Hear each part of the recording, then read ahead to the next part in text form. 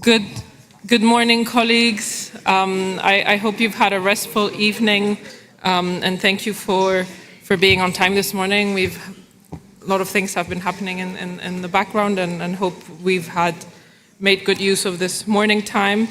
Yesterday we did made a good amount of progress on very important agenda items, and hopefully today we'll keep a good pace of work. So I'm counting on you for time management and timekeeping. I'll try to be a bit more strict, but hopefully you will help us in that so that we can finish our agenda today and tomorrow.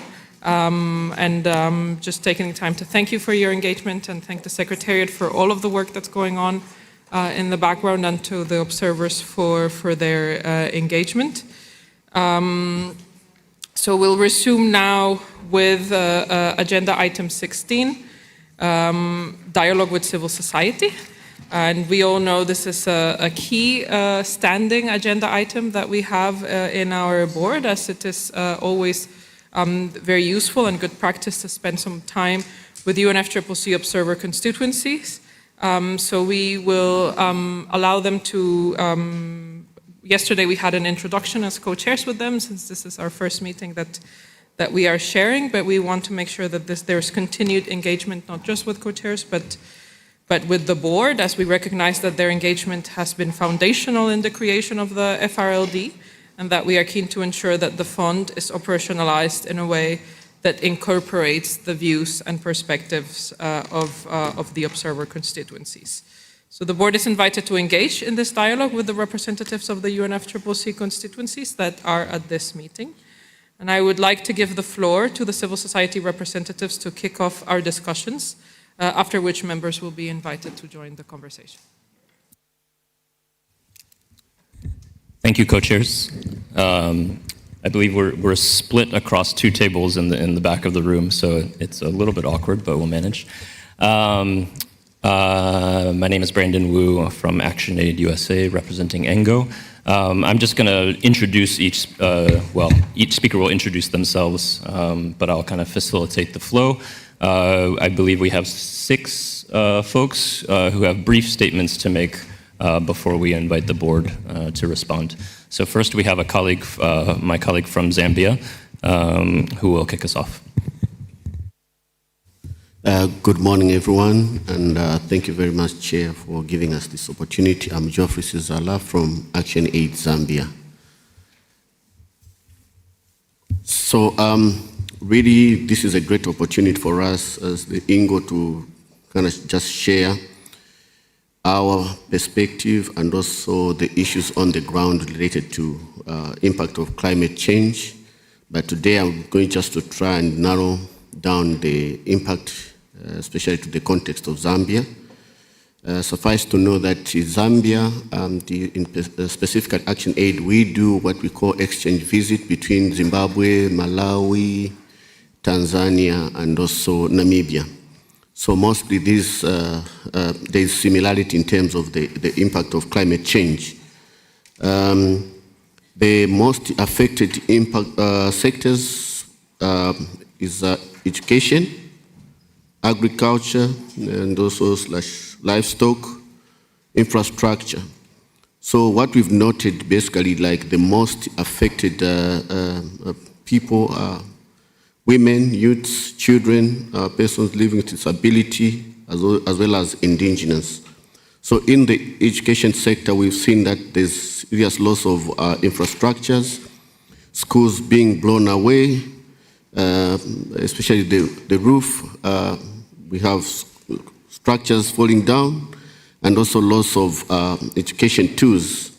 Within the agriculture, we've noted that there's always loss of livestock due to increased disease burden, especially when we had the drought. We've seen that there was an increase in terms of the diseases where most smallholder farmers lost their animals, and including even those which are quite resilient, like the goats. And such, it led to serious poverty. As you know, that most of the farmers, they depend on agriculture for their livelihood. The floods, on the other hand, washed away their fields, and we've seen that in some cases also infrastructure, homes were destroyed, and also the roads were also washed away, cutting the indigenous people basically to access to market and also health points. And also we find that health points also in some cases were also affected. I know mostly we don't put much emphasis on the non-economic, but the impact usually can lead even to death, because some of them, because of the infrastructure, like the roads, access to health points becomes a challenge. So when giving birth, they tend to give birth within the homes, and sometimes this leads to death. Others in search of wild food during these calamities, we've seen that there's also increased conflict between the animals.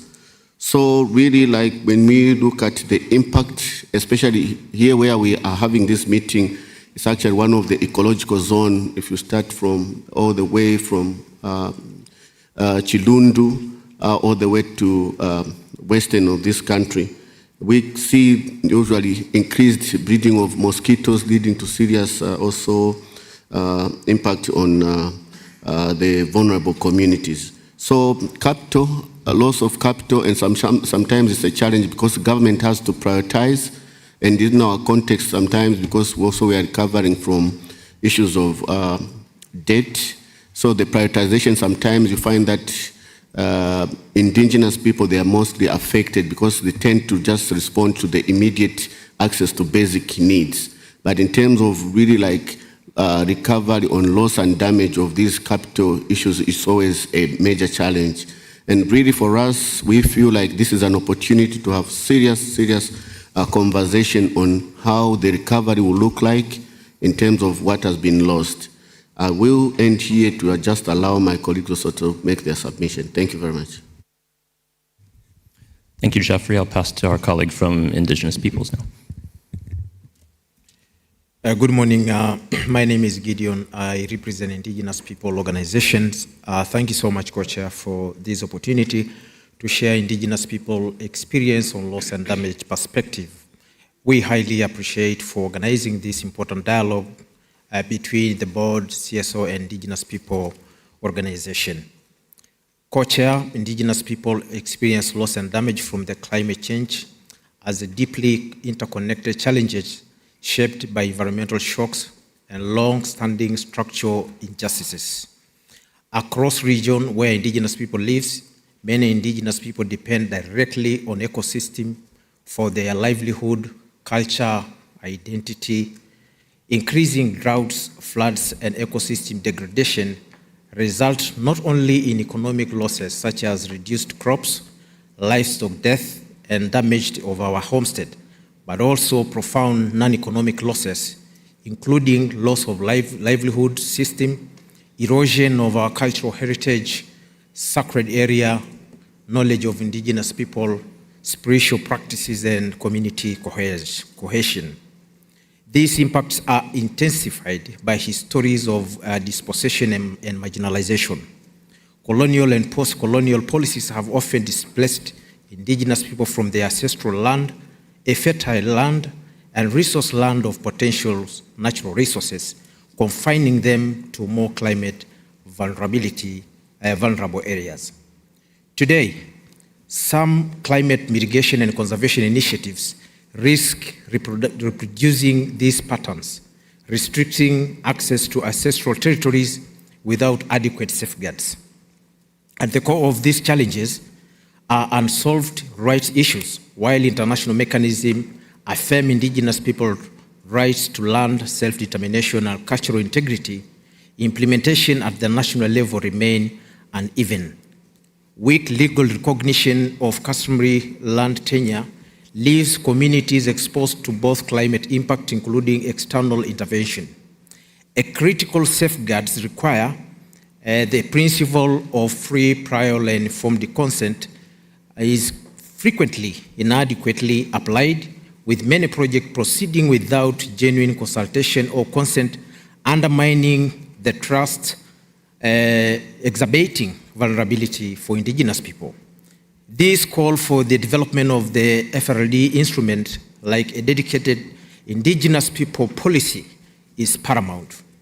The policy that do not harm, but it has to do good for Indigenous people. A comprehensive policy that avoiding the usual box ticking while designing and during the implementation of the project. A practical example is the Green Climate Fund, GCF, which has an Indigenous people policy that provides a framework for engagement, safeguards, and accountability. We also call for the development of the dedicated funding window or access modality and simplified and community access procedure for Indigenous people and Indigenous constituencies, sees this as a critical concern. Existing mechanisms are often state-centric, complex, making it inaccessible. If there is a dedicated window, this can enable a more enhanced direct access approach, enabling Indigenous communities and their organization to directly access financial resources while designing their own interventions and respond to loss and damage culturally appropriate ways. A limited meaningful participations further compounds these issues. Indigenous people are often excluded from decision-making spaces related to climate formulation, climate discourses as a whole. This exclusion reduces the effectiveness of responses and overlook a valuable Indigenous knowledge system that supports strengthening Indigenous people resilience. In this context, these are a growing call for equitable and community access to loss and damage finances. Currently, the funding mechanisms are often complex, centric, and difficult for Indigenous people to navigate and access for funding resources. Simplified process or procedure, community-led approaches, and dedicated funding windows are needed to ensure that resources reach affected population, including Indigenous people, quickly and firmly.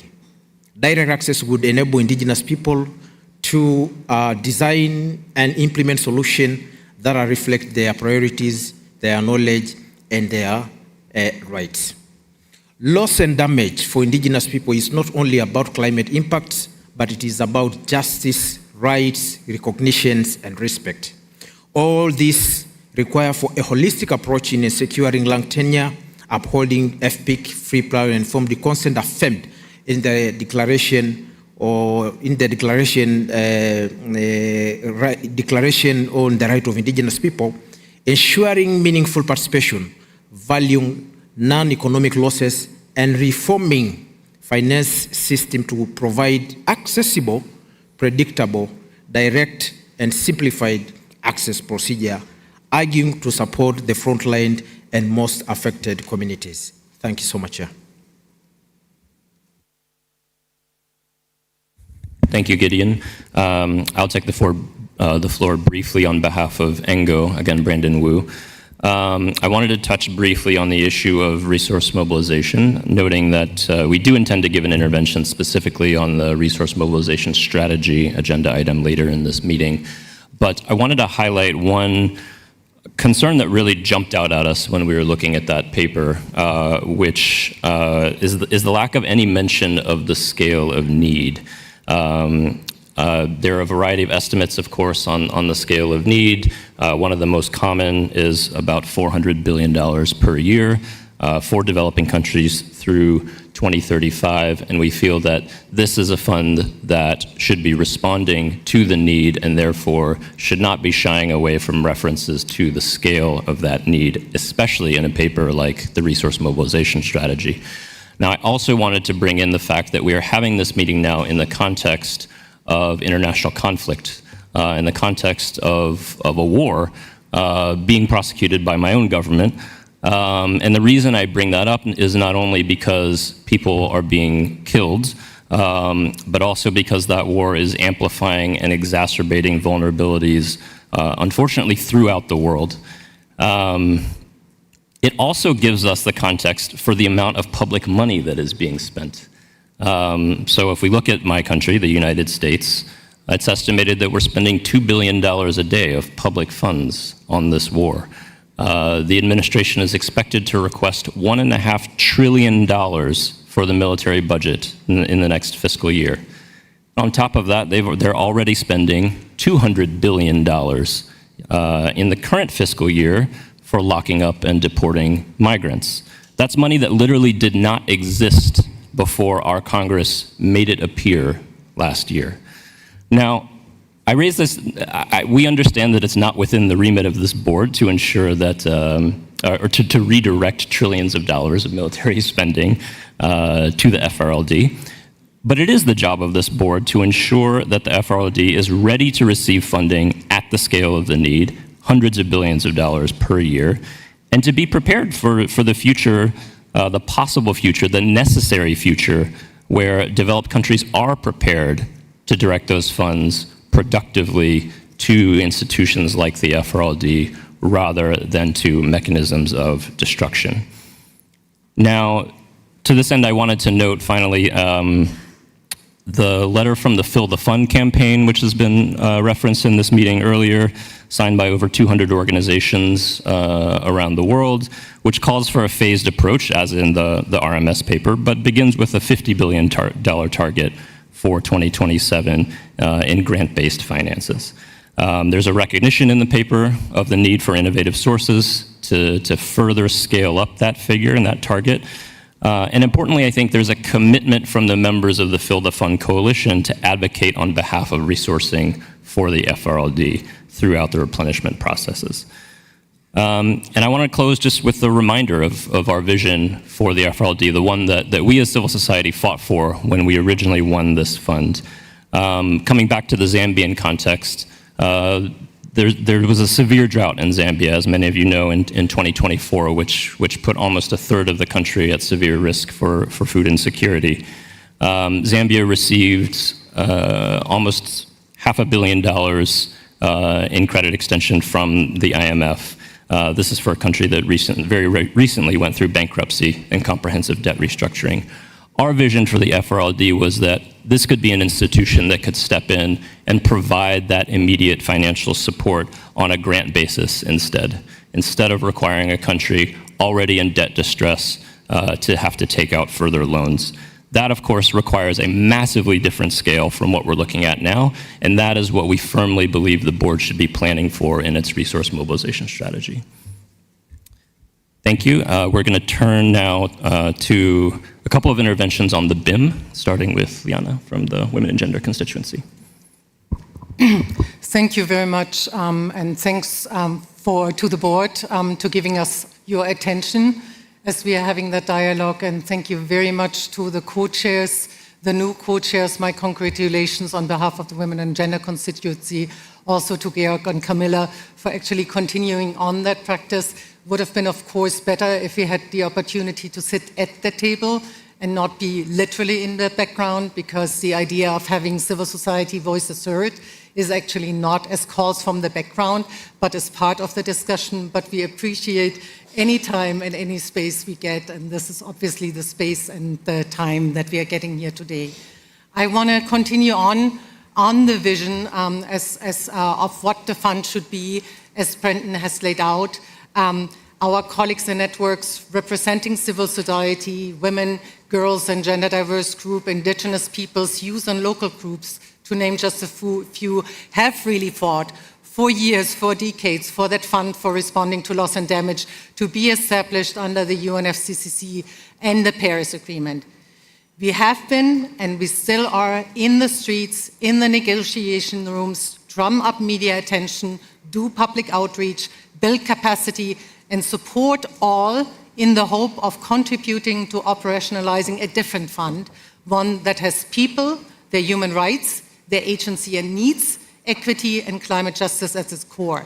This is the normative framework for how its policies and approaches are shaped and implemented. This is the fund we want. This is the fund that people and communities in developing countries already dealing with the devastating effects of loss and damage deserve. And this is therefore the lens and the normative framing that we apply when looking at the policies, the methodologies, and the framework for the Barbados implementation modalities that we are discussing here. While the BIM is, of course, a startup phase and a learning approach, and not everything can be done at once or will be done right, for us, core elements must be included from the start. Otherwise, we feel we are already derailing the potential of the fund, are losing its vision and its moral core. These are human rights, a human rights-based approach, which should be anchored throughout the BIM, transparency for and accountability to the communities, and above all, realizing community access to its funding from the beginning.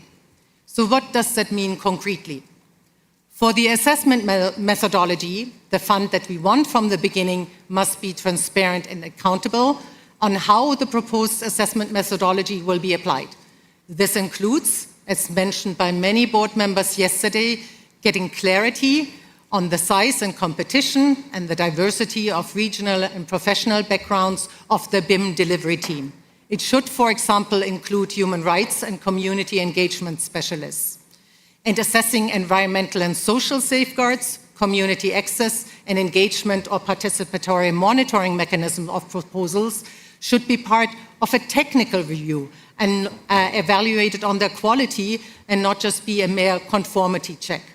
This matters for the fund we want. It also matters publishing the full assessment of proposals, including all annexes and maintaining full public transparency on the BIM pipeline of proposals with more details on themes, countries, and access entity as a good practice from the start.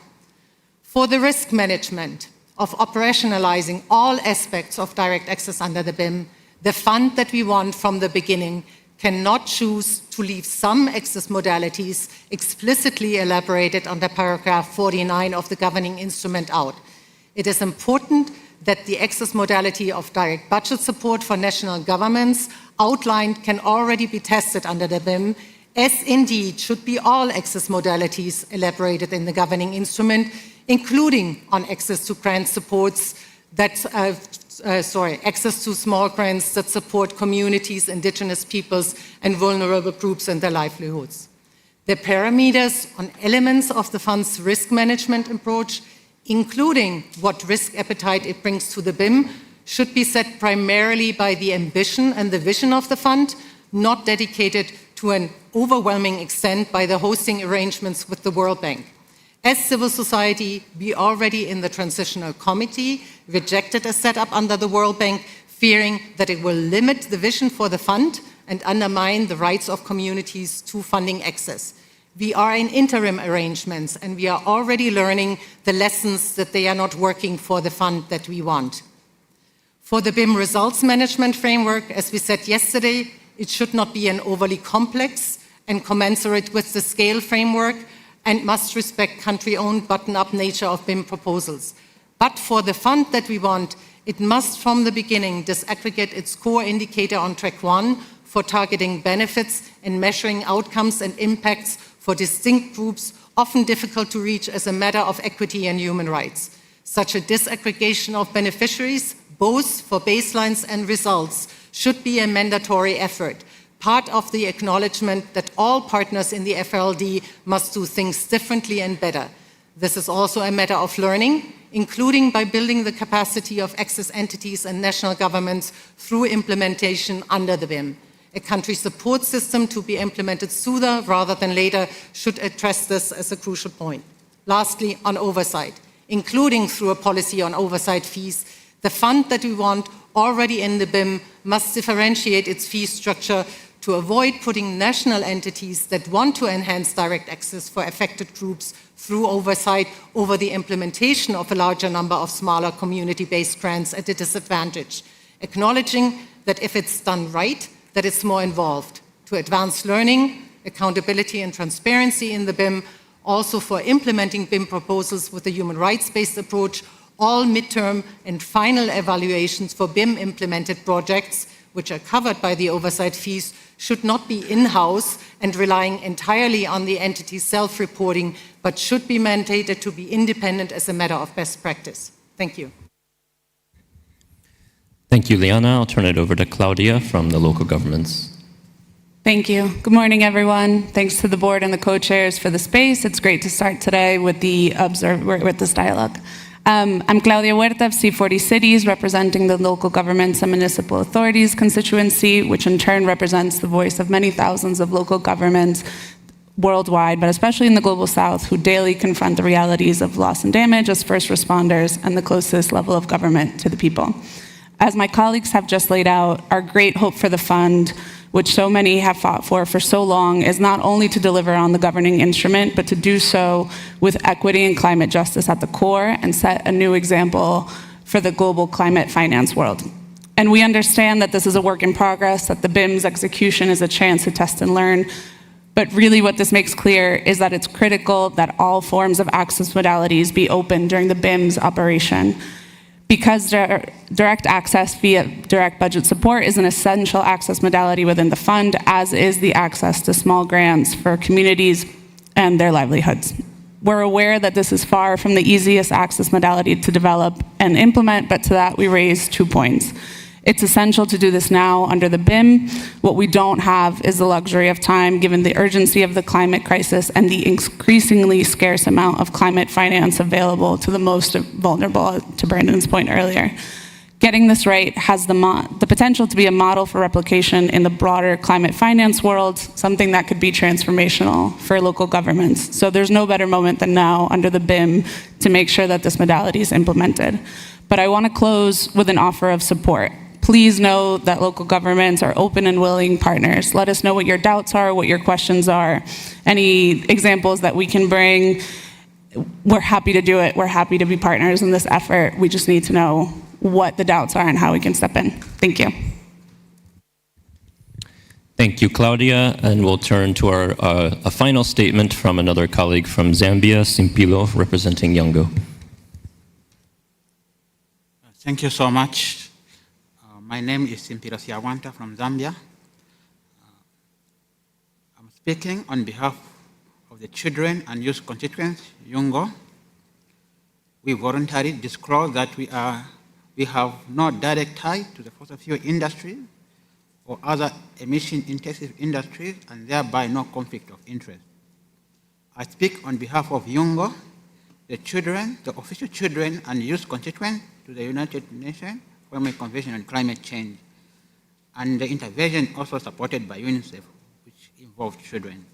We would like to thank the government of the Republic of Zambia, my government, for successfully hosting the first ever board meeting, 8 in Africa for the fund, responding to the loss and damage in Africa and the green hospitality provided so far. As a representative of Yongo, we bring to this board meeting the voices of children and youth across the globe. We speak not just as stakeholders, but as stewards of the planet. We all share a planet whose survival requires board action now.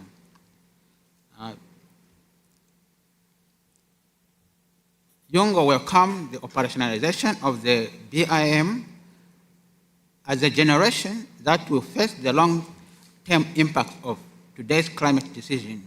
We believe the success of the 8th meeting of the board rests on 3 pillars: speed of access, depth of meaningful community inclusion, and transparency of results. We would like to bring to your attention that for observer policy, children and youth must both be considered as stakeholders for an effective consultation process, as well as for observer policy, both children and youth must be considered as a distinct climate vulnerable group. First and foremost, we call for the fund to move beyond bureaucratic readiness to impactful disbursement of funds. We call on the board to ensure that the assessment methodology, results, measurement framework, and country support system work for the vulnerable, not just the most administratively prepared. On assessment method, prioritizing agents over bureaucrats. Number 1, the youth. We are demanding that communities include children, youth, women, and persons with disabilities must be consulted during the design and prioritization and implementation phase of proposals, not just at the end. In this regard, the board should formally recognize youth-led climate assessment and community meeting submitted as varied evidence, removing the need for costly and redundant BIM-specific workshop. Following the said WIM review outcome, we demand that vulnerable group in the RMF be implicitly defined. Result measurement framework, we also request age, gender, and disability disaggregated reporting with clear tracking of how funds reach children and youth. This should reflect concrete uses such as safer schools, early warning system, emergency health and nutrition support, and small grants for youth-led local action rather than just geographical location. With a proposed $30 million US allocation for the country support system, we cannot wait for BM9 for full implementation. We call for success in protecting cultural heritage and indigenous knowledge cannot be measured only in numbers. We demand for inclusion of qualitative indicators such as oral, historical, and community-verified restoration of social fabric. On country support system, Yungo demand that the secretariat must provide immediate clinic and drafting support for LDC and SIDS countries currently preparing BM proposals. We support approach 2 secretarial management for CSS approval to ensure lower transaction costs and faster response time. The CSS must prioritize the accreditation and capacity building of national direct access entities to reduce reliance on international intermediaries and build long-term local resilience. We call for multi-hazard, cross-border, or complex regional proposals that demonstrate a higher per capita impact for youth and children should be eligible for higher cap. Strategic governance and resource mobilization. Recent reports show that 70% of the $250 million BIM budget is already requested. The resource mobilization strategy must ensure that the stage 1 initial mobilization trigger immediate new pledges if the BIM pipeline exceeds the current $250 million US. We cannot have a waiting list for climate disaster. While the $5 million flow ensures impact, the board must ensure that the 50% allocation for SIDs and LDCs is a flow for actual disbursement, not just a target on paper. We call for launch a real-time public fencing equity dashboard to track the status of all funding requests. This ensures transparency and prevents regional or political bias in funding distribution. Finally, the fund responsible on the loss and damage is not just a financial mechanism, it is a promise of justice. At this board meeting 8 here in Zambia, the board must choose a path that empowers local communities and protects the right of future generations. We are calling for meaningful and inclusive participation of children and youth in this process. Yongo and UNICEF stand ready to support a fund that is fast, fair, and focused on those who need it most. I thank you. Thank you, Simpilo. That concludes our prepared intervention, so I believe I'll hand it over to the co-chair for any responses or questions from the board. Thank you. Thank you so much for that and for those comprehensive reflections on a lot of the documents that we are approving here today. And us at this board, and we're establishing how a lot of these modalities will work is really useful to hear from you. I'm opening the floor for reactions or comments or questions from our board members here. Richard, please come in. Thank you, Co-Chair Camilla, and let me thank the colleagues from CSO for those comments, and let me also thank you and Georg for continuing this dialogue session that we started from the Transitional Committee, and for me, this is the first time that I can actually participate in the dialogue as being a board member. So I just had a couple of questions to Gideon. So I don't disagree with you on the need for clearly ensuring that the rights and respect of Indigenous peoples are fully respected in all our processes. But I disagree with you that we need a policy, because when we designed this fund, we stayed away from top-down policy making, and we were going to rely on the policies of other institutions. So we're recognizing the fact that for the access entities on the list, that they would already be appreciating the need for Indigenous peoples' policies. If needed, we can clarify, and I think we should clarify, that free, prior, informed consent is a key component of our fiduciary risk components. I think it's implied, but it's not actually listed, and I would really hate for this board to make the mistakes of other boards where free informed prior consent was done post-approval. Right? It needs to be done prior to the approval process, and if we need to spell that out, I think Jan and I and the risk committee and colleagues there can actually say that, because this is international best practice, and this was always the understanding that this fund would work within the permits of international best practice. I would like to hear from you, in particularly, given the constraints that we currently have in terms of our legal agreements with the trustee and the host institution. What are your reflections and lessons learned as the Indigenous peoples community in accessing the SIF funds via the Indigenous peoples, I'm not sure of the exact name, but there's a Indigenous peoples window under one of the SIF bodies, I think on the forests, right? It would be interesting to, as we develop the full access modalities under paragraph 49, what are the reflections that you've had from that experience? So it would be very useful to hear as we are guided by that. In terms of Brendan's, yeah, look, I've already said this before, but we certainly from developing countries appreciate the campaigning efforts of CSOs around the Fill the Fund campaign. This is an ongoing struggle, in a sense, to balance the need and the costs of loss and damage, and to build a secretariat and a fund that is not going to be able to even disperse $100 billion, assuming we had $100 billion. Like, just that task of dispersing and doing approvals for $100 billion is only something that very few institutions do, and I'm not quite sure that we're fully on that path. I would like to believe that we're heading towards that direction. But right now, it seems to me that we need to look at resource mobilization in terms of what it is that we could actually deliver on.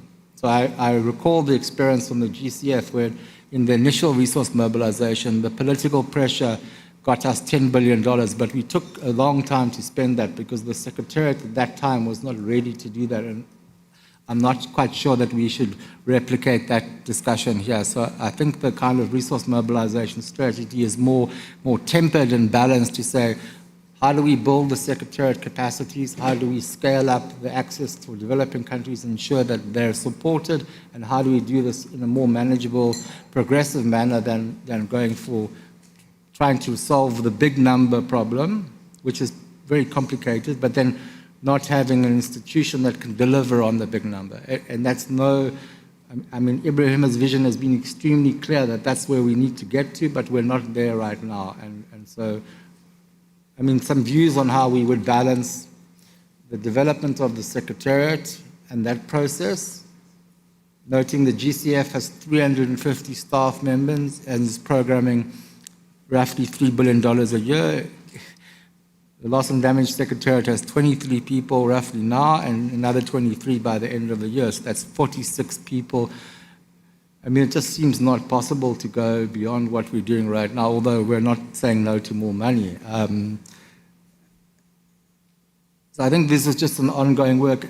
For Liana's comments on, particularly on the risk that we're focusing on, I think that's what we're trying to do. I hope that's what we're trying to do. And once we release that paper, I'm sure the CSOs and yourself will provide us the critical insights into what we've got wrong, which we deeply appreciate, at least from my seat. I think that's the critical, very important role that civil society plays, is to make sure that we're on our toes. I don't think we always appreciate or respect that, or that we can easily respond to those criticisms, but we are listening, and I think it's hopefully that's recognized by our CSO colleagues, that we're not ignoring your concerns and complaints, and many times we agree with them, but they're just very hard to implement right now. But thank you very much. Thank you, Richard, for getting us started. I'd highlight both that, engaging on a dialogue and direct questions to our colleagues, and remarking on the role that CSOs plays in keeping us on our toes, and that this is actually something we're listening to. So if any other, Kaisa, please come in. Thank you very much for sharing your views. I think it's very useful to hear your perspectives and what you shared. I think a lot of it resonates with our views from this seat. I think you raised some really good points on the self-measurement framework, on the assessment methodology, and the importance of inclusion of women, youth, and Indigenous peoples. And I think it's great that you are with us in this room, but I know that there is also a lot of observers watching us from another room and also watching us from home. And I also want to express a thank you to all those civil society colleagues. You have provided us with insights during this meeting, but also before the meeting. And it's been indispensable in forming the way we have our perspectives of the discussions that we have here today. But I think, as many of you emphasized here today in the policy items that we discuss, we're in a learning phase in the BIM, but I think we're also in a learning phase in how we work in this board. And maybe a question or a suggestion is that I think it would be easier to have a more direct reaction and conversation with the input that you provide if the observers were invited to speak during the agenda items at hand, instead of having this more generic agenda item. So perhaps that's something that the co-chairs could consider for future meetings and ways to kind of evolve and improve this work going forward. And I also very much welcome that you as co-chairs have your own dialogue also with civil society actors. I think that's very important. Thank you. Thank you, Kaisa, for that. And as a reminder, the floor, co-chairs, of course, exercise their best judgment, but we do open the floor at the end of agenda items for observers to come in. And there was a decision from this board to have this agenda item now, which gives, that is a standing agenda item, so we do this at every board meeting. And it is a clear opportunity for more of a dialogue and responding, knowing that sometimes some pressures of times is at the end and not a decision making. So I think this is one of those good practices. But we will continue having this engagement, and we'll love to hear from observers as well as we move forward in our observer policies, which is part of our work plan for this year. So that is, of course, a continued reflection on how do we best serve this, and we'll love to hear from the observers on that as well. Tosi, please, you have the floor. Thank you, Camilla. And I will be remiss not to congratulate you and Jorg on assuming the co-chairmanship of our board. And also, I need to thank the government of Zambia for the perfect hosting arrangement. From this seat, I think that we've always been very happy to have this dialogue with civil society. We believe that the voice of civil society, nurturing that this fund became a reality at COP27 was essential, and the continued engagement of civil society since then in ensuring that it delivers at the scale needed to respond to loss and damage in developing countries. We appreciate hearing the examples of experience of loss and damage that can inform us on what this fund could address, and appreciate examples of successful loss and damage response, as well as the technical inputs as we prepare to start approving proposals under the BEAM and also think about the long-term vision for this fund. We also appreciate comments on the broader climate finance landscape and hope that civil society can continue to support us in bringing this fund beyond this board to ensure that loss and damage is elevated as a core pillar of climate action, with the fund as the centerpiece of funding arrangement on loss and damage. Finally, we hope that we as a board can continue to have these exchanges to help us to ensure this fund has maximum impact and also to remind us of the reality of the suffering that is happening outside this boardroom and how a scaled up and effective fund can make a difference on the front lines of climate change. Thank you. Thank you so much, Tosi. I see Lauren. Sure, and thank you so much to all the representatives that are here today. And unfortunately, with the setup that was mentioned earlier, if I face this way into the microphone, I can't speak to most of the colleagues who spoke earlier. So maybe if we continue a dialogue in this format, the opportunity to have our CSO colleagues at the table, at least for this item, is something that we could consider. I just want to thank you all for joining us today and representing many views from some of the people who are the most impacted by climate change. That work is tireless and challenging, and it's really important that you're here with us to share those important perspectives.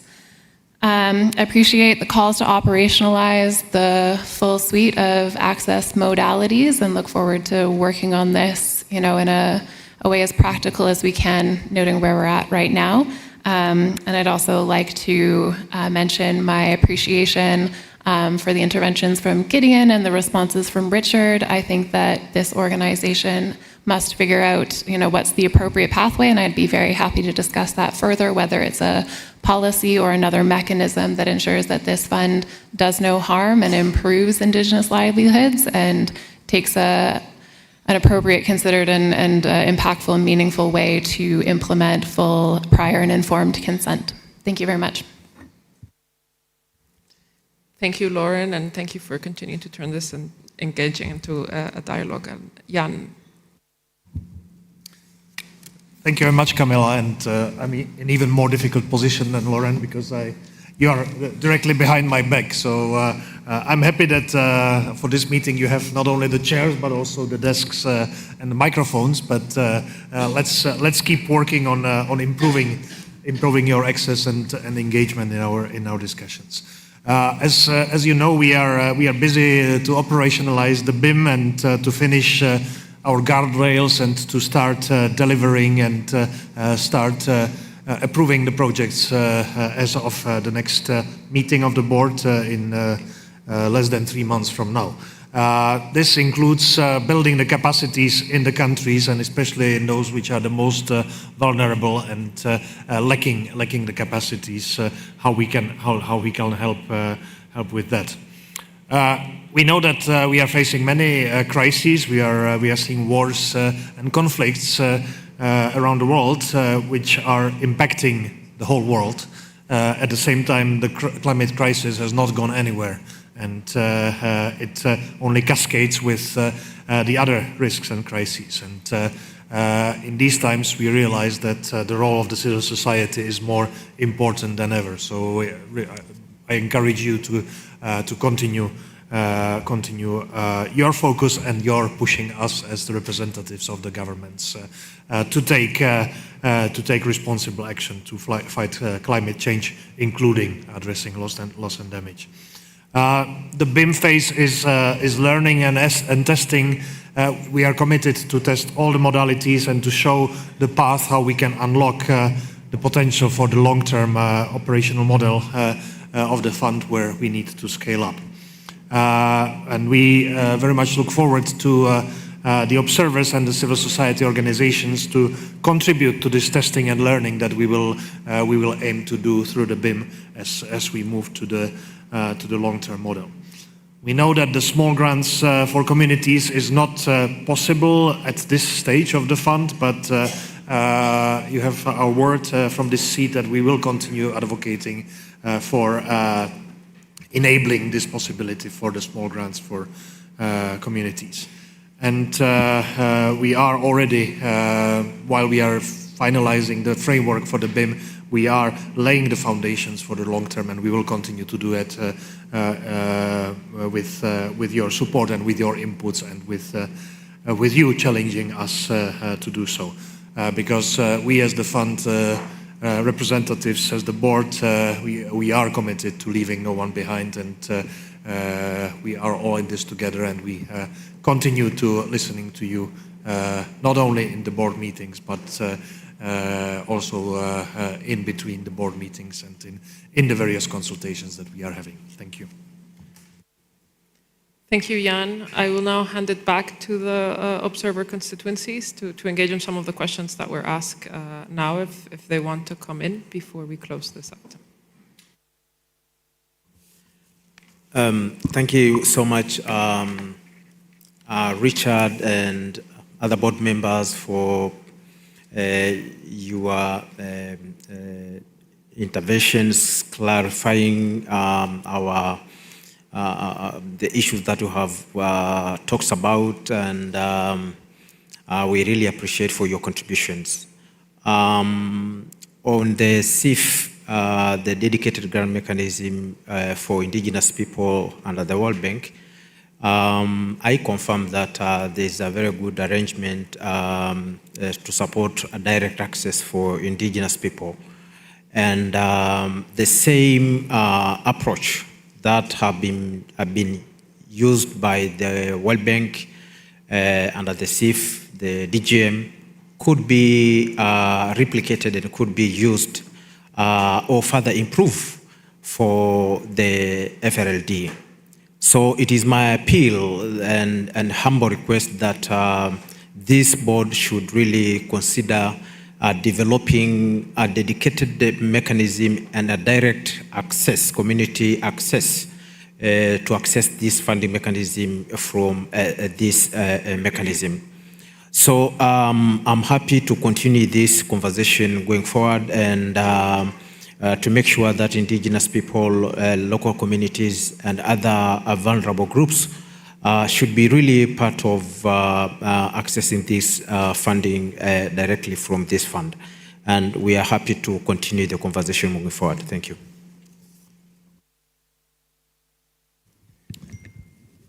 Thank you, Gideon. I also wanted to respond, I think, just to Richard, who responded on the resource mobilization strategy. Look, I think I understand that there is a bit of a disconnect sometimes in how we advocate for the fact that we want this fund to disperse a lot of money directly to communities, right? Community direct access is one of our priorities. We're also saying we want this fund to channel hundreds of billions of dollars a year. And if you put those two things together, it would require a secretariat of just a truly massive scale. But actually, you know, I think if we go back to the example that I gave of the case of Zambia and the IMF loan that Zambia received, or if we go back to the, I think the mention that was made of the floods in Pakistan costing $30 billion. This is the scale that we believe this fund needs to be able to respond to. And we were actually told in the transitional committee that one of the most compelling reasons for establishing the fund under the World Bank is that it could very easily access the modality of direct budget support. And so, I think we were, this was an idea of, this fund should be able to just directly provide immediate liquidity to countries in need due to extreme climate events. And, the level of bureaucracy that would require compared to if we were actually trying to disperse hundreds of billions of dollars, on a project-by-project basis, where projects are $5 to $20 million, these are very different propositions. And so I think we want to encourage this board to think very creatively about how we can reach the scale of the need that was, at least our original vision for this fund. Let me also come in on particularly some of the comments on, obviously, that we are not representing all of civil society or even indigenous peoples groups or a lot of other stakeholders, and a lot of them are watching, and we hope more of them are watching. And we are also reporting back and getting input from a lot of people that are not there. I think Camilla has asked particularly also on what is happening with the observer policies. And I think it's very important to point out that as the fund is going forward, and we will be discussing this at the next board meeting, it has to look at very many levels of engagements with observers and stakeholders, including obviously in the country context, including obviously in the broader part of the board proceedings. And I think this is very important when it comes, for example, on the discourse about technical inputs. And Tosi, very much appreciate your appreciation of some of the technical inputs we provide. We really strive to thoroughly read the technical papers, be engaged in it, provide, yes, a lot of criticism, but also some constructive suggestions of how policies and approaches can be improved. And I think in lots of the discussions that we are facing in the board, both for the short time, best possible BIM that we can have, but also for the long-term operationalization, I think allowing us to come in and allowing us come in early and allowing us with the transparency of some of the discussions that I had is really a core key to make sure that maybe some of the inputs that we are bringing can be reflected earlier. And hopefully, I think for many of us, a test case is really going to be the next board meeting when funding proposals are coming to the board, where we will be very much looking,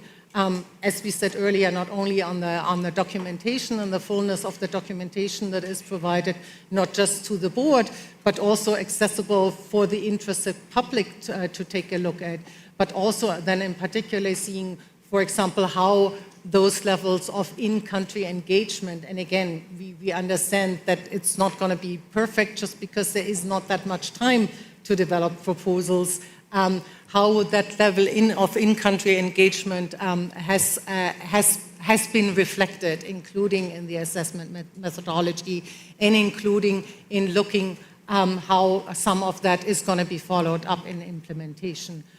So again, we appreciate opportunities to engage. It would be great, for example, to the extent that the board might continue to put a lot more of its work into a committee setting, if there were a possibility or the interest of specific committees, for example, to also invite some observers on a basis to bring in some perspective as policies are in some of the development stages and before things are finalized. And again, we appreciate the interest, and I see that Richard's flag is up again. Also the continuous engagement, and hopefully have more opportunity also in the corridors and during the coffee breaks if we still get some. We understand that the schedule is tight and look forward to further engaging. Thank you. Thank you, Liana, and thank you to the observers for that. I'll give the floor to Richard, and then we'll be closing this item. So hopefully some of these discussions can continue happening on the sides as has been highlighted. Thank you, Camilla. So I wanted to make a recommendation to you as co-chairs and to Ibrahima as the executive director and a proposition to the board. So I think Gideon has given us an indication that there are existing and workable mechanisms within the World Bank, approved by the World Bank, acceptable to the World Bank, that will allow us to allow loss and damage funds to flow direct to communities through systems that are working and are approved by our host and our trustee. I do recall that in one early meeting that Jean-Christophe and I had with the World Bank prior to you joining us, Ibrahima, we actually asked the bank for a compilation of the various FIFs and what they're doing to support communities, because we were concerned, as Jan had said, that legal framework of our fund is complicated, but we were interested in hearing from the World Bank at that time as to how they do this. And we were also very interested in how they do, I think the World Bank terminology is livelihood. I mean, they do safety social nets and essentially what is compensation to communities, but they call it something else. There's another word, I don't know if the trustee will remind me. Livelihood restoration, I think it's called. That allows them to actually give money directly to affected communities to restore their livelihoods in the case that livelihoods have been impacted by events, right? Now, these are the things that we don't have to reinvent the wheel. We have to understand from colleagues in the community or the civil society sector how these things work and how we can make them better.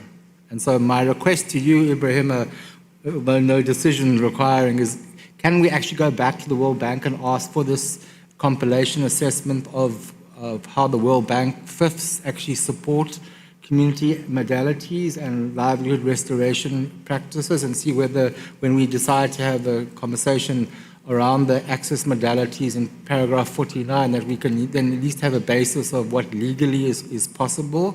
And then I would ask that, with respecting the co-chair's organization of work for future board meetings, that we have a dedicated dialogue session at B10 or in future at B11, whenever it's appropriate to have this discussion in the board on the community access modality that the COP CMA agreed that we would have. And we can have a focused discussion based on practical experience, and we can look to learn lessons and to see what is practically implementable from our side. So that would be my request. And thank you to Gideon for, and Brendan, we're on the same page as you. We would love nothing more than to have a fund of $100 billion to $400 billion. But again, we have to be cautious that we can deliver on that. And that's a much more complicated task. So, so just to be clear, we are on the same page. We have different responsibilities, and often I would rather be on that seat than this seat. And then we could freely talk without constraints. And I think most of the board members would like to join you at the back. The seating arrangements, Lauren and Kaja, because you're new to the board, has been a consistent thing at every single board meeting. So this is not new. And it's, I guess that's something we just work on. But it has been addressed before, and just something to note for co-chairs transfer that this is an issue, and so we'll find a way to resolve it so that it works better. But thank you very much. Thank you so much, Richard, as well for a recommendation on how to make best use of this agenda item next time. And I know that it does come from a decision, and there's a lot to be discussed on how do we ensure, or how can we make possible direct access for communities, as well as recommendations going forward. I think this has been a very useful discussion. I hope you have found it as dialogue. We will continue to improve on how we accommodate this space. We do have some restrictions for space, but as we get the practices and the policies on this board, hopefully this continues to improve and we continue to make good use of this agenda item. With that, I'll hand over to Georg and move on to the next agenda item. Thank you, Camilla, and good morning, everyone. We will now move to one other of the policy items under agenda item 8 on operationalizing the Barbados implementation modalities, and that's agenda item 8B on the assessment methodology.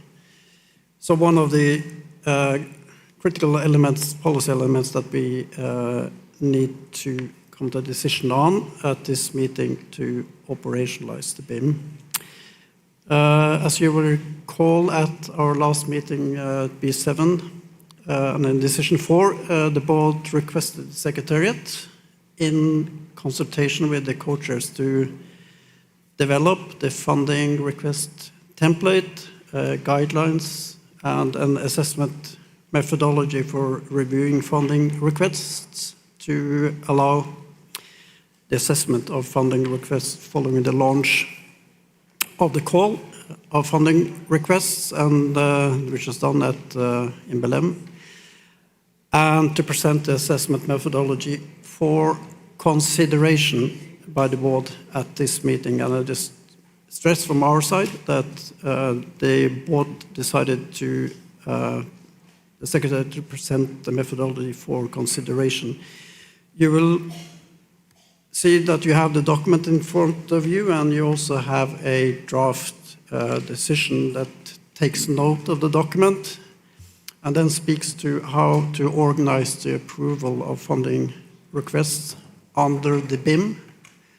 So this is an organization of approval of funding requests under the BIM, and also provides some clarity on the implementation of the assessment methodology. So with that background and context from our side, I'll hand the floor over to Ibrahim and the Secretary to make a presentation of what you have in front of you. Thanks. Thank you very much, Georg. A very good morning to members of the board. Indeed, building on what Georg has said, at B7, we got our marching orders on some of the fundamentals to implement the BIM, including the funding request template, the guidelines, and the assessment methodology. We worked diligently in making sure the templates and the guidelines were available when we launched the call for funding request at COP30, and that was important because we wanted to make sure that we actually were ready on those documents. That template was published in December, available on our website, and the countries that began obviously to go through it, to fill in the applications, and that made it possible for us to present the pipeline to you as we did yesterday. The assessment methodology was indeed developed in December with the guidance of the former co-chairs. Thank you for your guidance on that. And then that detailed methodology for reviewing funding requests has indeed been published in the guidelines prior to the opening of the submission, because we want to make sure the country is actually sort of guided. In addition to that, the Secretariat has proposed consideration of how the outcome of the review will be used in selecting funding requests for approval, which is obviously the responsibility of the board, and the Secretariat is there to support. So I'm pleased we had a few consultations with the board virtually, and those feedback were actually reflected in the revised documents which you have shared with us to the board, and that was important for that to take place before B8.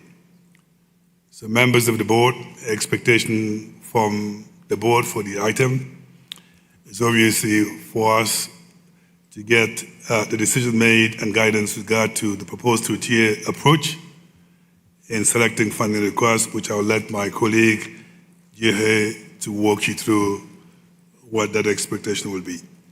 Ultimately, as I said yesterday, we're building the fundamentals of the BIM, and this is a very important tool which the countries need for the sake of transparency. Understand what do we do with what they send to us, and how do we bring the right information to the board for decision to be made. So, Georg, through you, I'd like to invite our program manager for the programming and country engagement Jehe to walk you through the fundamentals of what we're asking the board to consider. Thank you. Jehe, over to you.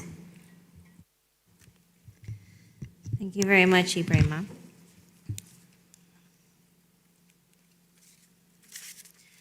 The assessment methodology proposed to the board today consists of 3 sections. First is the stages of review, the proposed approach for selecting funding requests, and lastly, the process for submitting funding requests to the board. Section 1 describes the stages of review as per the BIM funding cycle adopted by the board at B7, and includes an annex with a detailed methodology for how each section of the funding request template will be assessed. The annex was developed to be fully aligned with the B7 decisions on the BIM, as well as the terms of reference for the call for funding requests. The annex was translated into a guidance note for preparing funding requests, which is now published on the FRLD website and has been since the 15th of December, 2025. The annex is already being used by the Secretariat in the review of the BIM funding requests. Section 2 of the paper presents a proposed approach and different options in the selection of funding requests for board consideration and approval following the results of conformity and technical review. This was developed based on the board's deliberations and decisions at B7 on the key factors to consider when it comes to resource allocation parameters for the BIM.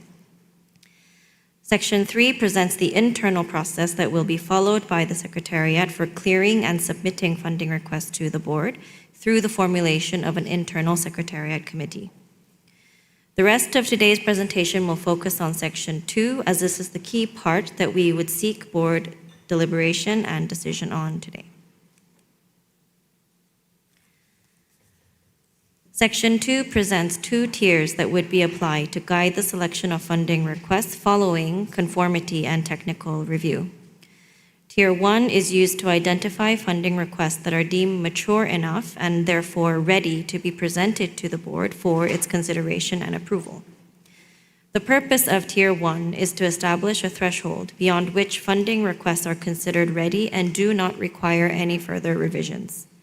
This way, countries are not forced to repeatedly revise their funding requests to achieve a better rating or to compete against one another, but instead can work towards meeting the threshold after which all funding requests would be considered equally.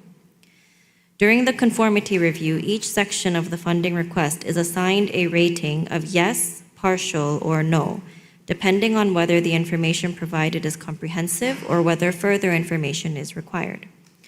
During the technical review, the funding requests are assessed against the 3 funding criteria for the BIM: bottom-up, country-led, and country-owned approaches, expected results and impacts for responding to loss and damage, and complementarity and coherence at the national level. A rating of high, medium, or low is assigned depending on how aligned the funding request is with each of the funding criteria. It is proposed that a funding request would be assessed as meeting Tier 1 if all sections of the funding request meet the requirements of the TOR and have been rated as yes under the conformity review. Second, the funding request has been rated as high on criteria 1 and 2 and medium on criteria 3. After the funding requests that meet Tier 1 are identified, the Secretariat will apply Tier 2 to the pool of funding requests in Tier 1. This will guide the selection of the final subset that would be approved by the board. Tier 2 is based on the board's decision at B5 on the resource allocation parameters for the BIM, as well as the B7 decision on additional parameters to consider. Tier 2 consists of 3 considerations. The first, minimum allocation floor of 50% for SIDS and LDCs. Second, consideration of geographic balance. Third, consideration of thematic balance. Note that Tier 2 is applied at the portfolio level, meaning that it needs to be achieved across the full portfolio of funding requests that are approved for the BIM, rather than only at the batch of funding requests that are approved at a particular board meeting.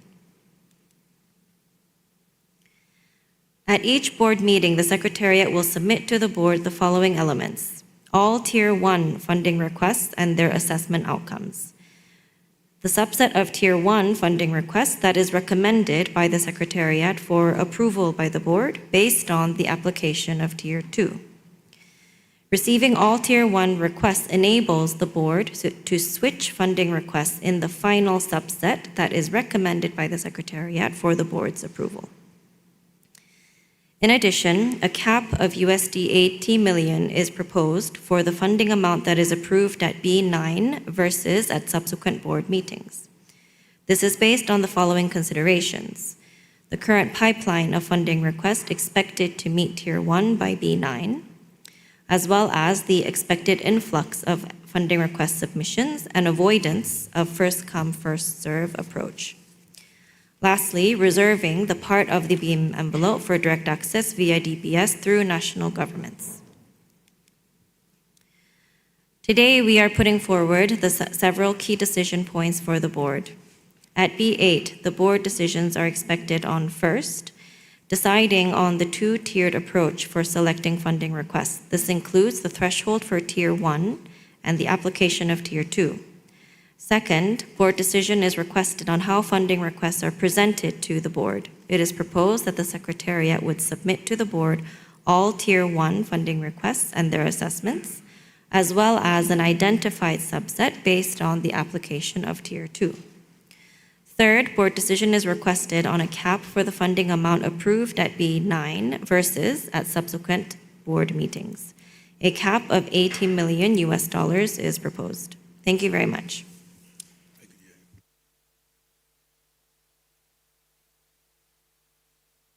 So thanks. Thanks to Secretariat Ibrahima GA for that presentation. So with that, I will open the floor to receive your comments and of course the questions that you might have. I'll just encourage from the culture side that you focus on the proposed decision text, which is the item that we really need to have a board agreement on at this meeting. So with that, Mo, please. Thank you so much, Co-Chair. Thank you so much, Secretariat, for proposing this. I just have a couple of questions and requesting clarification and to assist us also in considering the draft decision. I mean, what you mentioned, which we fully support, that the assessment and when it comes to Tier 2 will only happen on the portfolio level, so it is in the bigger sense. How are we going to do that? And here you are expecting projects coming in B9 and even capping, having like a proposed cap for B9, while we most probably will not have your full assessment of the whole portfolio level by B9 because the deadline is 15th of June, I think. And I don't know if the Secretariat has the capacity to do its full review of all the projects in the pipeline that would allow us to take a decision in B9. So this is my first question. And it's a challenge, and I think we need to think of how we deal with that. Be it going into another pilot within the pilot for B9, or we just think of something innovative. And the second point, I mean, I know that here what you said is that the management of funding requests that were not approved during BIM will be discussed as part of the bigger discussion on possible extension of the BIM. This is very good, but at the same time, thinking of the concerns of the countries or the entities supporting the countries to access this fund, I don't want them to be pushed back in a way that they are not going to apply because they think this is a small portfolio and things will not happen. So, I mean, we need also to create a pipeline of projects that will help us in the discussion and the replenishment. So I think those are the two elements that I think will guide our engagement on the draft resolution. Thank you. Thank you, Mo. So I suggest while we're waiting for others to come in with any comments or questions or clarification, maybe I can just... Well, of course, now the other flags up. So it's, yes, so let's hear some further thoughts. Ali was first, yes. Thank you, Chair. We support two-tier approach. I think it's very useful to have quality thresholds rather than competition between countries, and this is very good. We will be discussing DBS later in the day, but we request the board to formally set aside a proportion of the BIM envelope specifically for DBS national government modality to function, to become operating. Without the set aside decided, we have no access pathway with no guaranteed resources. So it's important to be smooth on that one. On the set aside of on US $80 million cap that we have been discussing since yesterday or day before. This sheet proposes that the board sets the B9 cap at B9 itself. Doing it prematurely will not help us. In fact, it will risk creating an ambiguity constraint that disadvantages lead submitting countries for no good reason. And such countries include my own country. Thank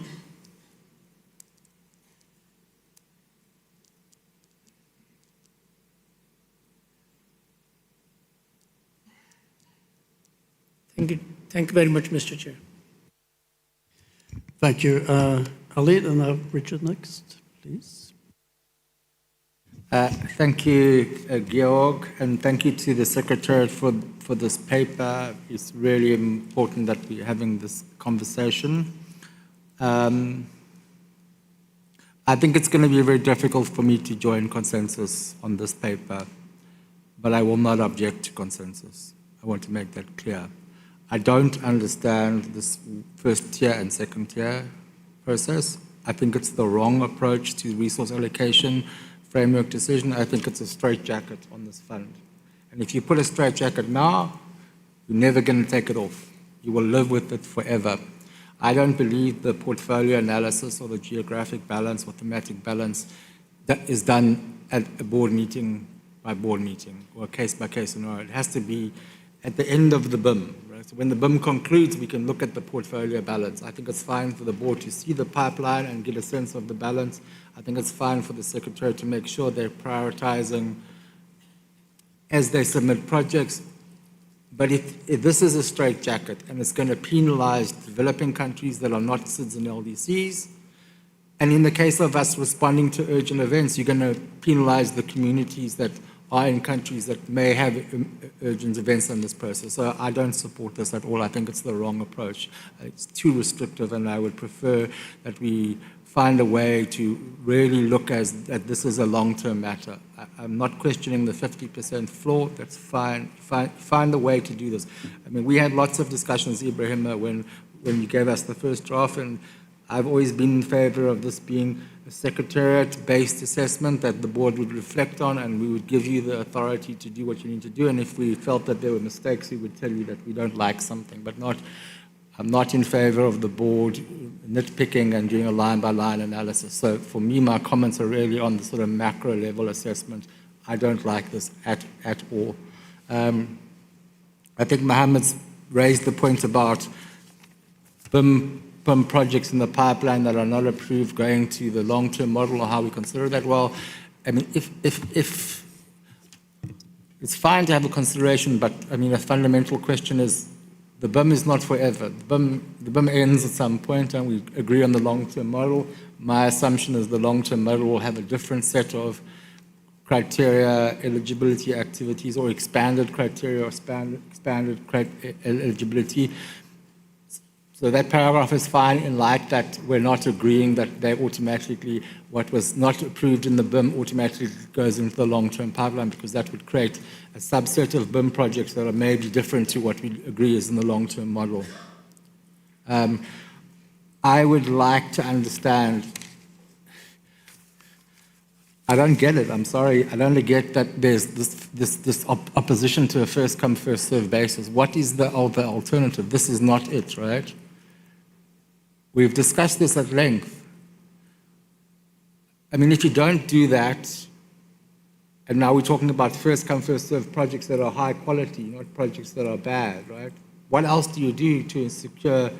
That's just the nature of our funds. We don't have the $100 billion or $400 billion that the CSOs are asking. We don't have a country allocation system, and we probably shouldn't have one, because that's also very restrictive. But I'd like to hear from board members and the Secretariat, what is the alternative to a first-come, first-served process, particularly for projects that are high quality, particularly for projects that are responding to urgent needs? So let me ask the question, how do you see, assuming you go to the portfolio balance and there's a project from a middle-income country or a country that's not a LDC or SID that is responding to an urgent disaster, are they just disqualified because the portfolio balance would be misaligned?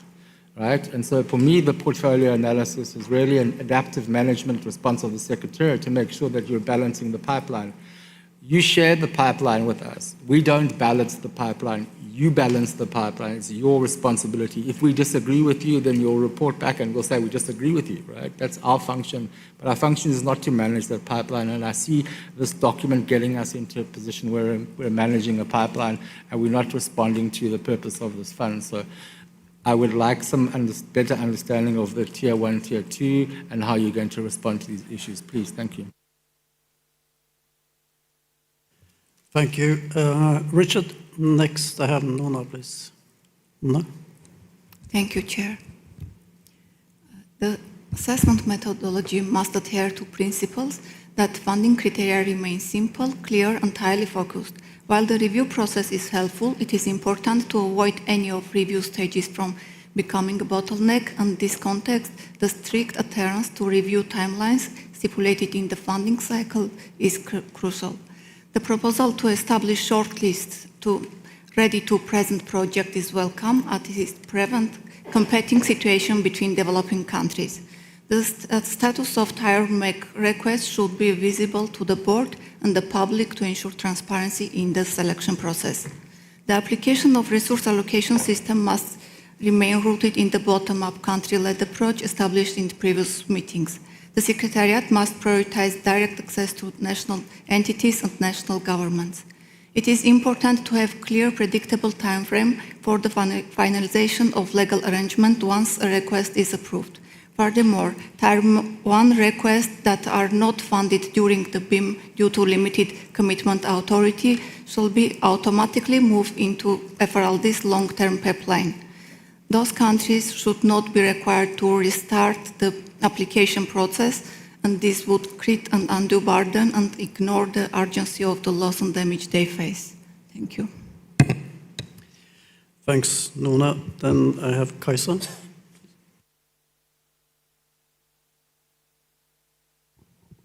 Thank you very much. I want to start by thanking the Secretariat for preparing this paper. We have a few questions, one of which is why you have suggested that the Tier 1 are to be ranked high, but then only medium for the third funding criteria. That is not entirely clear to us, and we do think that funding requests coming to the board should rank high on all of them, unless you have a very good explanation on why it's medium. And this is partly because of the explanation of medium being quite vague. On the funding request submitted to the board, we do think that the board should focus its attention on the subset of funding requests coming to the board for recommendation.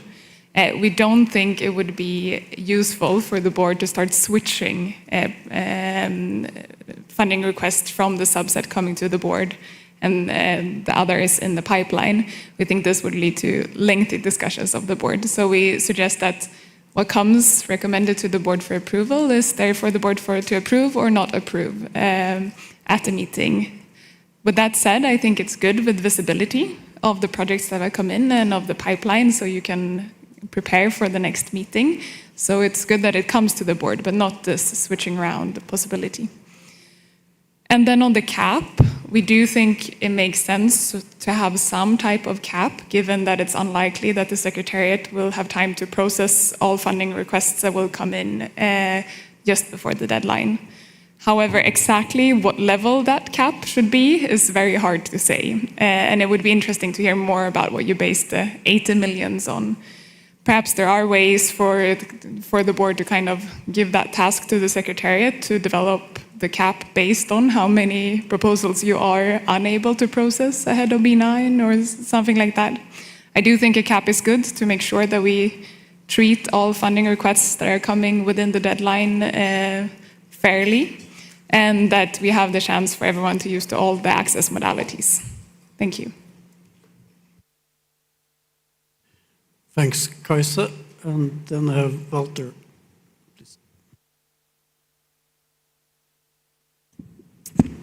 Thank you, Georg.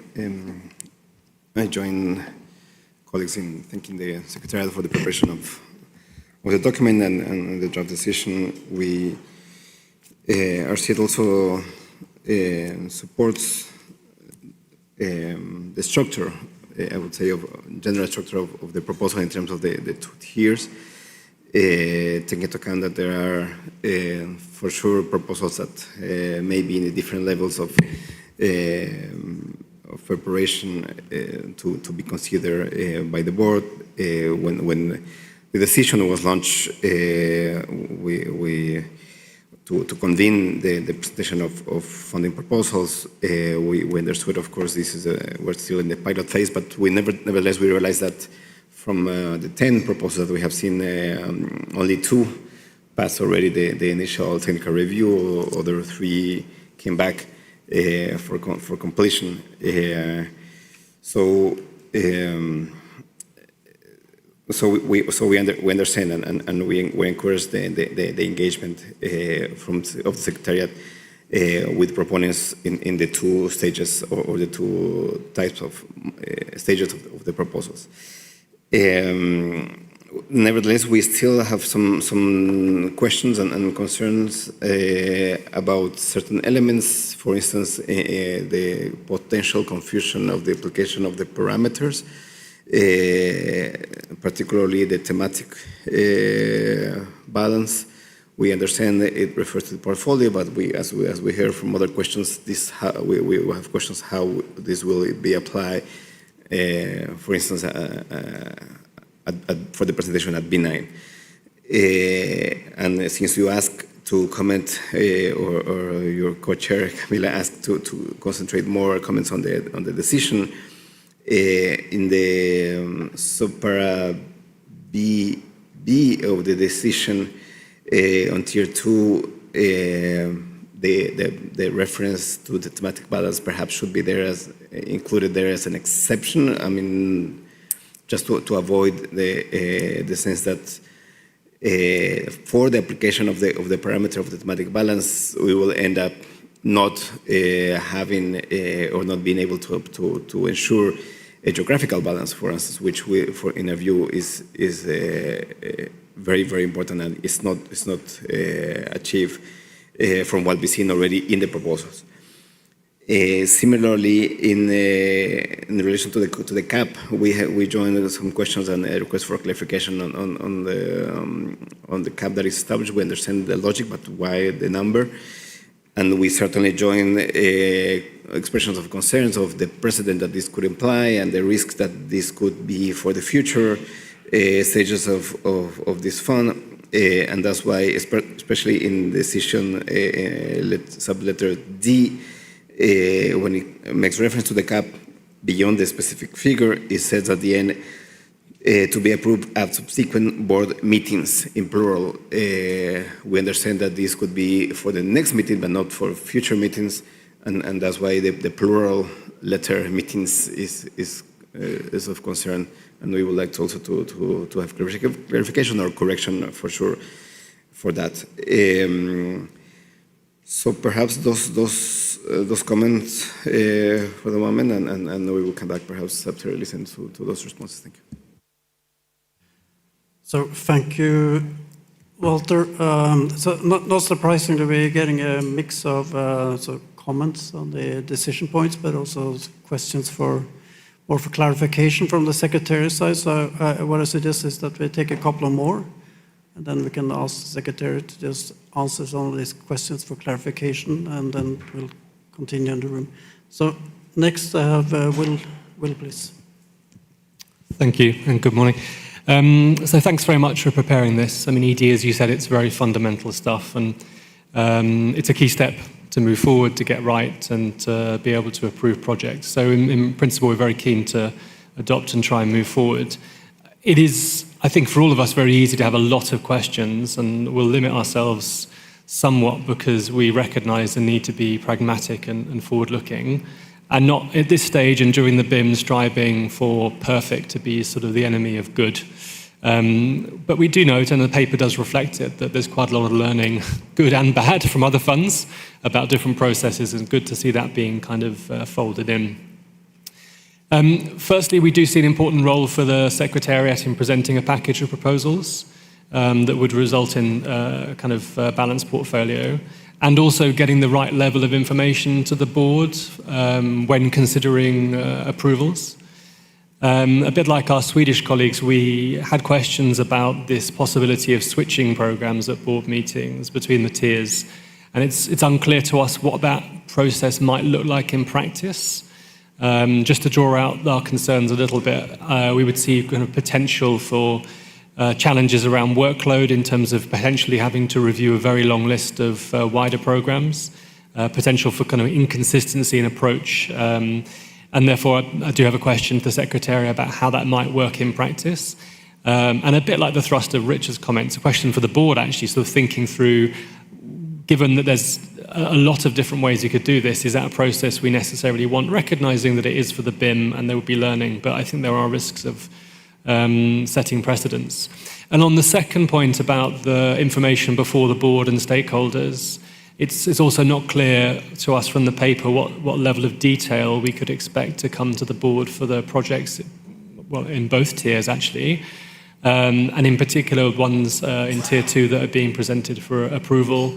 Could we clarify what the process will be for asking questions and receiving answers on the projects in the time before the board, and seek clarity on the level of transparency if indeed questions are asked and answers are received? But thank you very much. Thank you, Will. Now we'll hear Roletta, and then I'll pass the floor back to the Secretary. Roletta, please.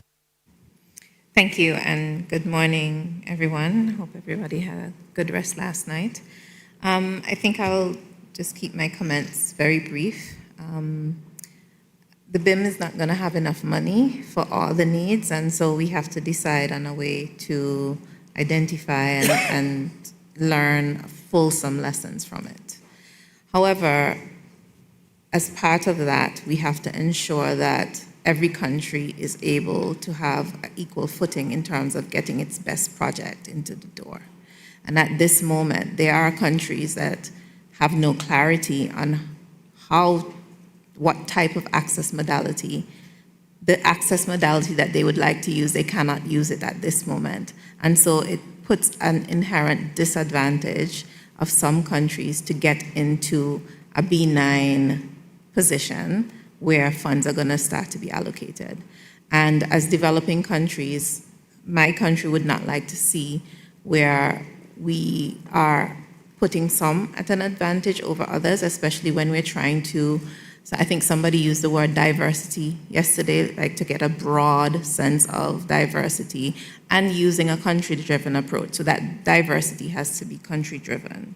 And so, you know, we really have to think as a board if we will have sight of a broad enough range of projects at B9 to actually start approving in light of our quest to have a fulsome examples and lessons learned from this BIM phase. I think we have to really consciously think about how we are going to make decisions on projects, given what the outcome, the total outcome of the BIM is going to be, and given what we are likely to have before us, tiered approach, non-tiered approach, what's going to be ready, what's not going to be ready, what's going to be visible, what's not going to be visible.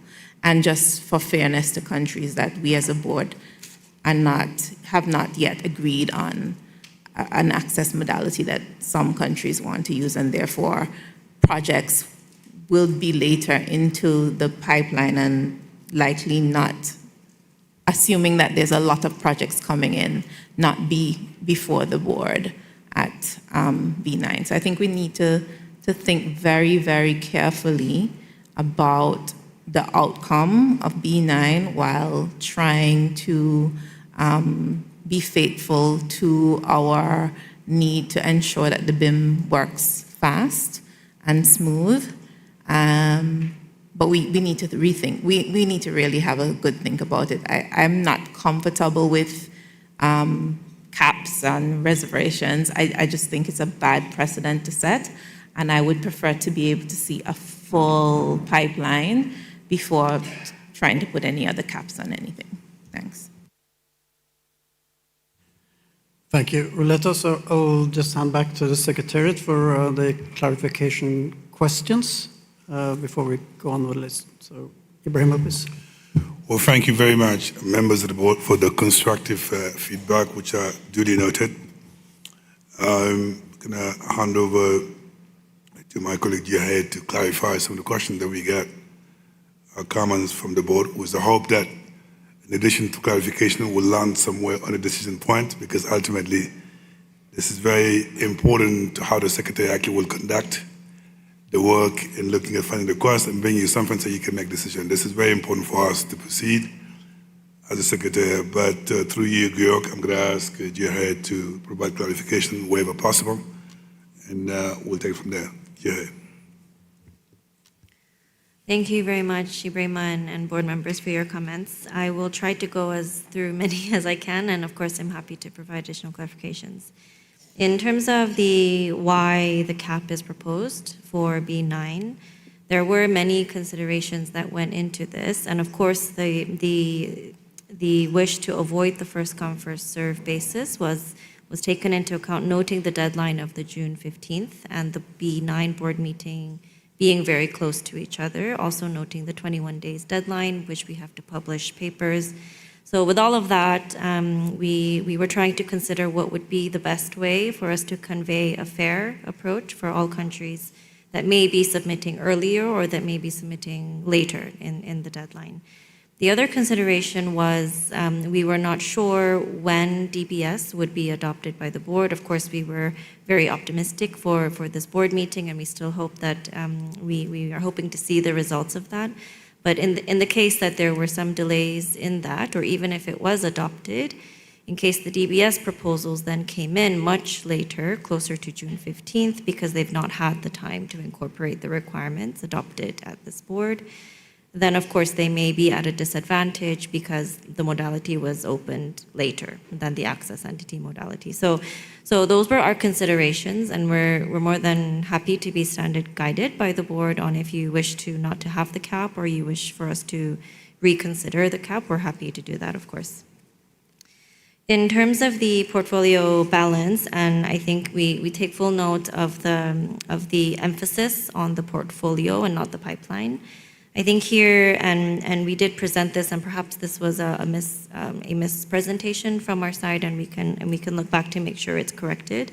Indeed, the tier 2 elements are not applied in the pipeline, but they will be applied based on the board approvals of funding request. So what we present to the board, we are considering what the board has asked us to balance at B7. So the B7 decision asked us to take consideration of geographical balance, of thematic balance. And so we would be aware of those considerations, but they would not need to be fulfilled at each and every single board meeting. So I will make sure that that's stated there. With the team, it's quite clear that that's what we will be doing. And in the case where the approved portfolio, as we approve funding requests, if there is a imbalance, or if there is areas where perhaps geographically or thematically we are not providing that appropriate balance, then of course, as Richard and others said, then it would be our job to make sure that that balance is achieved through the new pipeline that comes in. So fully noted, and our intentions are indeed to ensure that it's applied as per the guidance of the board.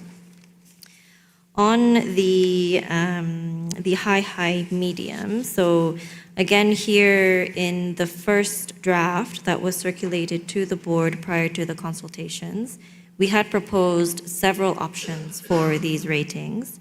And the options reflected, of course, there may not be one perfect solution for how we constitute tier 1, but the intention was looking at the BIM as a pilot phase, understanding that countries have only had 6 months to prepare funding requests, also understanding that the operationalization of the BIM is the startup phase of the fund, where we would like to see diversity, we would like to see many different kinds of requests from countries.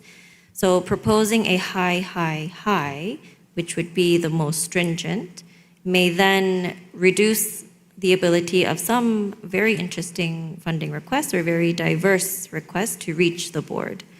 So with that consideration, we felt perhaps because it's a pilot phase and the intention is to learn, the intention is to see the demand, and we would like the board to see the demand in its diversity, we considered perhaps that stringent element of high, perhaps may not be considered as the preference of the board.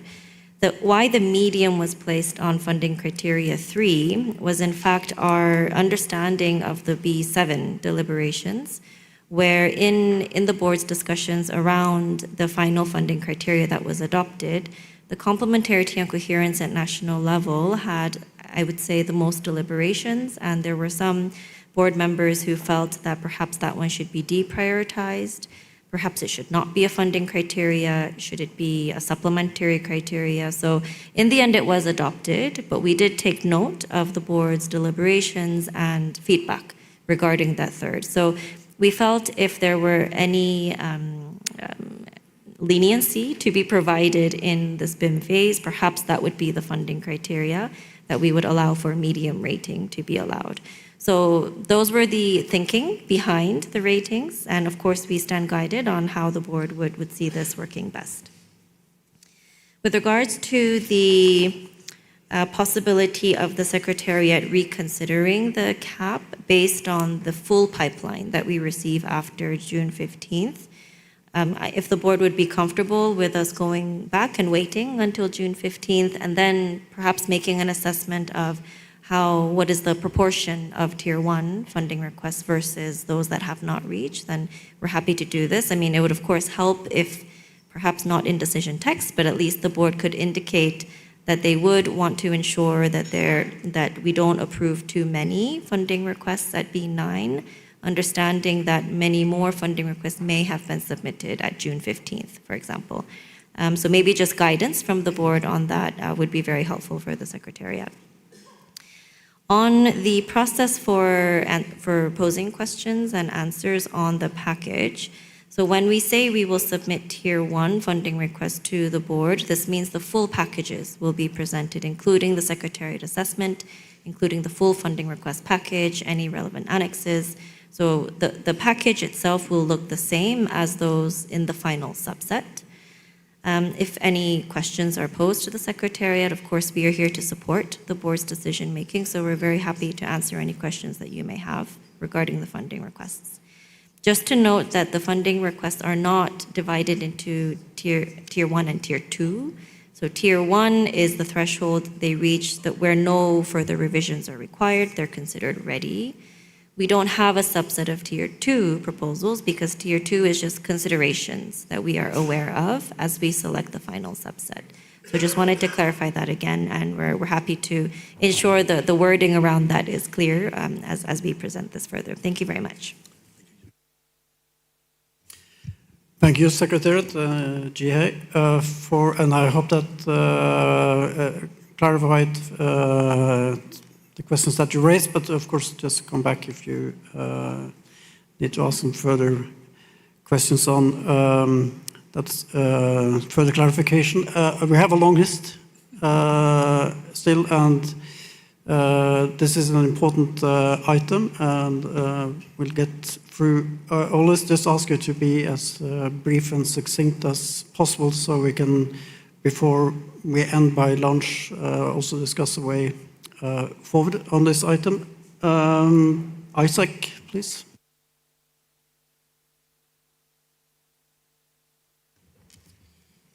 Thank you, Co-Chair. I understand we are not expected to adopt the assessment framework, and we note the information and approach are detailed in the paper. However, with regards to the proposal to set a capped allocation for funding request approvals for B9, we believe there are various reasons why this approach is problematic, despite being well-intentioned. As we have already heard clearly from many yesterday, including my colleague Rilita, which much of my comments today will touch upon, there is already an issue with the way in which a lack of clarity on the direct access modality is impacting the ability to submit funding requests. It is clear that we need to resolve these issues and ensure we do not end up in a scenario where only requests targeting a specific modality are approved. Setting an allocation target for B9 for a subset of proposals is problematic for various reasons. Firstly, we expect the BIM to be fully oversubscribed. This increases the importance of having full sight of the pipeline and portfolio before allocating the limited funding we have available. If we approve 3 to 4 projects that are, for example, rated using the current methodology as high, high, medium at B9, but then we receive a collection of requests rated high, high, high at B10, but will have insufficient funds to approve them, we will have disadvantaged requests that were submitted in a timely manner. The potential for a true system of rolling approvals only works if you have sufficient funding. Projects approved at B9 would be approved without full sight of the pipeline, as projects submitted on or close to the June 15th deadline will not have cleared the review process in time for B9. This would ultimately impact the ability to properly consider principles such as geographical and thematic balance, even if the portfolio review of these principles is done retrospectively.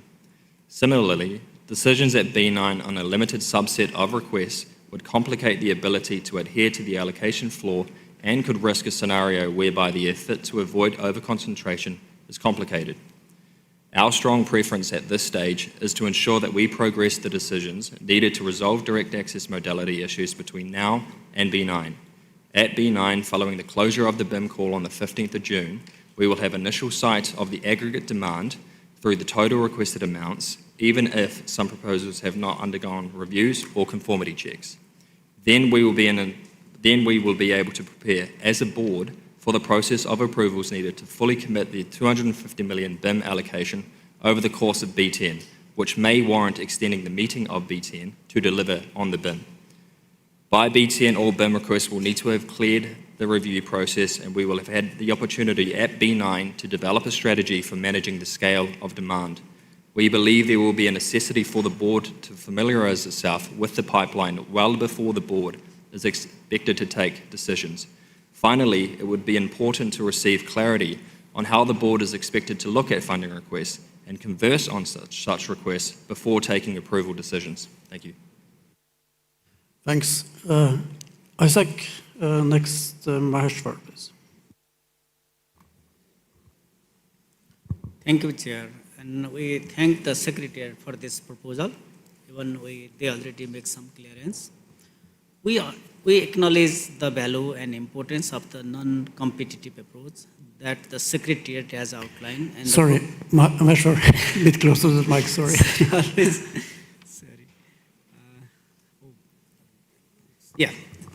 Sorry, Chair.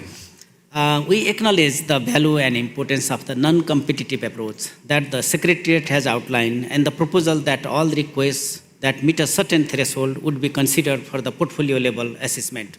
However, LDCs have a few questions and concerns. We would appreciate seeing the scoring set that is being used for proposed review. So to better understand how different elements are scored and weighted. In the meantime, we acknowledge the rationale behind the rating system, but note that the high, medium threshold for the 3 criteria is big threshold that LDCs will struggle with. Even yesterday I mentioned about it. In the absence of a country support system for the BIM, we would like to have a clarification about the support to countries during proposal development will look like. We have a concern with comprehensive information in Table 2 in Tier 1. Another important issue we would like to highlight is on the issue of thematic balance. We would like to repeat something we have said previously in the percent of the thematic balance. We must not compromise on the issue of country-drivenness, including when considering the thematic balance during the portfolio level of assessment. We are looking at least a trade-off approach. For example, we know that proposal development around slow onset event and non-economic loss and damage remain challenging, especially in the lack of established methodologies. It's really hard to imagine the cost. We anticipate that most LDCs submit the proposal around the extreme events and largely economic loss and damage. Finally, we also echo the concern raised by others, colleagues, on the portfolio level management as well as projects will not have come in. Thank you, Chair. Thank you, Maheshwar. Then I have Natasha, please. Thank you very much to the Secretariat and also the co-chairs for working on this assessment methodology, which is an important step for putting us as the board into the position to take first funding decisions under the BIM. Like we have already mentioned during the consultations, we believe that contributing to complementarity and coherence is instrumental for the FRLD support. And therefore, we consider the criteria as equally important to criteria 1 and 2. So as others have mentioned, we see the need to reflect that in the ranking of the criteria. So ideally, we could decide that all 3 criteria have to rank high, or as an alternative, if we are less ambitious, we could establish a general rule that out of the 3 criteria, only 2 must rank high and the other medium. Also, given that we most likely will end up with many eligible funding requests, we see a need for specification of how will be dealt with projects being in the funding request approval pipeline under the BIM, in case that this pipeline exceeds the commitment authority available, especially since it apparently won't be possible to revise and resubmit the proposals under the long-term operational phase. Regarding the funding cap for decisions to be taken at B9, we understand that we must reserve money for projects to be dealt with at B10, especially since our timeline does not allow to present those projects at B9 that were submitted on time but too close to the deadline of mid-June. Could the Secretariat please clarify that funding requests that are eligible in general but have not been selected under this first batch but have been in the batch will stay in the process and still be considered for the second batch at B10? And also, I have been hearing in the room that other board members are thinking about shifting the allocation decision to B10 in total when we know the full pipeline. I really believe this is worth thinking about, since it would make it a lot easier to take an informed and balanced decision. So maybe we can discuss that in the board. We also appreciate that the assessment methodology explicitly refers to the importance of capturing lessons learned under the BIM. So we think this will be instrumental for initiating the long-term phase of the FRLD. Thank you. Thank you, Natasha. Then I have Antonella. Yes, please. Thank you, Chair. So we appreciate the work undertaken by the Secretariat regarding this assessment methodology. Thank you. At the general level, we see this as an important step in strengthening the coherence, the transparency, and also the predictability of the decision-making process. And given the diversity of actors involved in the process, in the implementation chain, it remains important, in our opinion, that the assessment methodologies provide a clear and a consistent basis for how proposals are reviewed while remaining proportionate and operationally workable. And in this context, we would underline the importance of ensuring that methodologies support a balanced and a structured appraisal of funding requests, including their alignment with eligibility criteria, the internal coherence, the clarity of expected result and implementation arrangement. So equally important is that the different elements of the assessment are brought together into a clear and consolidated view for the board in the form of an integrated recommendation. We would therefore welcome further clarity on how this consolidation is ensured in practice and on where the final responsibility lies for the preparation of the integrated assessment presented to the board. So now turning to the methodology in itself, several comments. First, as already mentioned, we would like paragraph 19 of the decision 4 at B5 to be reflected as an integral part of the principle and the scope of for the BIM. And it is important, this is an important way to operationalize from a financial perspective, the complementarity and coherence principle, and to make the additionality of the fund more concrete. Second, we welcome the inclusion of portfolio level consideration, including geographic and thematic balance.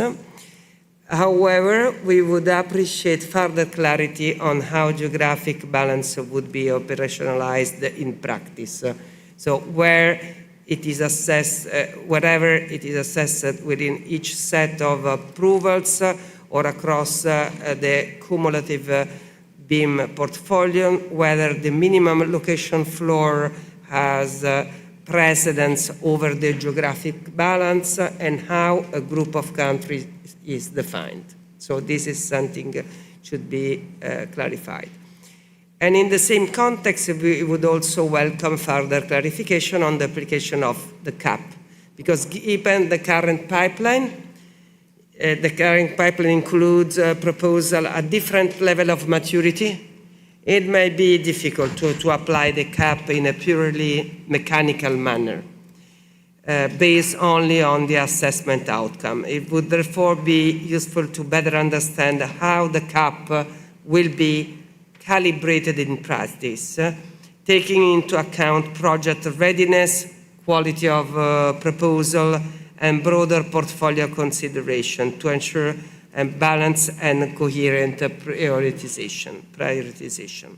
So more broadly, we would also welcome further reflection, as was suggested by many board members before me also, on how prioritization across funding requests will be handled in practice, and in particular, where calls for proposal generate a pipeline within a defined time window, and resources are constrained, a purely first-come, first-served approach may not always be appropriate, in the sense that may not always lead to a most balanced or effective allocation of resources. In such cases, it could be useful to consider the full set of eligible proposals and proceed with approval on the basis of a comparative assessment of merit, taking into account the quality, the readiness, and portfolio consideration at the same time.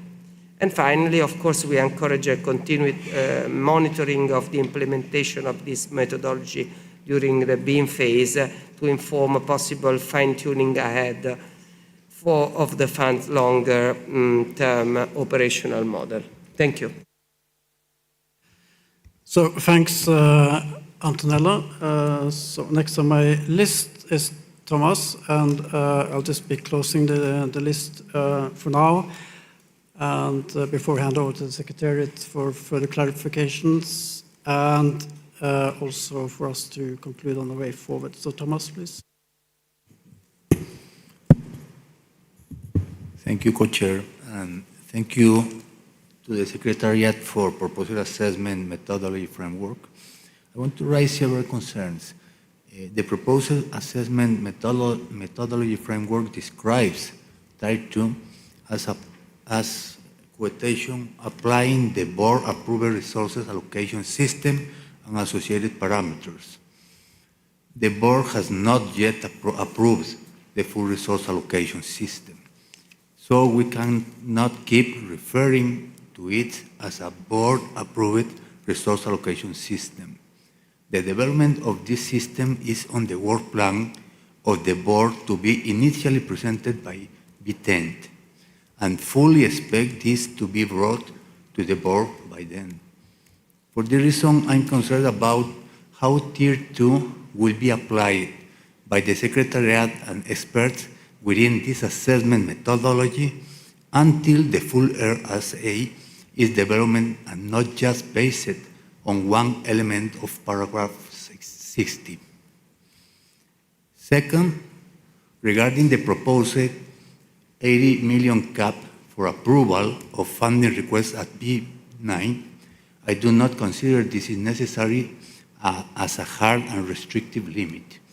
We do expect a first initial subset of funding requests be brought to to the board for approval at bid 9, allowing for the Secretariat and board to begin the learning process on how to implement the assessment and review process of funding requests, while also allowing for more funding requests to come on the board for approval at bid 10.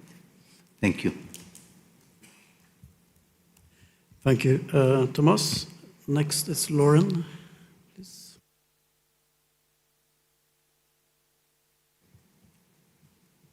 All right. Thank you, Secretariat, for the paper. Thanks for many of the views shared so far. I would say I share a lot of the concerns and some of the questions that have been raised, and in particular, I'd say that my views are very strongly aligned with the comments that Isaac made earlier, as well as many of the comments that Roletta made about ensuring that we do not disadvantage some countries, particularly those seeking to apply via direct budget support, or overly advantage some proposals that may have a lower technical assessment of a high, medium, in absence of a full assessment of all proposals. I would also support the suggestion from Isaac and reiterated by Natasha to consider beginning approvals at B10 to mitigate these risks, or if we can't consider this, a stringent cap or another approach to mitigate preferencing first come, first serve.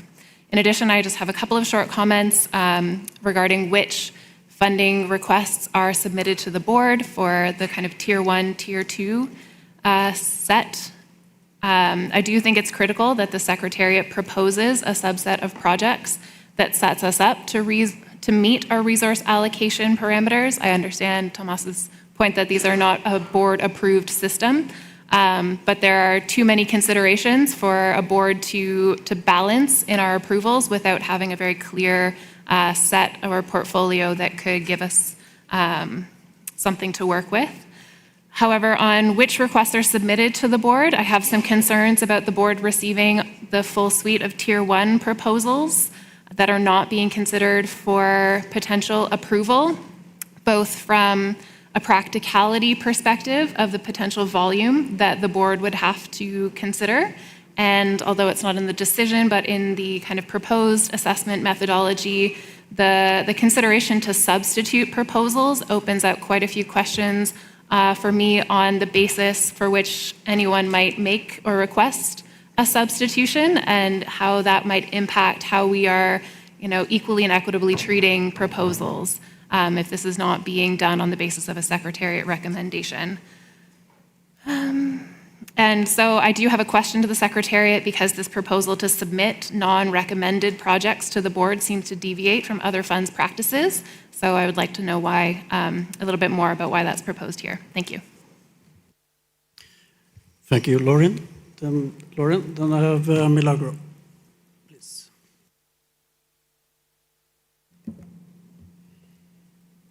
Thank you, Co-Chair and the Secretariat for the recommendations proposed to the board. On the agenda item, I wish to express concerns regarding the proposed ceiling of the US 80 million. Based on the current submission and the emerging pipeline of proposals, this figure does not appear realistic, nor is it proportionate with the scale of demand that is already materializing. We understand that there is already around 10 submissions under consideration, with indicative funding in the range of 16 to 20 million.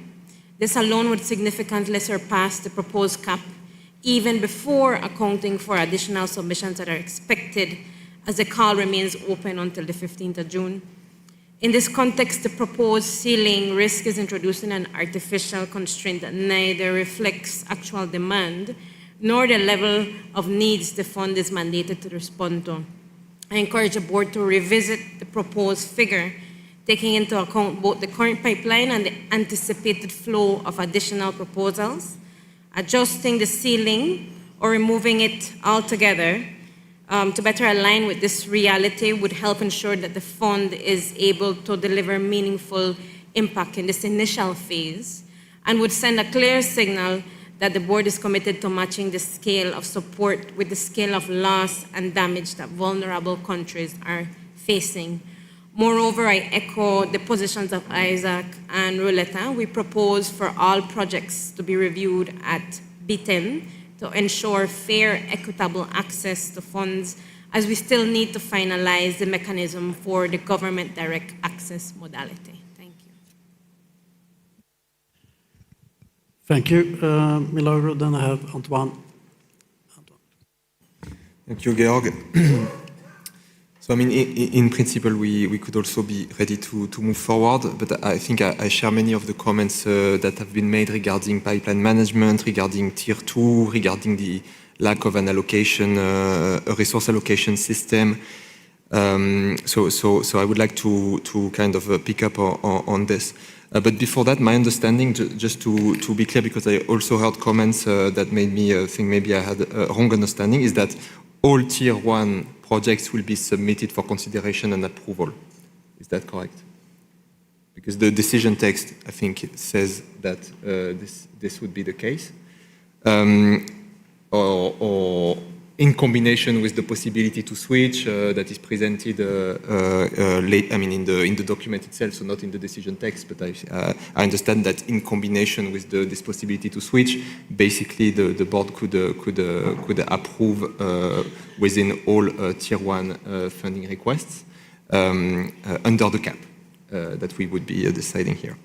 So having said that, I think on the Tier 2, I understand, I mean, from our perspective, it's and the board approved, the application of the board approved criteria makes sense, let's say, medium term, so in building the portfolio.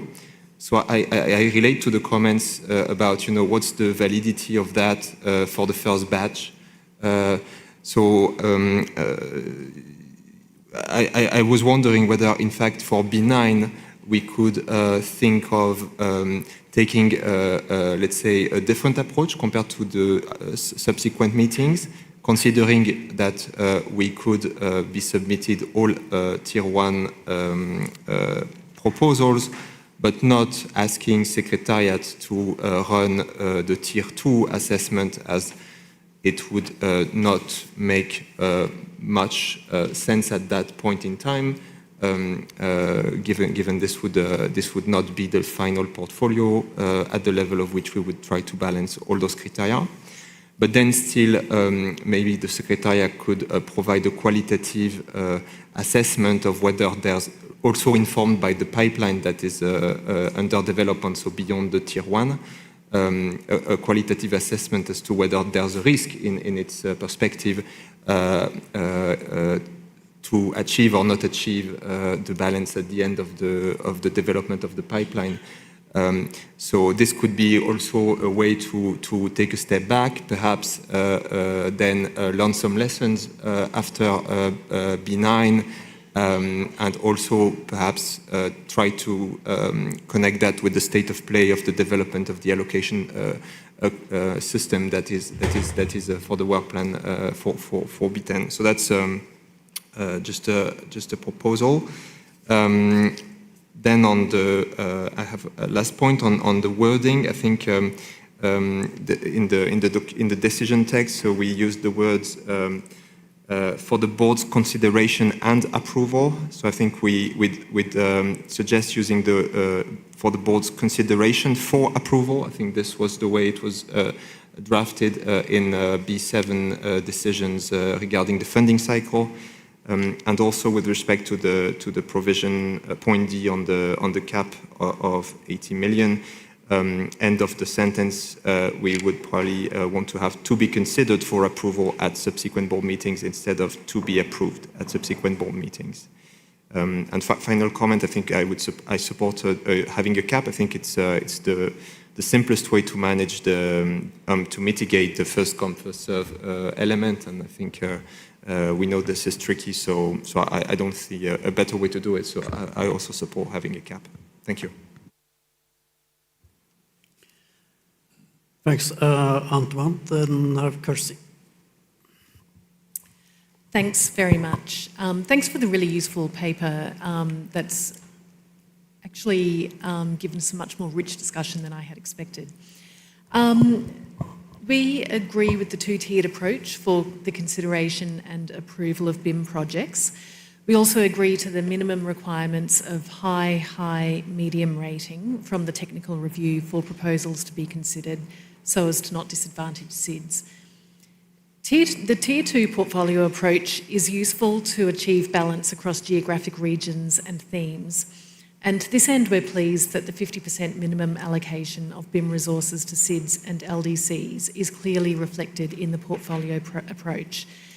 It's critical to ensuring the most vulnerable countries are supported to respond to loss and damage. We agree with those saying that there's an important role for the Secretariat to present a prioritised list of proposals. We support Kaiser's suggestion that the Board focus its attention on the subset of projects the Secretariat presents to the Board, rather than providing the option to switch out projects. The switching out projects idea could substantially slow down decision making to demonstrate the effectiveness of the fund. That said, we do think that it is useful for the Board to have visibility of the range of proposals being submitted, but not for decision making or switching out. Finally, we note concerns expressed by Isaac, Ruletta and others, and support the suggestion that the Board ask the Secretariat to propose an amount to approve at B9 in consideration of what is in the full pipeline of what is in the full pipeline. But we are also open to delaying all decisions to B10, as proposed by some Board members. However, before we would fully support the idea of proposing of making all decisions at B10, we would welcome insights from the Secretariat on the implications of delaying decisions until we have the full package of funding requests. Thanks. Thank you. Kirsty, then I've Gus. Thank you very much for giving me a floor. Because this is the first time for me to take the floor, I would like to briefly thank Zambian government for hosting this event, this conference, and also I appreciate co-chairs and the secretary's work till today. Having said that, on the current topic, I understand the need to somehow narrow down the number of the project before discussing at the Board, taking into the account of the expertise. And also, we have no objection for setting a cap for funding at the for the first approval of the project. And with regard to the technical review, compliance with criterion 3 is considered acceptable at the medium, according to the presentation. But we believe that the complementarity here is understood to mean the elimination of duplication and ensuring complementary when similar policies and support are being implemented domestically. So we think it needs to pursue more high standard for this third criterion as well. Thank you. High standard. Thank you. Thank you, Gus. Then I have Mo, please. Ambassador Mo.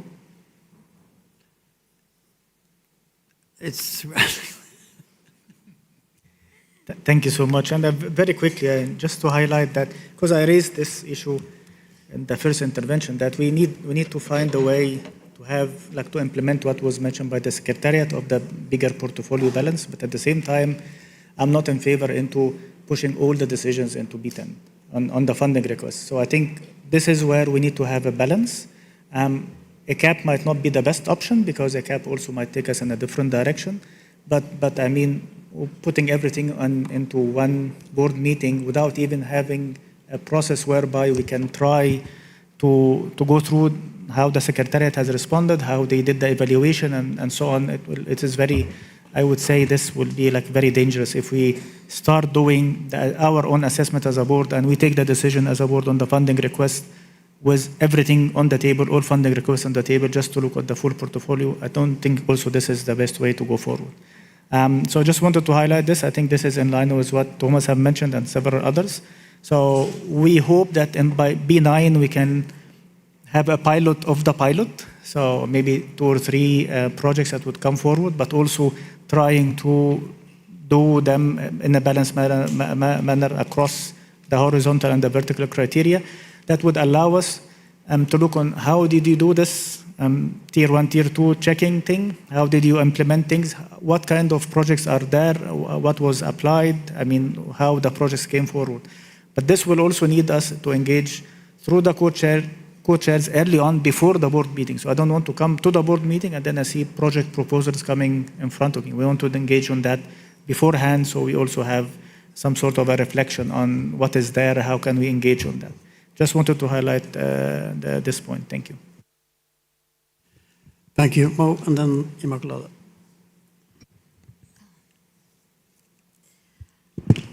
Yes, first of all, I want to thank the Secretariat for presenting us this proposal.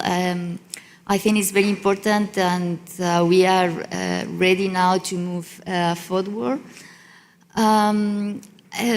Vast majority of my comments have already been done, but just to make a wrap up, I can feel quite comfortable with the two-tier approach. I think it's a good issue. I think it's quite difficult to make a balance under tier 2 cup by cup, and maybe as some of other colleagues have said, maybe it's better to do at the end of the bin or on the last cup.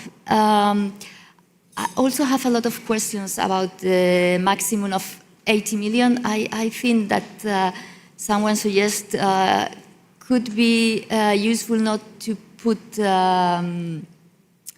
not to decide the amount right now, but to decide after when we have like a balance to see how many proposals are prepared before B9. And also there was another comment that I agree when they talk of subsequent board meetings. I think it's better that we try to approve all the bin in B9 and B10 and not talk about subsequent board meetings in plural, but just in 2 meetings, not to delay it too much.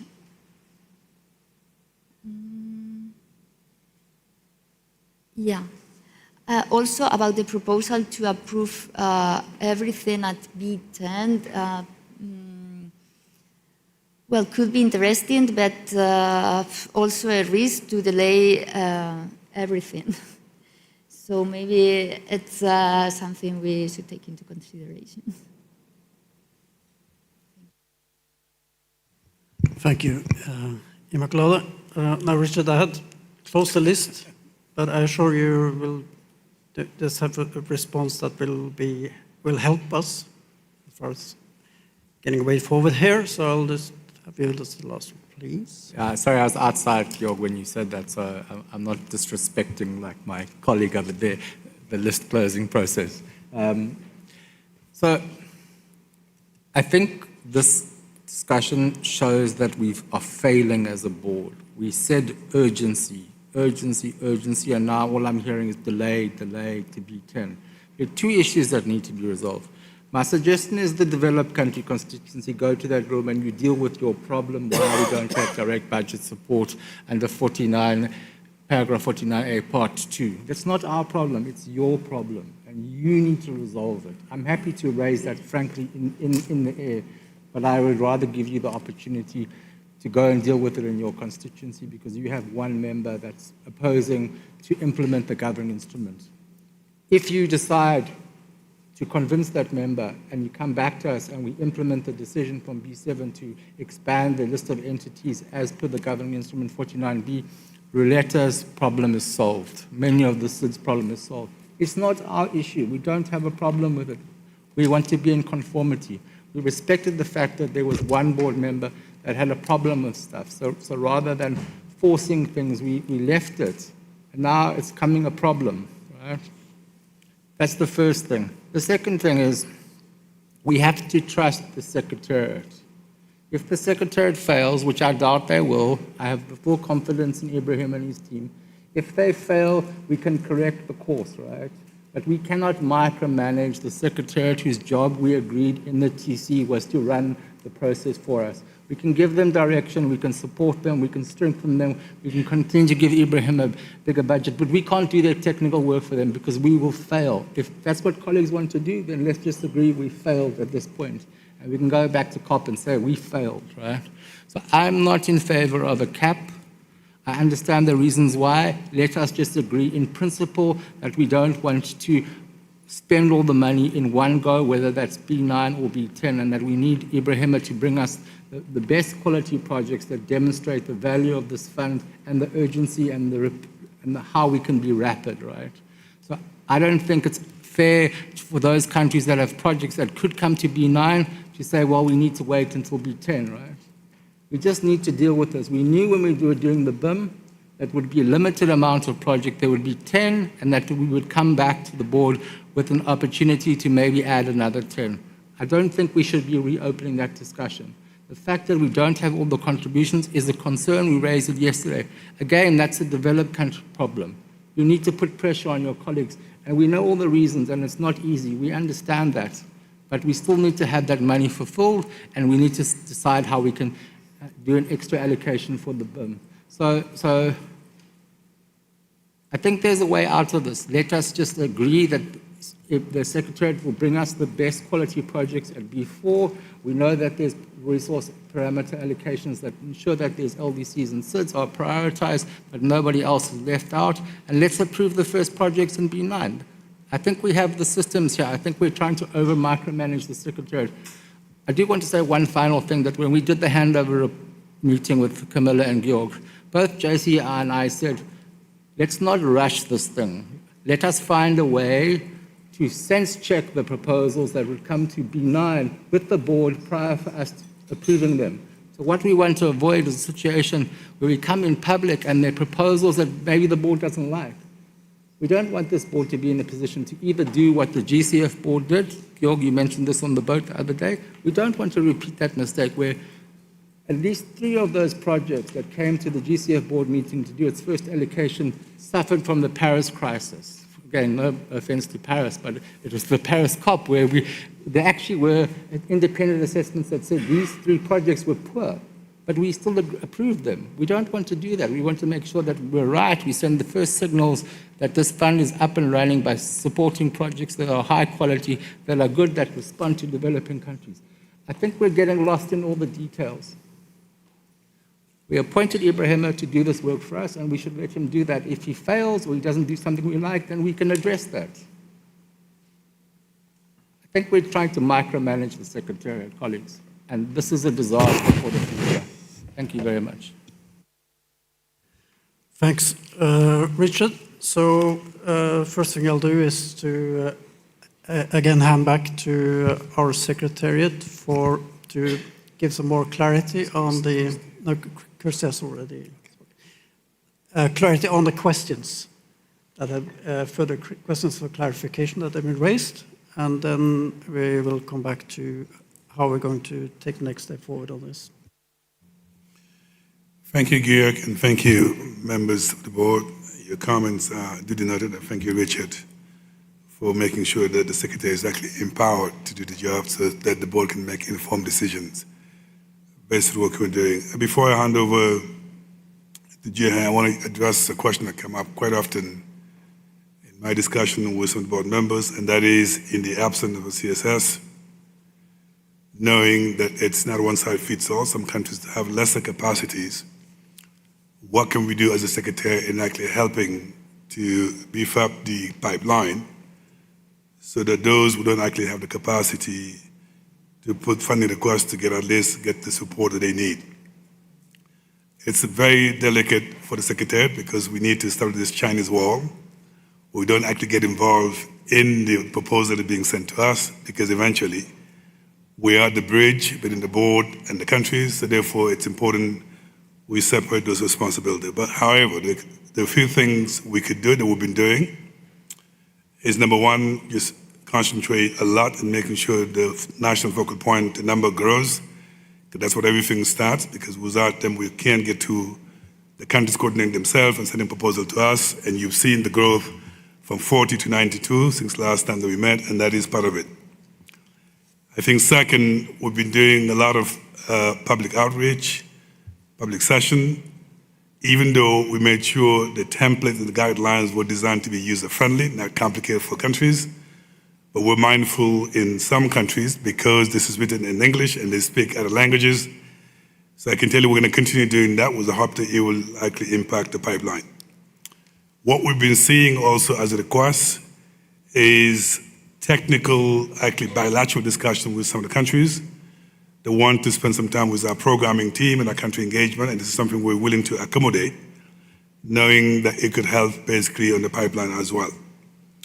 I think the last thing I wanted to say is that while we continue doing that, there are many platforms and opportunities for us that we can organize this side event and be able to make the case about the opportunities that are being provided, and the countries are taking advantage of that. And I think I want to just reassure the board that we are mindful that even if CSS is not approved, which we hope it will be, because it addresses a particular capacity gap, but we're doing the best that we can to make sure we remain actually available to the countries. And this is a request we get on a daily basis, not only to me, but to the rest of our technical team, and make sure we help those who need some help in terms of the capacity gap that they face with. So on that note, through you, Georg, I'm going to ask Jihad to come back and clarify briefly. I know because we don't have a lot of time in responding, just maybe pick up some of the questions that we heard from the floor.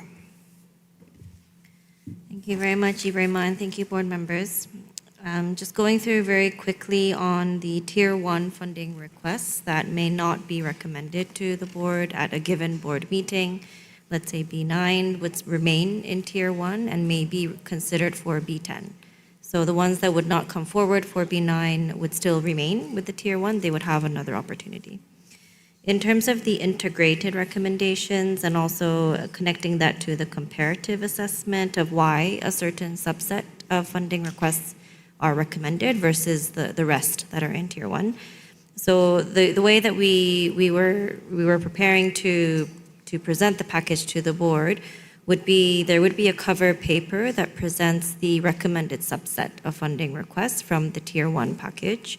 And in this cover paper, we would have a clear recommendation on why this particular subset was configured and the reasons for why perhaps certain funding requests that may be similar in readiness or quality, why they ended up in the subset and versus not. So you will see that rationale there. The integrated recommendation, which I wanted to clarify on, is that the Secretariat assessment for each of the funding requests will be independent for each. So we will have one assessment for each of the funding requests that will indicate the results of the completeness check, the eligibility screening, the conformity review, and the technical review.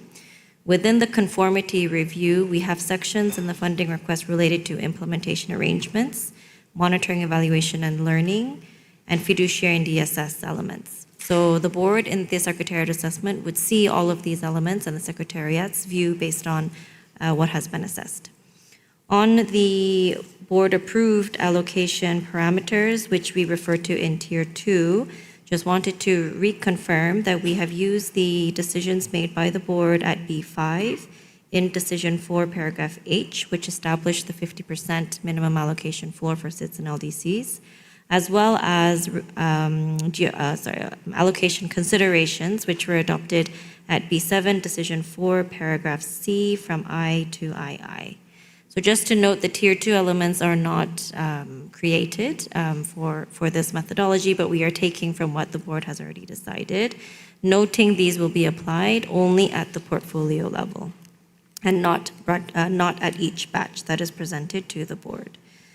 On the element of why Tier 1 is submitted and why the option for the board to switch or substitute was presented is related to the other conversation the board is having on a different agenda item on matters related to the hosting agreement and the trustee agreement. And this was in conversations related to the Secretariat's role. So just to convey that we had tried to navigate this in what we are presenting to you today, and we understand that will be discussed in a separate session. On On the qualitative assessment, we take well note, and we will, in the pipeline reports that will continue to be submitted at each board meeting, to present a more qualitative assessment on whether there were any risks to achieve the portfolio level balance as per defined in Tier 2. We take note of the other items, and we're very thankful for the great feedback received today, and we will take those into consideration. Thank you very much. Thank you to the Secretariat, and I hope that provided answers to some of your questions for clarification. But of course, if there is something in addition, you can just approach the Secretariat and through Ibrahima, also outside the meeting. Now, we have taken note from our side of the comments that you have provided on what we need to take a decision on here. I think given the variety of those comments from our side, from the coach's side, we will need to reflect a bit on that, and we'll come back to you with a proposed way forward. Having said that, I think it's also important from our side that we emphasize for you that the board has an agreed work plan. We have an agreed work plan, and that also entails for us to take but take a decision on these items at this meeting. Otherwise, we will look at the work plan again, but that's the agreed work plan we have. So I want to just emphasize that for you.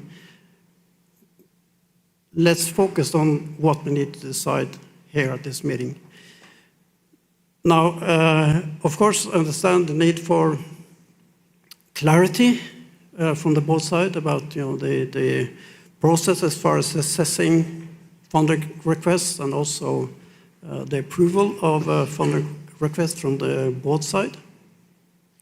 So we want to have as much clarity as possible on that. But we also have heard calls for pragmatism. And this too is part of a learning in the BIM that's on a step towards the development of our long-term operations in the spirit of the BIM as the board has set up the BIM to do. So with that, I'll just close for now this agenda item, and I'll hand over to Camilla, please. Thank you, Georg, and thank you, colleagues. We hope to get one more agenda item in before we let you all break for lunch, as I'm sure you're all looking forward to. So hope to make this a quick one. We will now turn to agenda item 8E, Oversight Fee Policy. And as you know, at B7, the board requested the Secretariat to develop a policy on oversight fees for entities and national governments accessing the fund, taking into account the financial capacity of the respective institutions. So you have now before you document FRLD/B8/11 Rev 1, which is the policy on oversight fees. This document, the original document was shared with you a few weeks ago. We did hold two technical sessions on this item, so that for those of you that wanted to engage more technically on the document, you would have had the opportunity. We also held one during lunch on the informal day, as there were some questions on understanding where this policy is coming from. This is one of those key items on which we need a decision here, so that we can enter into post-approval legal agreements, apologies, and of projects at B9 and then to implement the BIM. So I will hand over to the Secretariat for the presentation of this document, and then we'll comment on it. Thank you, Camilla, and thank you, members of the board, for the opportunity to walk you through this paper, which we have presented, as Camilla said, in a technical session before. think it is certainly an understatement to mention that in any fund, that take governance and high standard, oversight is something that's extremely important, and that's why you want to get it right, particularly in the early stage of the BIM. It has an implication in the way you run the operations, but also has financial implication on the fund, and that's why we want to get it right early on, even though there is always a possibility to learn and improve as we proceed.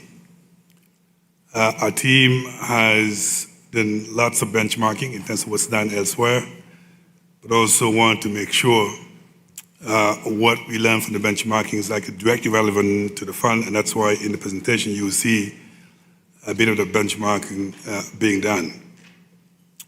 I also wanted to underscore that when we had the technical briefing, some of the feedback that we got were also taken into account in what we'll be presenting to you. My colleague Sindhu, who's to my right, has tremendous experience in this part of the exercise, and we're delighted that she's part of the team in helping us put it together.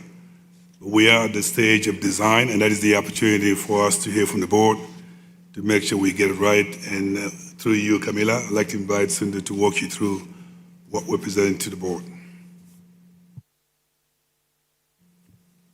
Thank you, Ibrahima, and thank you, co-chairs. Hello, esteemed board.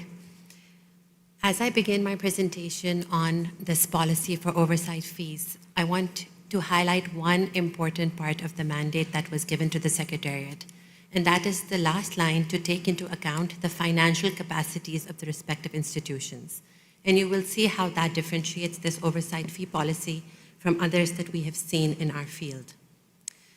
In our view, over and above this mandate, a formal policy that governs the oversight fees of our fund is needed and quite important, because without one, every project negotiation might become a case-by-case negotiation exercise that could create inconsistency, could create delays, and potentially inequity across different types of entities. So this type of a standardized policy will level the playing field and will reduce administrative burden for everyone. As I begin, let's first look at what is oversight and what oversight fees will actually cover. So oversight fees will be compensating those entities and those national governments for the oversight functions that they perform on behalf of the fund. These functions include, for example, applying fiduciary oversight, environmental and social safeguards, quality assurance, evaluation, reporting and issue escalation, and also oversight on risk management. These will then give the architecture of accountability that will give you, the board, the COP CMA, and ultimately our recipient countries, the confidence that FRLD resources are being used as intended. It is also important to note how oversight fees differentiate from implementation costs or execution or project management costs. The policy maintains a strict separation between oversight functions, which are meant to be performed by the access entity or the national ministries, and the execution functions that are carried out by implementing partners on the ground. We are also going to develop a cost classification guidance note in order to provide further guidance to those that access the fund. Moving on to the fee rate itself. So the recommended option in the policy proposes two different caps. So a differentiated fee rate that is capped based on the entity accessing the fund. We're proposing 8% for national ministries and national or subnational access entities, and 7% for international and regional access entities. A reminder that these caps are maximums, they're not automatic entitlements.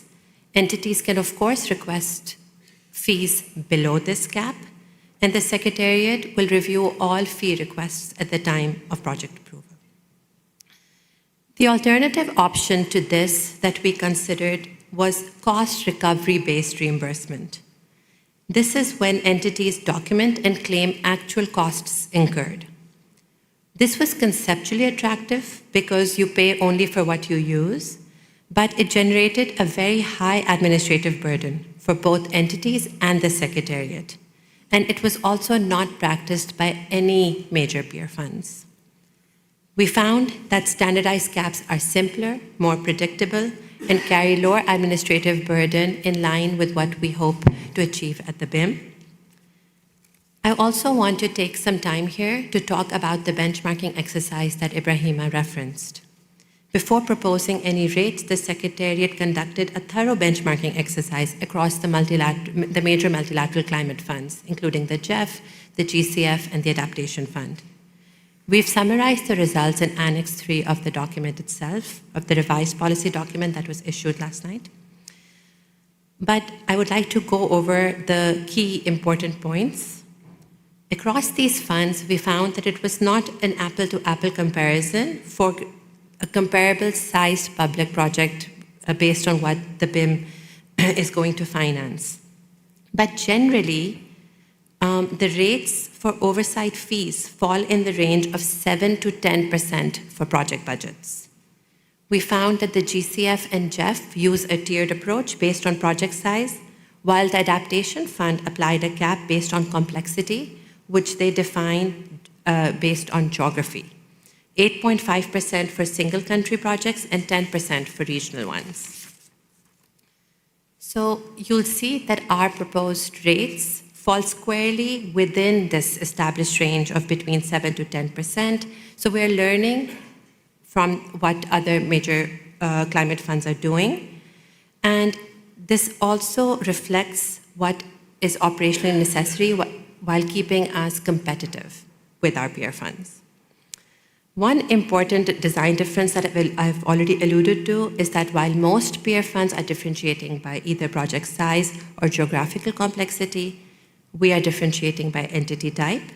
This is reflecting that judgment that national and subnational entities, which often have smaller institutional bases and higher per unit overhead, require the slightly higher cap to viably perform the oversight functions expected of them. Recognizing these financial capacities of these entities is a core principle of the fund's oversight fee design, and this differentiation supports that goal. I'll now move to the actual fee calculation. So when an entity submits a project to the fund, the budget is made up of 3 components: project activity costs, project execution management costs, and oversight costs. So project activity costs, or A, and project management costs, B, both A and B form the project budget itself. This is the full cost of delivering the project before the oversight fee is added. And the oversight costs are a percentage of A and B. This is done because the oversight fee is not only applied to the project activities themselves, but also on the management side. And the project budget is the full cost of delivering those activities. And so it makes sense to base it on both A plus B. The calculation then is straightforward. The oversight fee is applied to this project budget. And so the formula for the grand total becomes activity costs plus execution costs into either 0.07 or 0.08, depending on what rate is being used. So for the BIM, A plus B, that is the project budget, can range from 5 million to 20 million US dollars. So this means that a maximum of approximately $1.6 million in oversight fees will be levied on BIM projects at the 8% rate. The funding request template that we have online already has a budget line for oversight fees. And after adoption of this policy, entities are expected to populate this line based on the agreed percentage ceiling. Entities are also expected to provide a cost justification for their oversight costs in their funding requests. The policy recommends a disbursement schedule, a disbursement structure that is dependent on the disbursement schedule of the project or program itself, noting that the need for cash flow is higher at the beginning of the project. The first tranche of the oversight fee allows for up to 30% of the total fee to be accessed. Subsequent tranches are dispersed in line with the project progress, aligned with project fund disbursements. And we're proposing a 15% retention is held back until the final project disbursement. This ensures that the entity remains active till project disclosure, and this structure serves the fund's interest in several ways. It reduces the financial risk associated with project cancellation or suspension if a project is terminated early. It ensures that the fund has not overpaid for oversight that was not performed. It also creates a continued incentive for entities to maintain their oversight functions throughout the full project lifecycle. We explored an alternative option whereby the oversight fee, a higher percentage of the oversight fee was front-loaded, but because of the financial risks being concentrated with the fund in its early stages, we decided to recommend against it. Now I'll move on to oversight fees and their relation to the BIM envelope.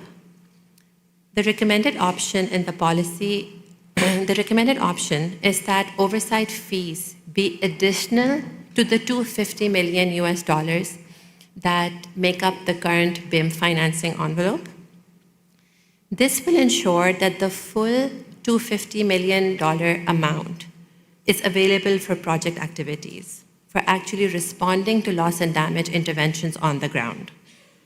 Oversight fees will then be funded separately, requiring an estimated additional $17.5 to $20 million, depending on which rate is used in additional resources. So this will make the total BIM requirement to go up to $270 million. The alternative considered was the opposite, to look at oversight fees within the BIM financing envelope. And that meant that every dollar paid as an oversight fee is a dollar that is not available for project activities. And that is why this is the recommended option. I will end by reiterating that this policy on oversight fees has been developed in recognition of the phased institutional development of the fund, and this policy is meant to be revisited to reflect the long-term structure of FRLD and lessons learned from the first funding round. Back to your co-chairs. Thank you so much, Sundus, for that clear presentation. Colleagues, you have before you the ref version, which now includes a draft decision language, which will approve the policy on oversight fees as contained in what is now Annex 2 of the document, decides to set aside an additional $20 million to implement the oversight fee. We think this is the recommended way forward, as we have announced a BIM a window of $250 million, so we feel that that should be maintained for what's available for projects. In line with that last comment from Sundus, that this is for the pilot phase and that we will continue learning, it will request the Secretariat to document these lessons learned from implementing the policy so that towards the long-term model, we can, of course, make the adjustments that we feel are necessary. So our hope today is that we will be adopting the document that was has been sent out without the brackets, with the recommended options from that we've had from the Secretariat in the technical sessions, and having heard no opposition to these in either on those moments. So hopefully we'll be adopting that today. I will give the floor to Mo first. Thank you so much, and thank you so much, Secretariat, for that. And I think in principle, on the policy, I don't have an issue, and I think the recommendations are fine. And just like I have, and forgive my ignorance, I mean, on the project management versus the project oversight. First question, those will be two different entities, or it could be the same entity doing the management and the oversight? And two, I mean, if you add both of them, I would assume that the project management is also something high, as far as I recall it. In some institutions, it exceeds 10% to 14%. So So the whole project will be like almost 20 something percent will be taken for the entities between the management and oversight. So this is also something that we have to keep in mind. But my first question, can the same entity be the manager and the oversight? And if there is a yes there, then why are we giving them the two fees? And why we don't have a specific thing that deals with that and reduces the fees?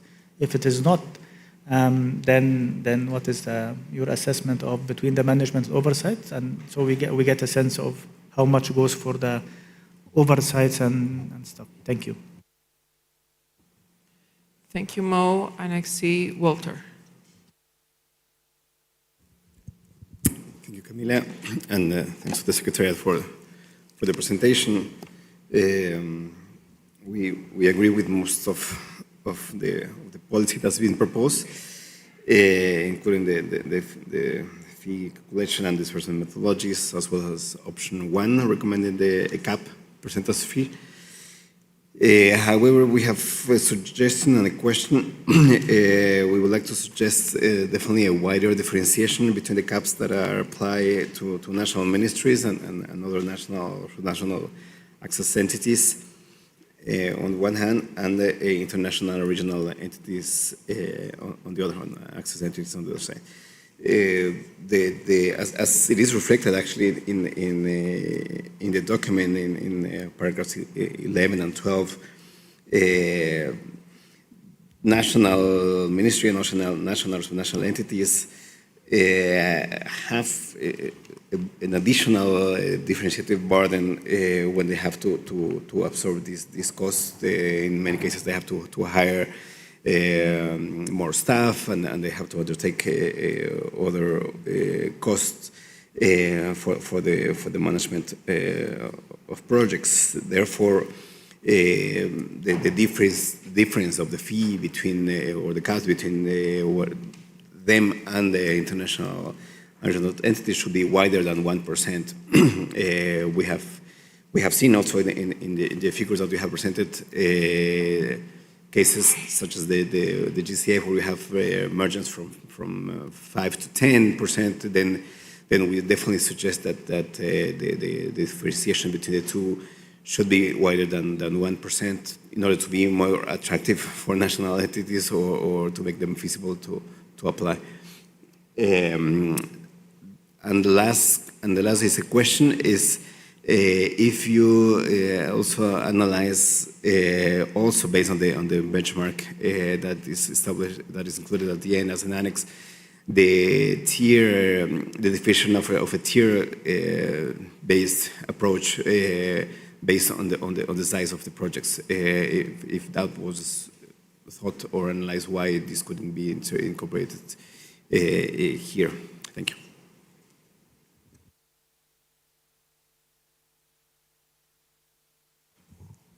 Thank you, Walter, for those questions and comments. I have Antoine. Thank you, Camila. Overall, can also support the policy. Just some questions. First, so I understand it's not based on cost recovery, so the option is to go for a cap. So it's still a cap, meaning it's still supposed to be linked to actual usage, but it's not audited on a permanent, let's say, systematic basis.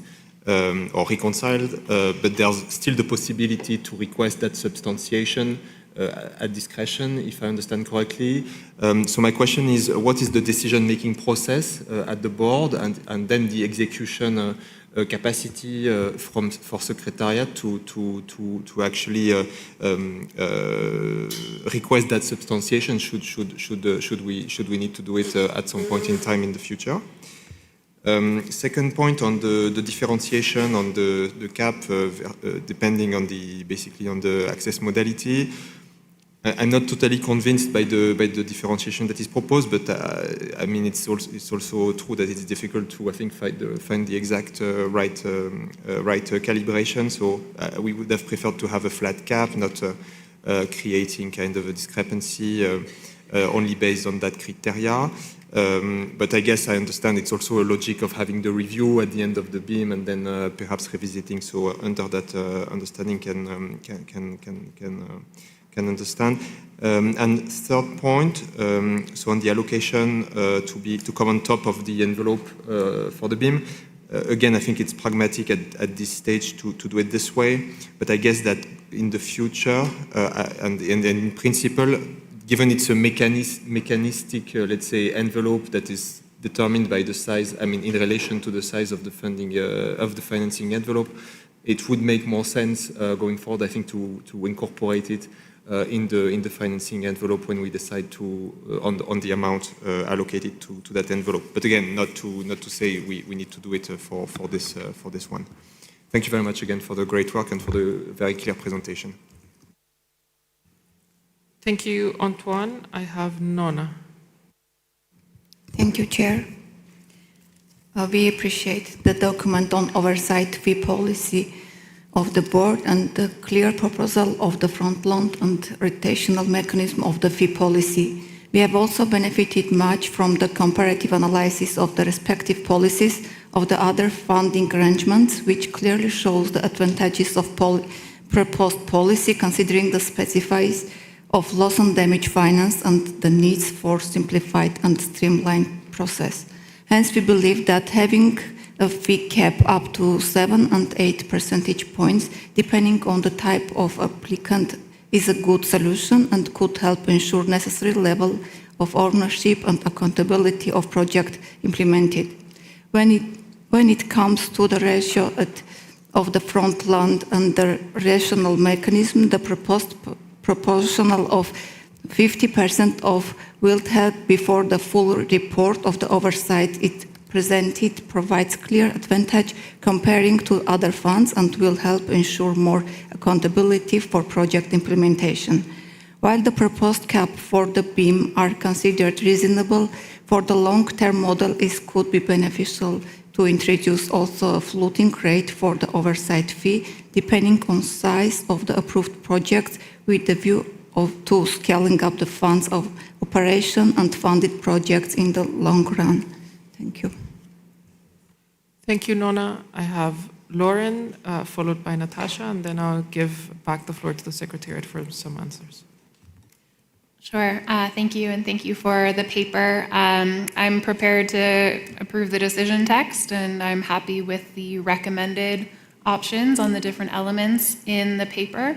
Although, as other colleagues have done, I'd want to underline that this is intended as a BIM policy, and that I think there are very important things that we should be considering in the long term, and making sure that we're all along the same lines right now, that I think in the future, we should really be looking at including this budget inside any commitment envelope that is made, because the cost of delivering programming is the cost of delivering programming, and that's necessary for budget clarity and commitment management of this board.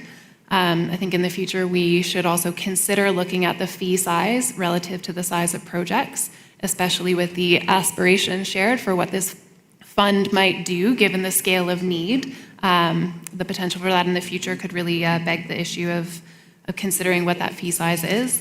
I would also, as I've mentioned in my comments during the consultation, be interested to see an enhanced definition of the activities and cost drivers of the oversight fee beyond the more principles-based description that is currently in the paper, to give a practical sense that could enable the board's validation of the fees that's described in the policy. And I think that that's important so that we understand actual costs associated that could inform the long-term approach to oversight and maximize the funds that are going to activities on the ground. Thanks.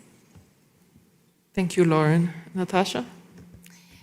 Thank you very much, and also thanks to the Secretariat for the technical briefings and also for presenting this paper. We also generally agree with the recommended first option for each key consideration, but I would also like to stress that we see the oversight fee as additional in order to enable the entire $215 million BIM envelope to be used for loss and damage response programs. However, this should only be valid for the BIM and not be a precedent for future arrangements under the long-term operational model. Overall, we need more clarity about the distinction between administrative costs that are part of the BIM funding requests and the breakdown, which proponents need to present there, and the suggested oversight costs. And also, we would like to have a little more clarity on how oversight activities and spending will be reported. Also, on the capped fee rate, we welcome the approach to calculate a capped percentage fee, but we would appreciate more reasoning why the cap for government should be higher than for implementing agencies. More questions that we see need for some clarification relate to the timelines for disbursement of tranches and the question how unused oversight fees shall be refunded to the FRLD. Thank you.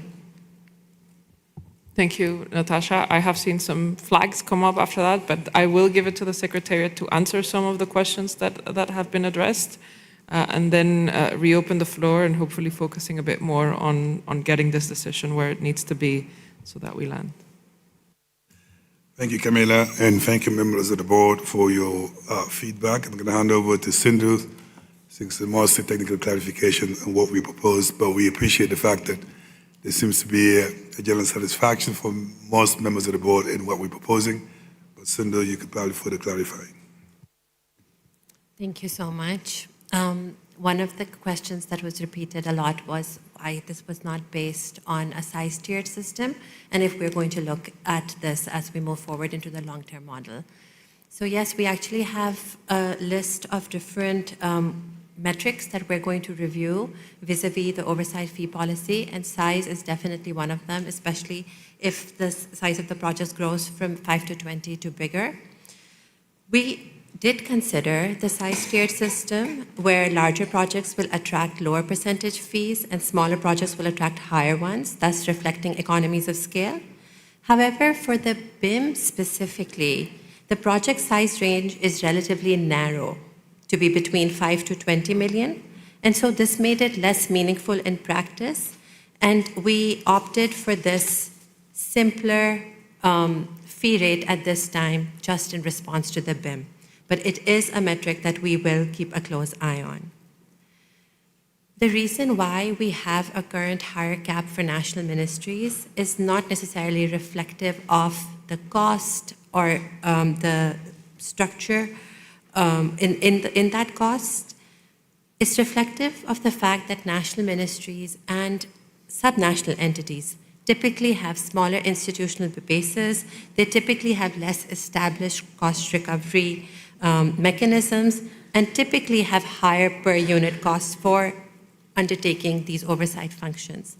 So this is an equity mechanism in a way to encourage them and to enable them to access the fund and to be able to do those oversight functions. Relatedly, there was a question by our board member that have we considered a larger difference between the two? There were quite a few factors that we looked at, about 10 or so, that affected the rate of the fee in a certain way. Those factors are captured in Annex 3. While complexity of a project, for instance, would justify a higher fee, presumably almost all of the projects that are going to be coming to the BIM will be fairly complex. So in order to respond to all of those factors, at the moment we kept this modest differential, but as we see this in practice, we will go back to the drawing board and share what we've learned from this process. Ambassador Mo asked whether the same entity can access both do both project management and oversight. The short answer is yes. It could be two different entities or it could be the same entity. In the event that it is the same entity, we ask for strict firewalls to be established within the organization or within the institution. And this also links to that question on reporting, that as part of the periodic reporting on usage of fees, we expect that the entities will report how they have also used their oversight fees. So this is something that we will keep an eye on. We did look at a floating rate. We did look at giving some sort of an exception rate at this stage, again, because of the small size of the BIM and for the purpose of simplification and rapid access. For the purpose of the BIM, we decided to keep it to these two simple percentages. Thank you so much, Sundus, for those answers. I think a lot of the questions have been answered. I see some questions coming back in. I'd like to highlight from many of you that this is a learning process. This is a pilot stage for the BIM. The decision includes this learning process to come back to the board with recommendations further on. So I know that there are some things where we might not all be in agreement is the best for this stage, but hopefully for this pilot, this is good enough and we can take this decision here. I have Jan, followed by Richard. Thank you very much, Camilla, and very helpful explanations by the Secretariat. I have no problem supporting this decision from this seat and with the understanding that we will have a look at it after the completion of the BIM phase and see what we need to do for the long term. Just to state that if you look at the functions that are part of this oversight function, and clearly understanding that this is distinct from executing the project as we see in other instruments, this is directly relevant also to our discussions. How do we deal with the risk management of the different modalities that we are testing in the BIM phase, and therefore there is a complementarity in this. Of course, there are other aspects of the oversight, but I just wanted to stress the linkage here. Thank you. Thank you, Jan, for supplementing that answer as well on the differentiation between project management and oversight. Richard. Thank you, Camilla. I'll be brief. I'm happy to accept this document as is. I thank the Secretariat for the work. I think it's balanced, colleagues, for what we have to do right now.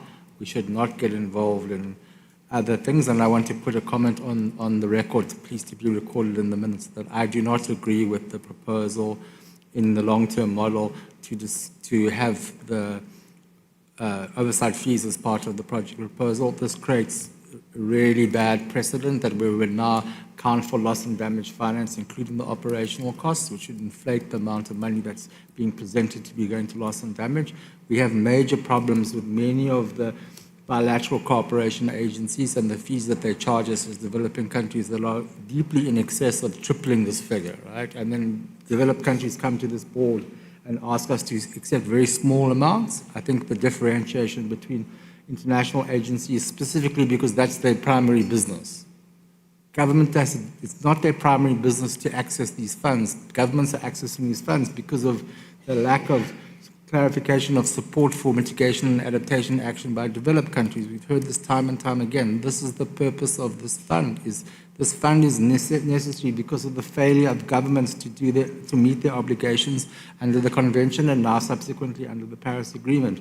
So I want to make it clear that as we transition to the long-term model, there are two different views on the table. That's one view as expressed by my colleagues on the other side of the table, and the developing country view, which is we don't believe that this should be included now or in the future as part of the overall programming envelope of this fund. Thank you very much.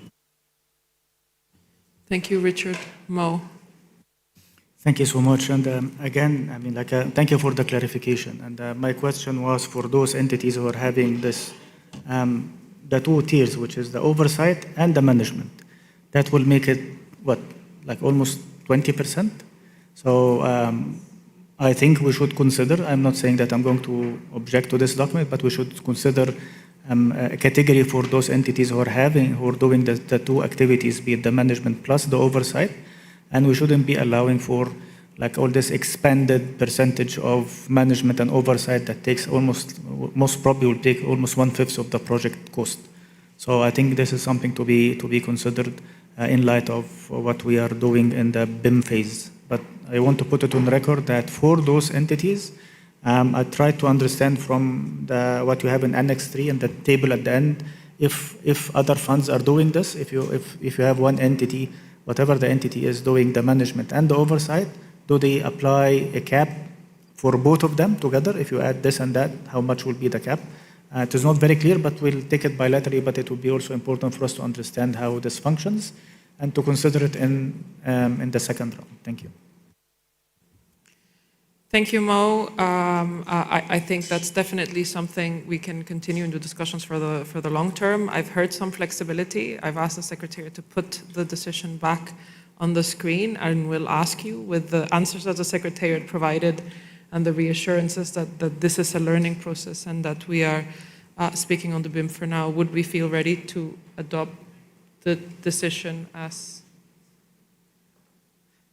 in your inboxes and now on the screen?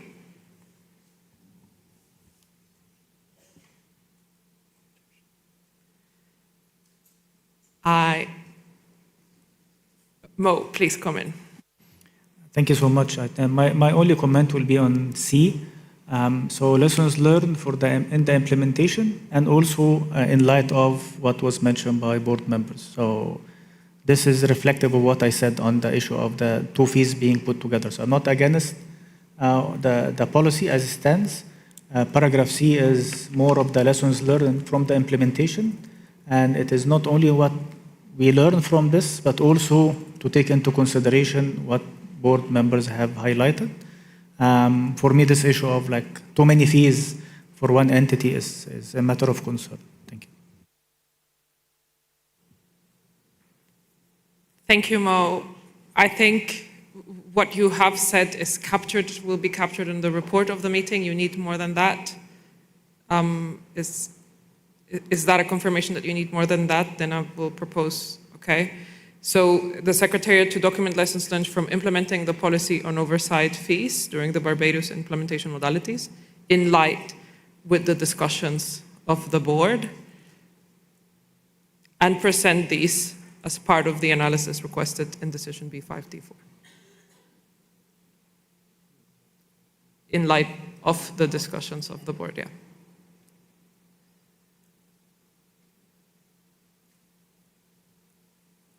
I am hearing no objections,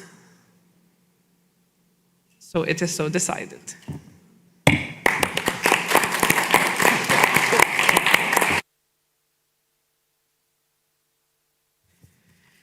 Thank you so much, colleagues, for this decision. We will now break for lunch for 1 hour, so we will be back here at 2:40 to continue with the agenda for the day. A reminder that the ad hoc risk committee will be having a lunch meeting in the next room, and lunch will be provided for. Lunch will not be provided today, so please go get your lunch quickly and go make time to meet.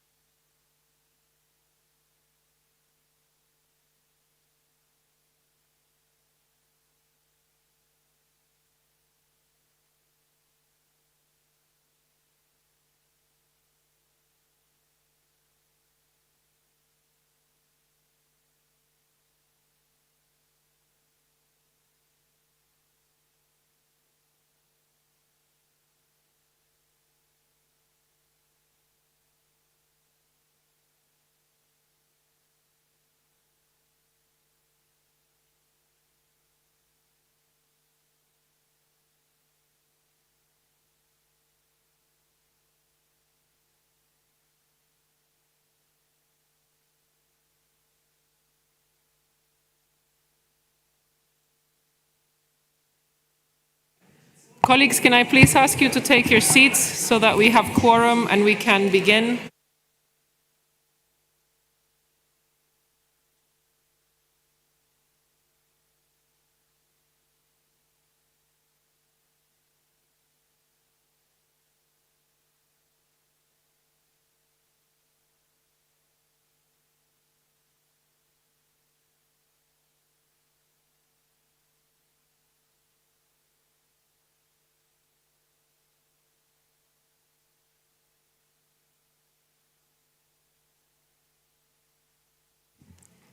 Thank you, colleagues. I hope you've had some time to eat and rest, and for those of you that were in committee meetings, to meet and progress and talk on the back in advancing some of the items that are still open. We would like to continue on the agenda presented for today. So I would like now to turn your attention to agenda item 6B, reports from board committees, report from the ad hoc committee. I will hand the floor to Richard on behalf of the ad hoc committee for their report. Thank you, Camilla. So I have the honor of speaking on behalf of myself and Jan, who are the co-chairs of the ad hoc risk committee. You have our report. It has been published. Along with the report, we published on a confidential basis the status of the work that we have been able to achieve prior to this board meeting. We are going to issue an ad 2, which is including the report to you of our meeting held 2 days ago. So we've now had 7 meetings, and we have focused our task very clearly on the mandate that was given to us in Manila, which was to resolve the outstanding elements of the independent assessments in relation to Annex 5 of Decision B07D1, I think it is, or D7, or I'm not quite sure exactly that decision from Manila. The committee, as I say, has now met 7 times. We've had very rich discussions on both our mandate and also other issues that are not our mandate, but are very much intertwined and interlinked into the risk management framework for direct budget support, and that's the matter of the overall risk management framework. Again, we've heard the views of board members in the informal discussion in relation to the questions that were posed by our report in relation to getting guidance so we could conclude our work. I think the 2 things I want to highlight before I ask the Secretary to just put up something on the screen. The 2 issues are, one is we at the committee are able to confirm it is our understanding that there is only one risk management framework for this fund. And that risk framework deals with both direct budget support through national governments, as well as the risk framework related to the entities that we adopted in the lists. So I hope that clarifies to colleagues that may have had a misunderstanding that there's 2 separate risk frameworks. So it's one that deals with both elements, and that there are some common elements that we focused on that we will propose to you, hopefully tomorrow, that will relate to the entire risk framework. So, for example, one of the things that we did was we worked on a zero-tolerance approach to risk. Now, that's not a zero-tolerance approach for direct budget support. It's a zero-tolerance framework for risk of the entire fund. So when this comes to tomorrow and you see the focus on direct budget support and the fact that we will propose that this now includes also, or for consideration by the board, that it includes also the approach for the entire fund as a whole. Where we are with the work, I'll come back to this issue of the risk framework. Where we are as a whole, that we will, thank you very much. We will have to meet this evening. I don't know to how late, but we have an intention to clean up the remaining areas of convergence and divergence, which there are a few. There are quite big ones, but I think they can be resolved. I am very confident that we can deliver a complete document to you for your consideration tomorrow morning and hopefully adoption sometime during the day. I will say that there is one element that we have not yet resolved, and that is the mandate that is being given to the committee in Annex 5 around functional equivalence. We can try and resolve that and present an option for you, but I think, honestly, it's a little bit too much for this meeting. First of all, we would still need to have a conversation with the World Bank that they are satisfied with the process as per our agreement with them in the hosting and the trustee agreements. So I think my sense is, I think that's just one step too far for what we can do right now, but I do believe that we can give you the risk-related components of that element of that decision. And again, I'll ask Jan if he wants to add anything, but just to again confirm that, as I said in the informal, any delay in the process is the committee's responsibility, and that we've been very ably supported by the Secretariat in fulfilling this task. So can I ask if you can just put up on the screen the diagram if it's complete, please?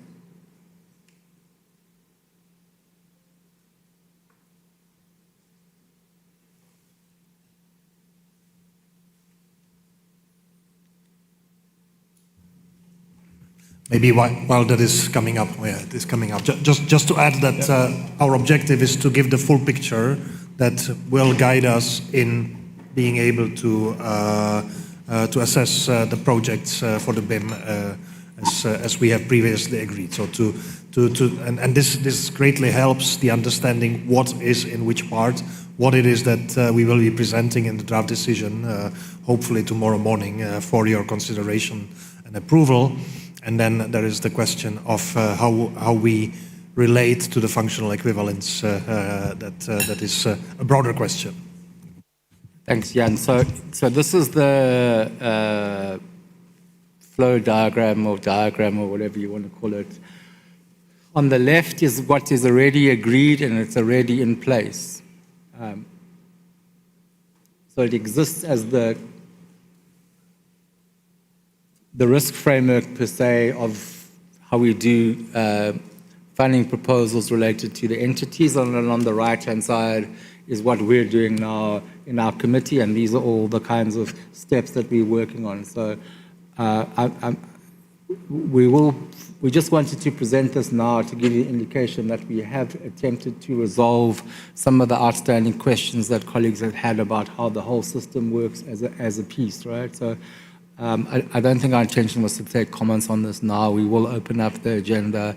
We haven't yet decided that this is more part of our report than our recommendation for a decision if we get there later tomorrow. So I just want, maybe the Secretary can circulate this to the board so that you've got it in your email boxes. But this reflects the kind of balance that we've achieved between what was not in our mandate and what was in our mandate. So that's the other way to look at the left-hand side is not our mandate, the right-hand side was our mandate. So with that, I want to thank my fellow members of the committee, all 10 of us, and their advisors that we've allowed into our meeting, and we also agreed that the advisors may make inputs into the meeting deliberations, but that decisions are fundamentally only by board members.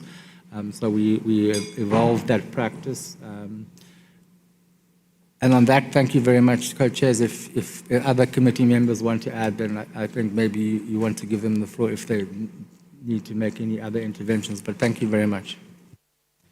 Thank you so much, Richard and Jan, for that report back and from all the work you've done. I believe you're highlighting that 7 meetings at this stage, and for the committee, but for you as well, the meetings that you've held with the co-chairs that also needed updating and work and dedication. So I think it really speaks to the commitment and the importance of this topic for the board and the ability to deliver on this mandate. I think we're really happy to hear that on the first of the issues that were mandated to the committee, we are reaching some agreement. As Richard said, right, this is so we start familiarizing ourselves, but we will get into the substance of the proposal that you're making tomorrow under the agenda item 8C on DBS modalities, and for now engage on the report back from the committee.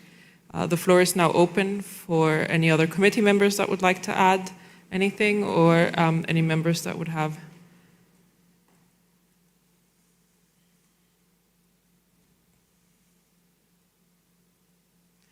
I think this just shows that we are all really proud of the work you've done and really happy to have seen that progress. So if there are no comments, I sense, Richard, you mentioned there would be an addendum to the report of the committee, so we would not be taking note of the report right now, as it's been as it would be amended, but hopefully we can do that on the sites and move on from this agenda item. Can we just ask the Secretary to circulate the addendum, and then I think we can possibly just take note of the report.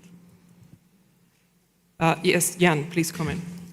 As Richard suggested, what you see on the screen, it will be useful also that the colleagues can have, and as we are limited in time, and thank you for the flowers, but we are not yet there, so we needed to finalize our work. We'll do our best tonight, but I think that speaking for also other members of the committee, if other members of the board need to get the understanding of what we are creating, so that we can tomorrow start considering it together, we are available. Thank you.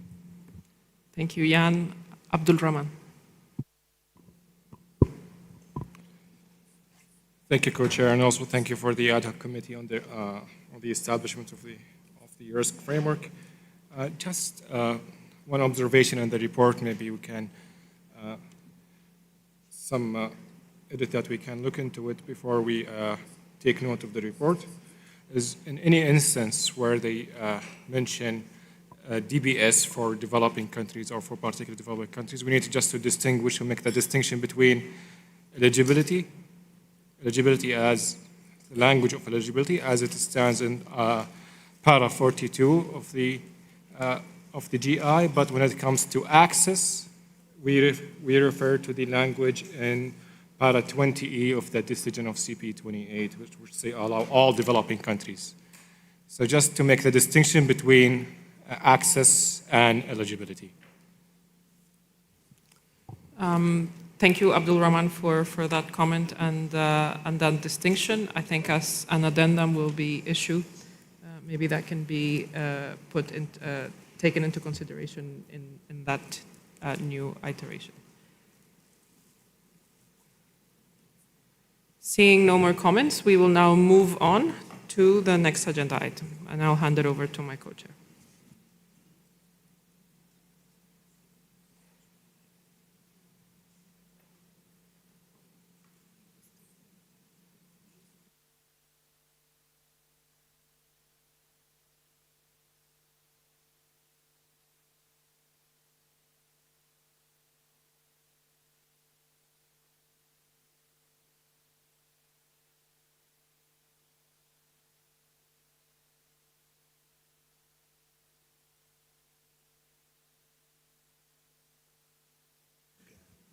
Okay, colleagues, I suggest then that we move to agenda item 11B, which is on the performance management system for the executive director. And you will have received a paper on this, called exactly that. Sorry? Is this a closed meeting or an open meeting, or are we webcasting this?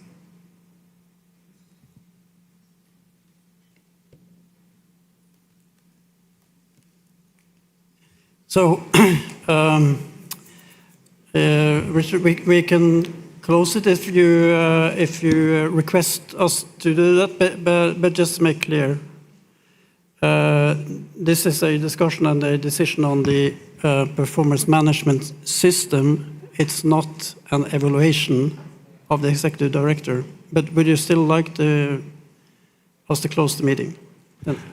I think out of respect to the executive director, not that there's anything here that's deeply confidential, but it does relate to their performance. And I think we should just, as a principle, any matters relate to the executive director in relation to his contract or performance should be done in a closed session with no webcast. I'm okay with the advisors in the room, but no observers. I think that's just the correct way to do that. Thank you. Okay, so we'll heed to that advice. So we'll just give us a few minutes then to have the room vacated, except for board members and alternate board members and advisors. And also for the live stream to stop, please. So could I just then please have everyone who is not registered as a board member, an alternate board member, or advisor to please leave the room for this agenda item. And if you can just do so now and quickly, please.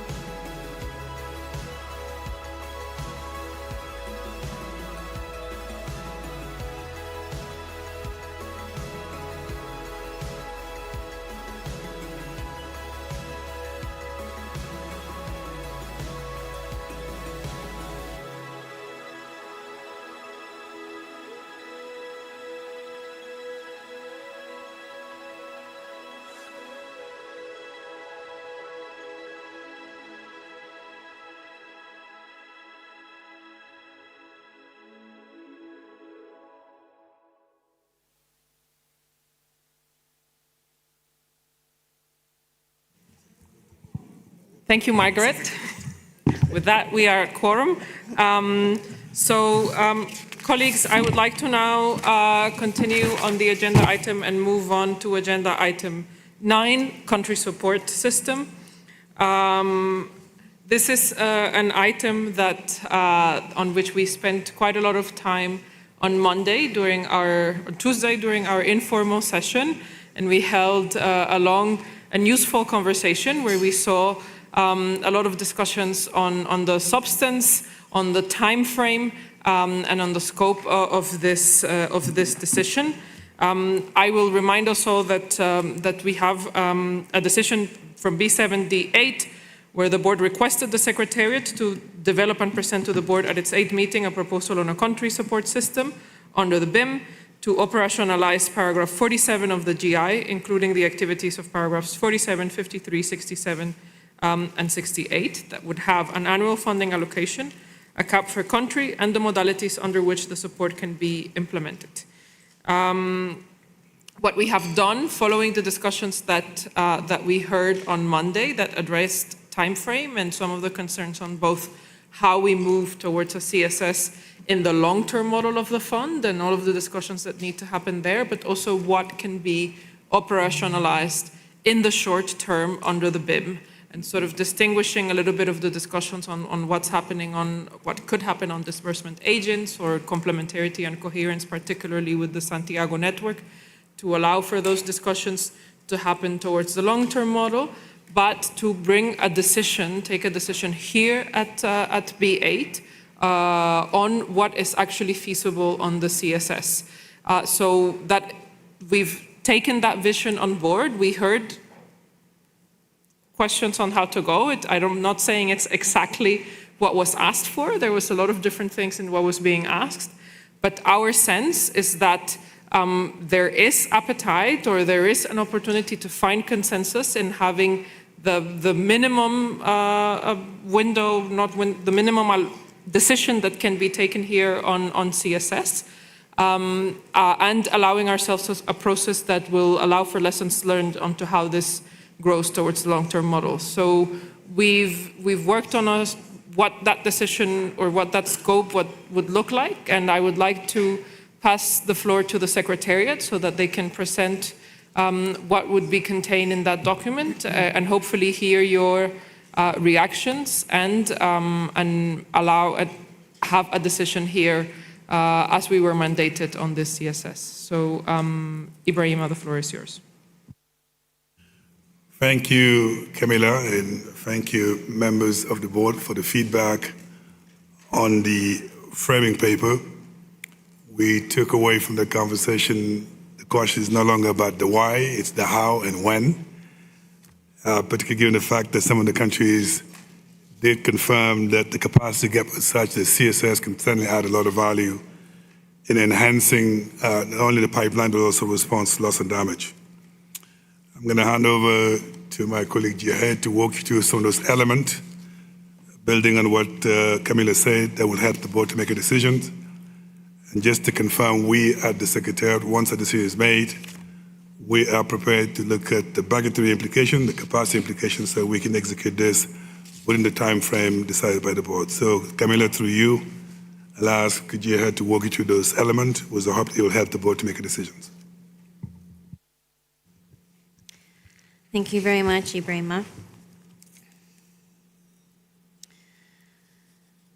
At B7, the board requested the Secretariat to develop a proposal for a country support system under the Barbados implementation modalities. The purpose of the country support system is to provide funding for addressing capacity needs and gaps in countries to enhance their access to the FRLD. A draft framing paper was prepared that includes a proposal for operationalizing the country support system with possible approaches for the scope, funding, and operational modalities of the country support system. These approaches were developed through benchmarking of other readiness and technical assistance programs, as well as consultations with organizations and key stakeholders in the landscape to gather lessons and learnings. Guidance and feedback from the board was provided on these points during the board consultations that were held in advance of the 8th board meeting. In addition, further deliberations were taken during the informal meeting of the board, through which further feedback was provided. What we are presenting you today are the various elements for board decision, and these are based on the feedback that we have received through the consultations as well as the informal meeting. There are several key elements that we are proposing for board decision, and the first relates to the scope. Regarding the scope, a limited scope for the short term is proposed based on the current FRLD priorities. This may include funding request development for the FRLD, understanding that this is a core gap in the current landscape. In addition, building capacities for enhancing access, particularly in meeting the requirements for direct budget support, may also be considered. Lastly, capacity building of national access entities and/or national ministries in building their capacities for implementing activities under the FRLD may also be considered by the board. In terms of funding amount and caps, the board may decide on an annual funding allocation of $7.5 million or $15 million, which would allow a coverage of 30 countries per year if applying the country cap of 250K or 500K per country.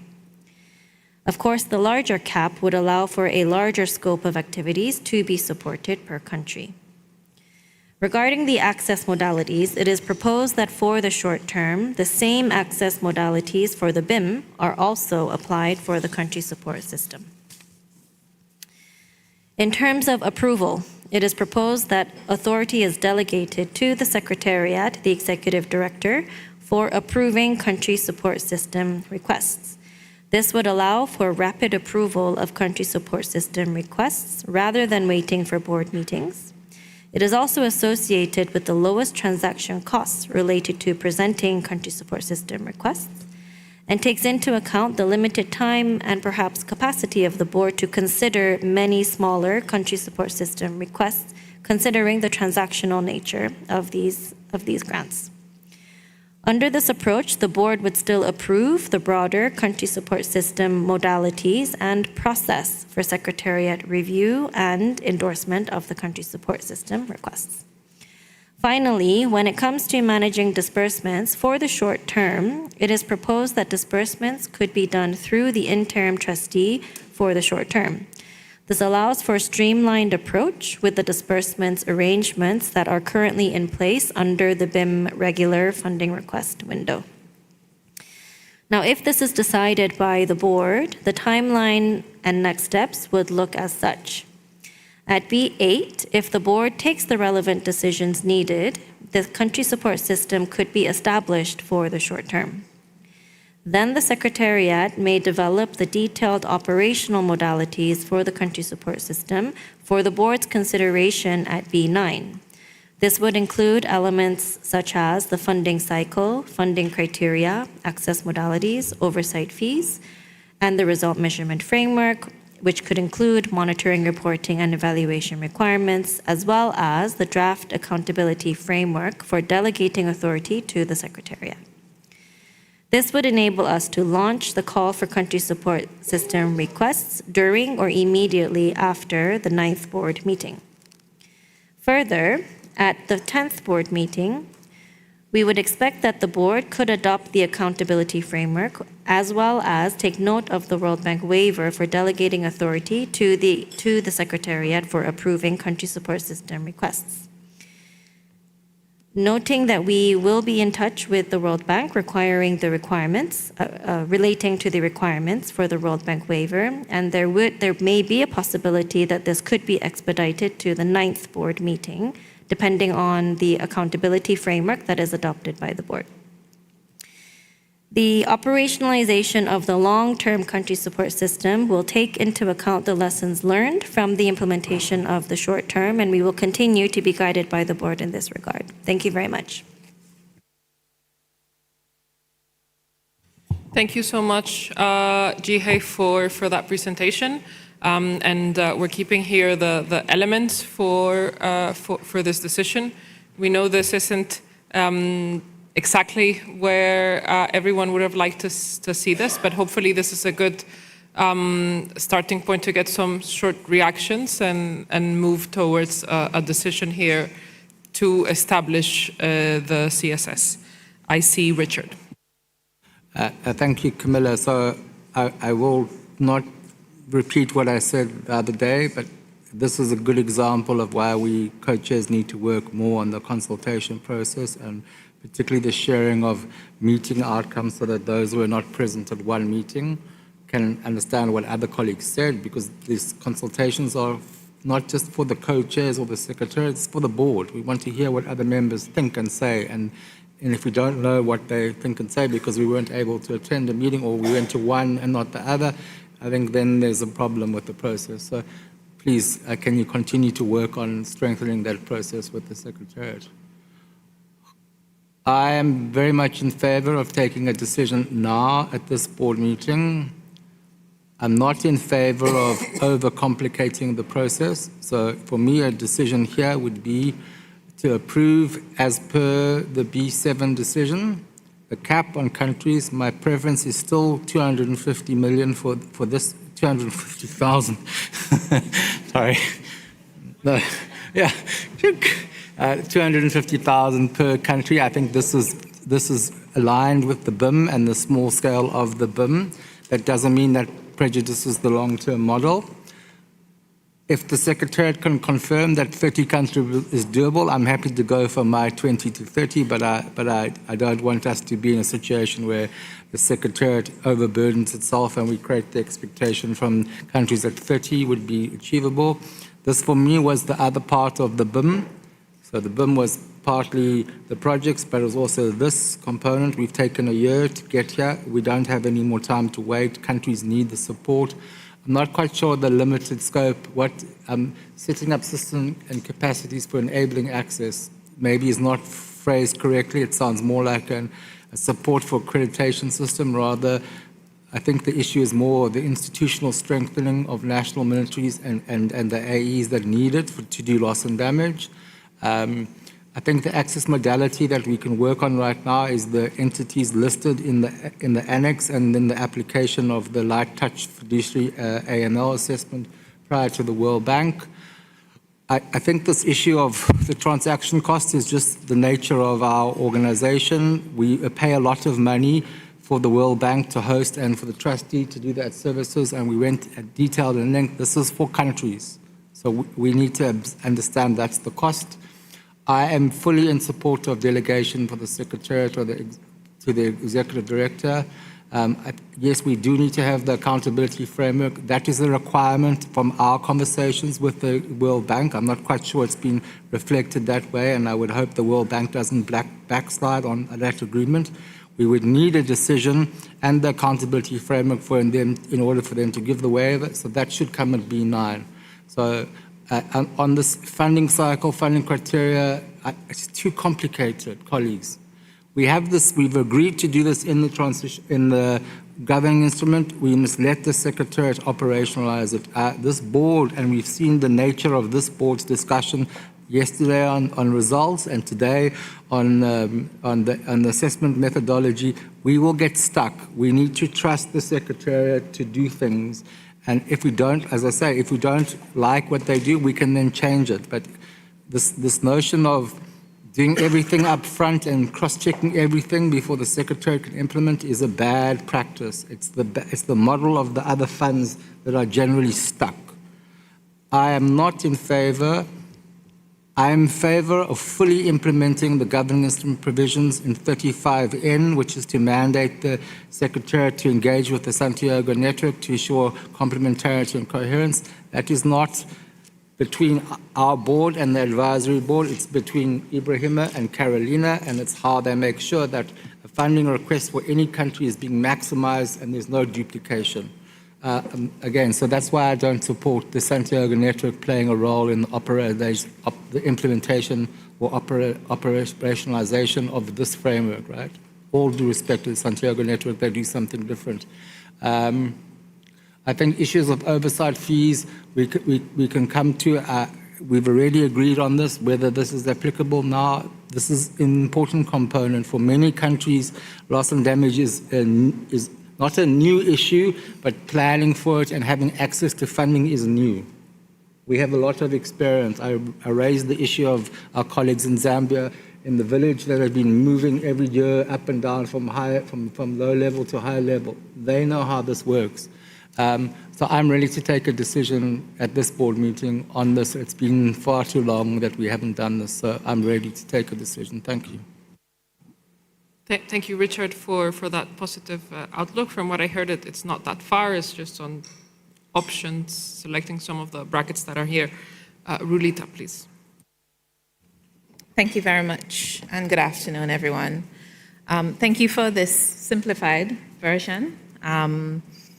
Certainly much improved. We are certainly in agreement with the scope as it's stated here now. We think that is reasonable. Similar to what Richard has said already, that if we can extend it to 30 countries, that would be good. Access modalities, again, reflecting the same as the BIM, but I do have to note here that there are some countries where the access modality is not available, the direct budget support is not yet available, and we would want to make sure that that comes into place in the timelines that are established for the CCS, noting that the CCS will be very important in terms of building capacity for the overall loss and damage program for our country. And then with respect to the Santiago network, we certainly see the work of the Santiago network as complementary, but we think that the countries should be able to have direct access to this particular facility, even though we're not accessing the Santiago network. And just to emphasize that we really should have done this before. We had the call for proposals, but as late as it is now, we are happy to see it to come to the table in a simplified version, and I'm very happy to see this, and would be happy to see a decision made at this session. Thanks. Thank you, Rulita. I next have Mo. Thank you so much, Secretary, and thank you so much for the document. In principle, yes, agree with that, and I also agree that we need to take a decision here. Again, from my point of view, the 250 makes sense. Mandating the Ibrahima to work with Santiago Network on the template, so we make sure that we are not duplicating, and ensuring coherence and complementarity is something that would be very important for us. So between the two, between Ibrahima and the Santiago network, they will be able to provide a template without a duplication, and this should be provided to us in the next meeting. Just the word window that is there, I don't remember that we had windows, but maybe I'm wrong. If you have like to refrain, because you say funding request window, I mean there is a window that is repeated there, so just remove the issue window, because we don't have windows in this process. So I think those are the main elements. So for me, it's a 250. For me, it is a template. The process is fine, but we need to take a decision here that we are launching it with an understanding, of course, that once the template is ready, then countries will start applying. So this might happen after B9, once the template is there. So I think this is, from my point of view, then I think this takes us forward on this issue. Thank you. Thank you, Mo. Just confirming, it's not speaking of a window, it's access modalities is the same as the BIM, but this is not referred to as window. Also happy to hear that that this is a way forward, and thank you for sort of pointing at the timeline and how you would see it and your preferences in size. I have Cass next. Thank you very much for the elaboration of the CSS, but I agree on the main point, many points like a scope or the funding amount, but I think a final, decision for to which country we approve the CSS. I think this is we spend a significant amount, allocate significant amount to these countries. So it's better that the board reserved or somehow involved in the final decision of the approval, not 100% delegating it to the secretariat. I think if we can be speedy enough to make a quick decision just for the final confirmation, I think. Thank you, Cas, for the discussion on speedy decision. I think I take into account how this board works in decision making, and how long would a board reaching a decision on a project of 250,000 and how we prioritize our use of time. So I would encourage that reflection when we think about the option of not delegating, if that were to be an option. But point taken there. I have Madeleine next. Thank you, Madam Co-Chair. So I just want to also, as LDC, see the country support system as an essential component of the pilot phase of the BIM. So we really thank you as to Co-Chair for moving forward the work to put in place the country support system as soon as possible. So we think that B8 is a great moment to establish and make it effective. We're looking by B9 really to have accountability from a worker and whether but allow the ED to approve requests. I think we need to make it effective as soon as possible in order really to help country to be more responsive and to accompany the BIM implementation. So these are the things we're looking for, and I think it's really important to help a country, in particular LDCs, to be in a position to strengthen by capacity, to have coordination, and also to have to look at the complementarities they have to take on board with the Santiago network. So I see that there is no need for the Secretariat or for the Santiago Network Secretariat to manage this fund. We think at the country level, this can be done in order really to respond to the national need. Thank you. Thank you, Madeleine. I have Natasha next. Thank you very much, and also for presenting those elements for a board decision. Our seat would also be interested to take a decision at this meeting. For us, it is a priority to establish adequate support, in particular for LDCs and SIDS in accessing the FLD, as it is our priority to deliver on the 50% minimum allocation. For this group, we see this CSS as a good step in this direction. But at the same time, as I also mentioned in previous interventions, we also see a need to support this group right now under the current application window, and in this regard, ask the Secretariat to consider flexible low-key solutions before the actual CSS is in place, which is only the case in B10 if you follow this timeline.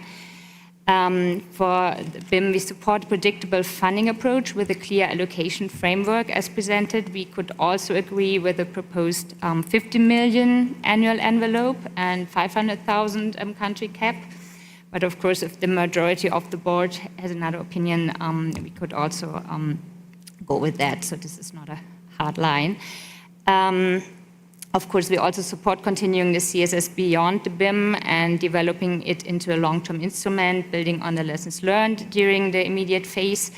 And we also welcome the strong focus on enhancing country capacities to respond to loss and damage in addition to facilitating access. And finally, allow me again to plea for the openness in the board to explore the options that a collaboration with the Santiago network might bring. I don't think it's about managing the fund through the Santiago network. It's more collaborating and using synergies and not only working in parallel and complementary. So I think it would be of use to exchange for those of you in the board who are interested with the Santiago network. If this is not possible here, maybe we can have a session in between board meetings on that. I would ask your secretariat maybe to organize that with the Santiago network. Thank you. Thank you, Natasha, for that. I next have Lorelai. Thanks, Camilla, and thanks to the Secretariat for this revised proposals that I think really try to take into account our discussion during the informal. It is greatly appreciated that you were able to come up with that quickly.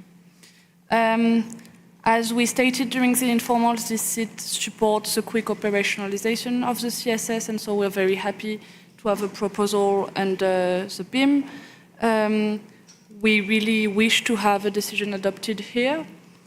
I try to be brief and come to all of your points to the Secretariat. So first, as it is proposed to operationalize this under the BIM, we would like to make clear that this will be a testing phase for the CSS, so we would probably need to decide, like we did for the BIM, either we put it under the BIM and all decision for the BIM scope applies to that, but we would need to do something regarding that.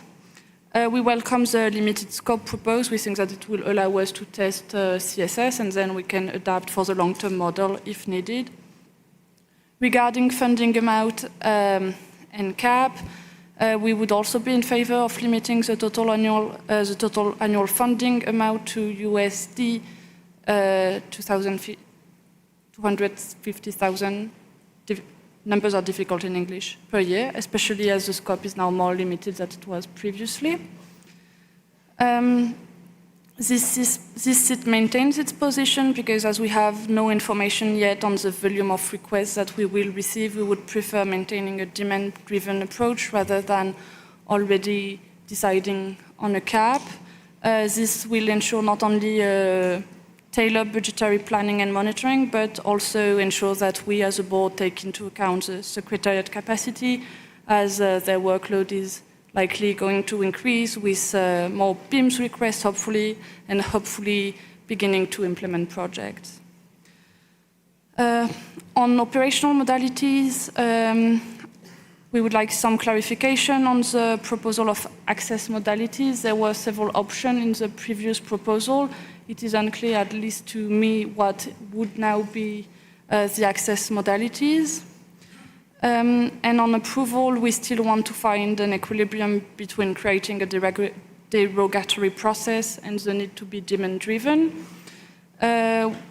We would like to suggest to maintain the decision at the board level for the CSS, at least for now.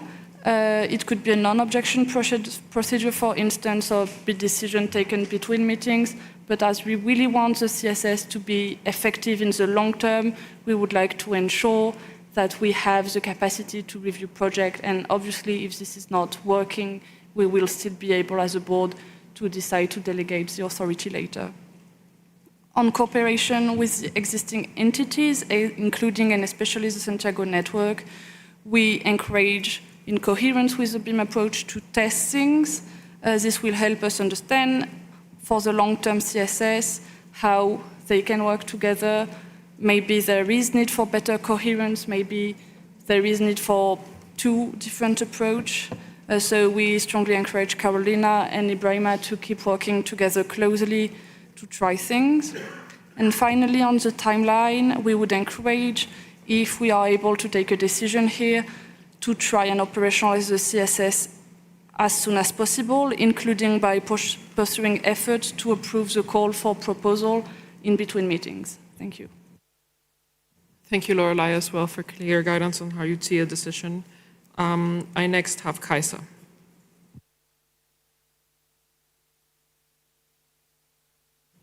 Thank you very much, Camilla, and thank you for this. I do have some questions just to better understand this proposal. It says on the timeline that at B8, the CSS is established do we then mean CSS for the BIM phase is established? Is that clear? And then another question is on the limited scope based on priorities of this.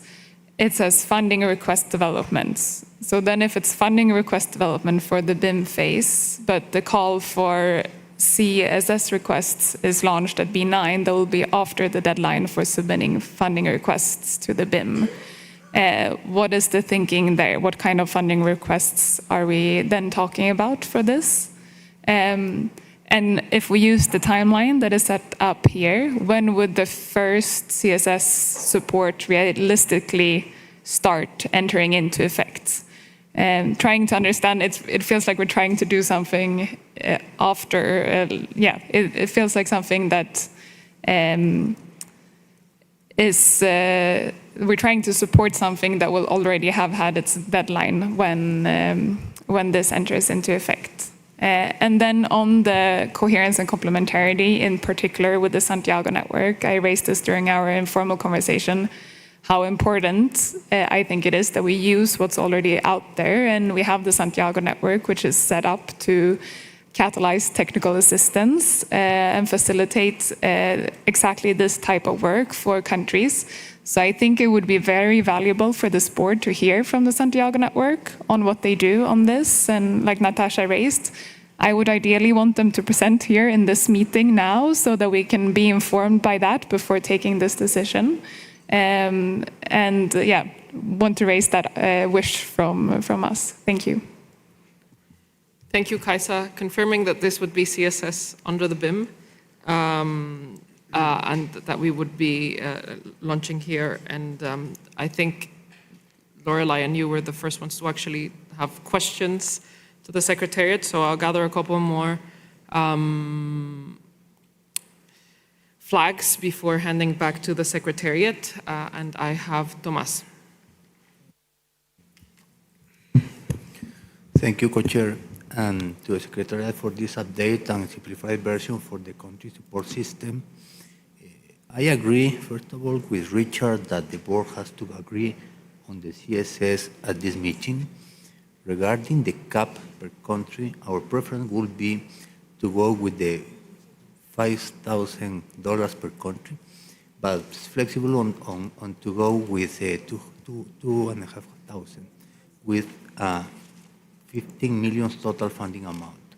This should serve as a learning process for the long-term model.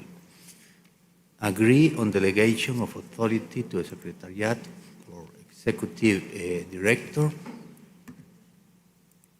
to approve the funding request for the CSS. It is a simpler and cost-effective approach. And lastly, I will request the Secretariat to remove the term window as it relates to the BIM or the CSS, as referenced in the table under access modalities and disbursements.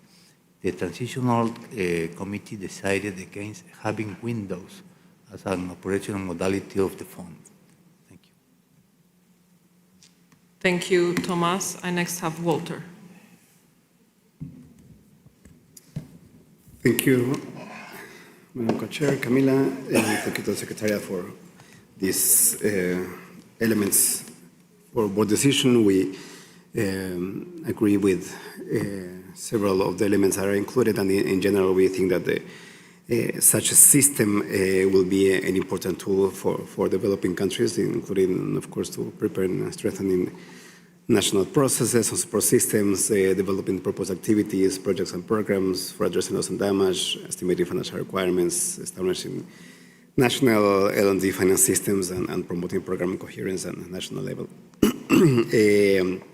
We understand that there is a gap that needs to be filled to the insufficient support, but we also take into account that in the table that one of Annex 2 that was presented in the previous version of the document, the Santiago network does provide support to some or several or most of those activities.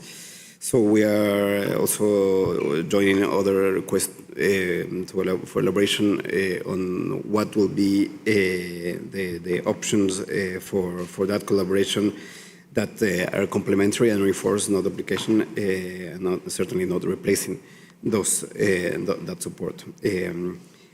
On the other hand, we understand that there are existing limitations imposed by time constraints that could prevent the implementation of this system. That's why we would like to see it as early as possible and according to the timeline that is presented, including the necessary adequate staffing and the approval of delegation of authority, and again, the options for complementary coherence with operations of the Santiago network to be presented.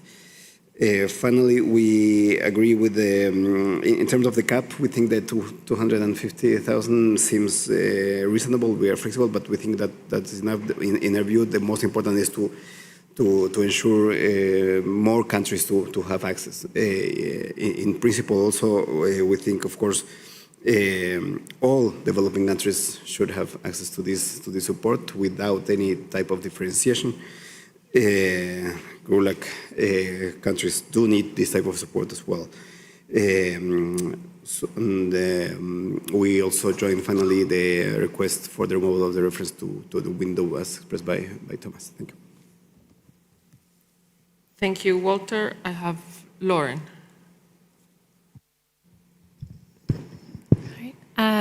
Thank you for the updates that are shared on the screen here.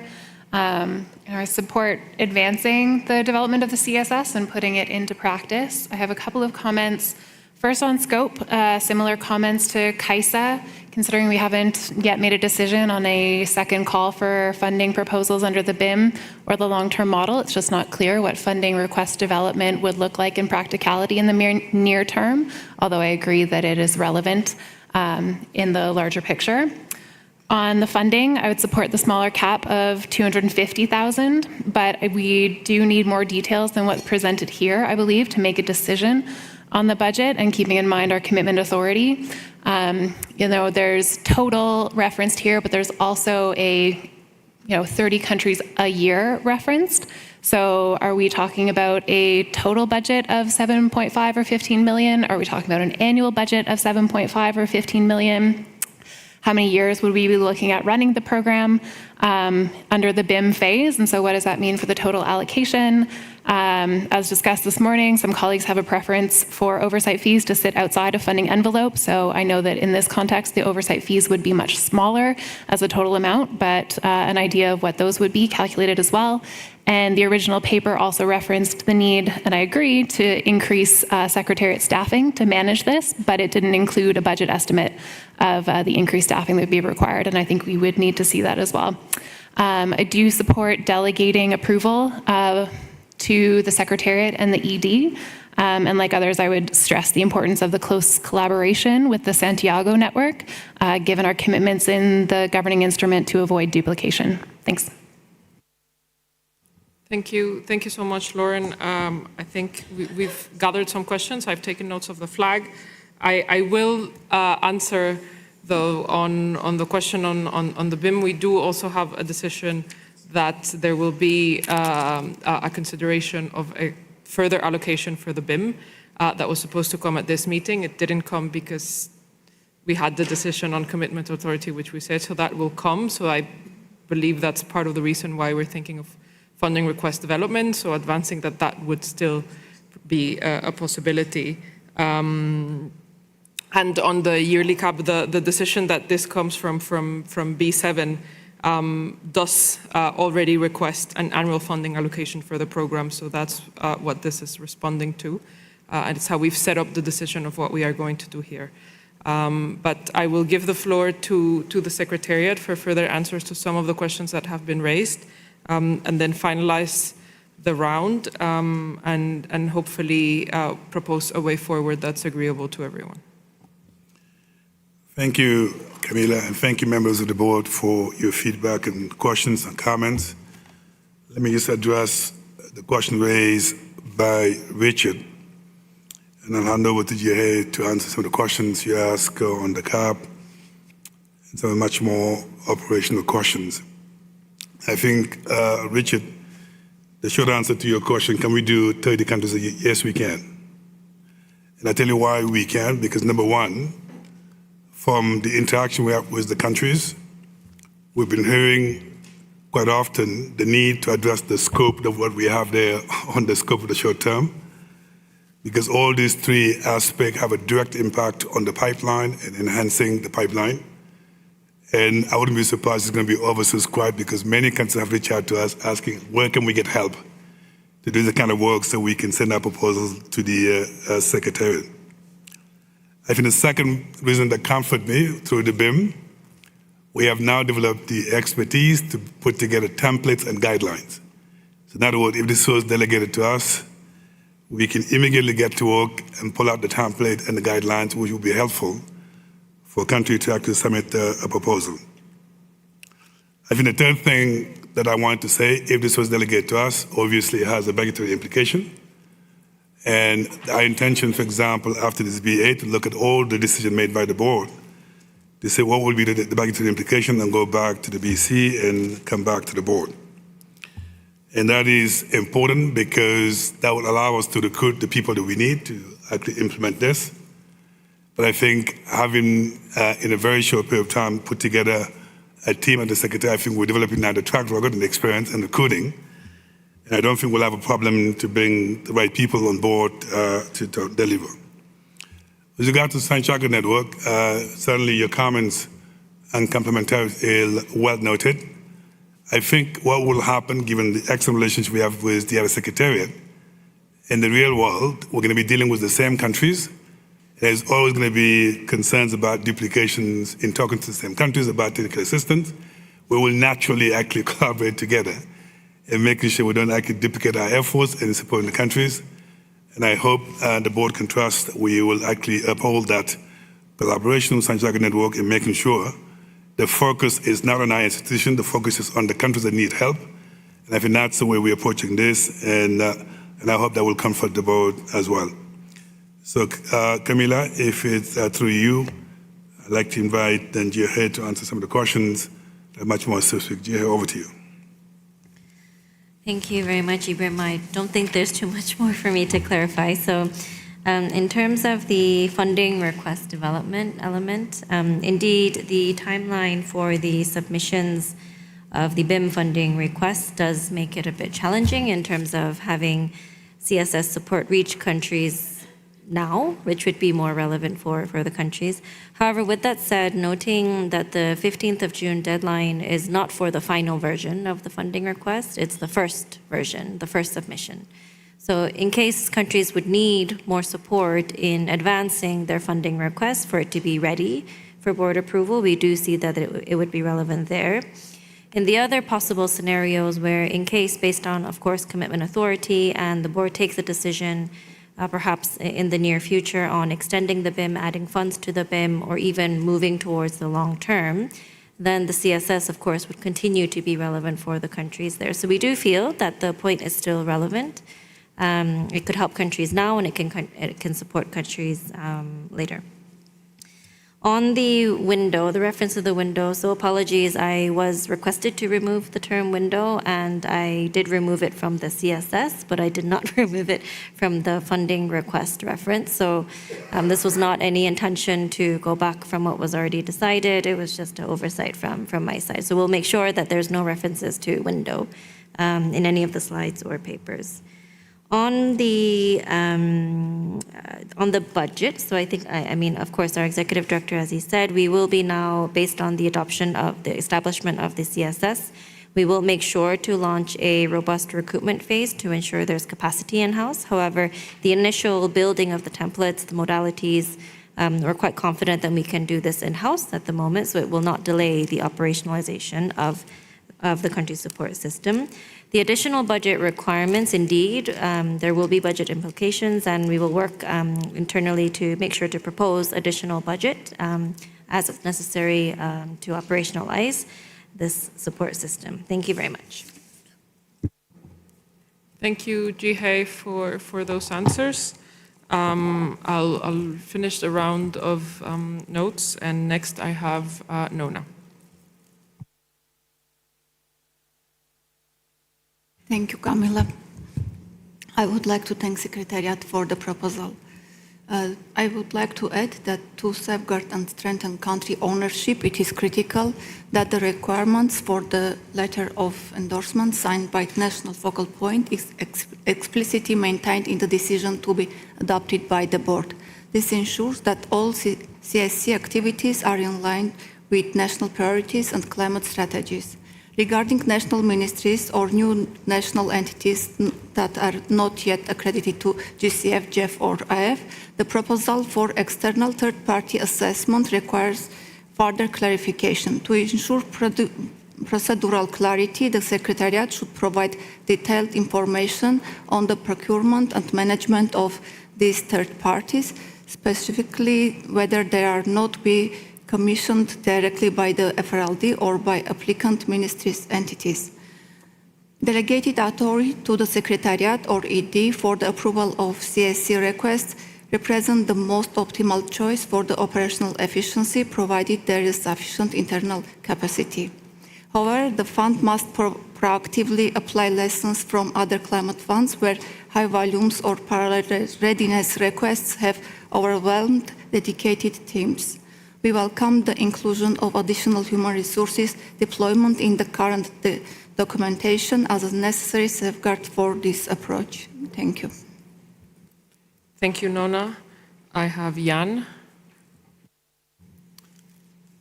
Thank you, Camilla, and I would also thank for trying to find a bridge. I think in the short term, as we are in the middle of the call for the BIM, the most logical option that is available is the Santiago network. We talked a lot about it.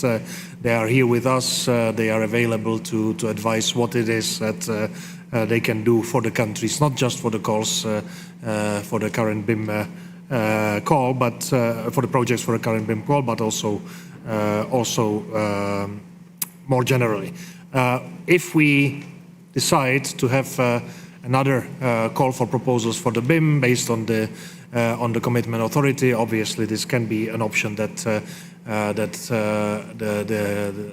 the self-standing CSS of FRLD could be used, but let's look at it when we have the ability to take that decision.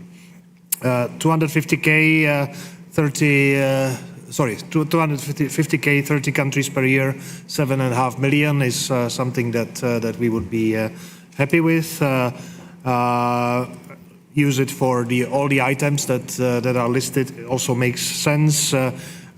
We would have a preference for the board to take the decisions rather than delegating the approval to the ED. We can look at it after the initial phase.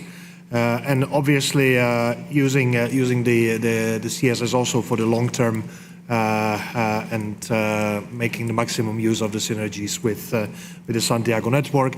And when we look at the BIM results, let's have a look how we have done with the CSS and decide how it needs to be shaped for the long term. Thank you. Thank you, Jan. I next have Kirsty. Thanks very much, Camilla.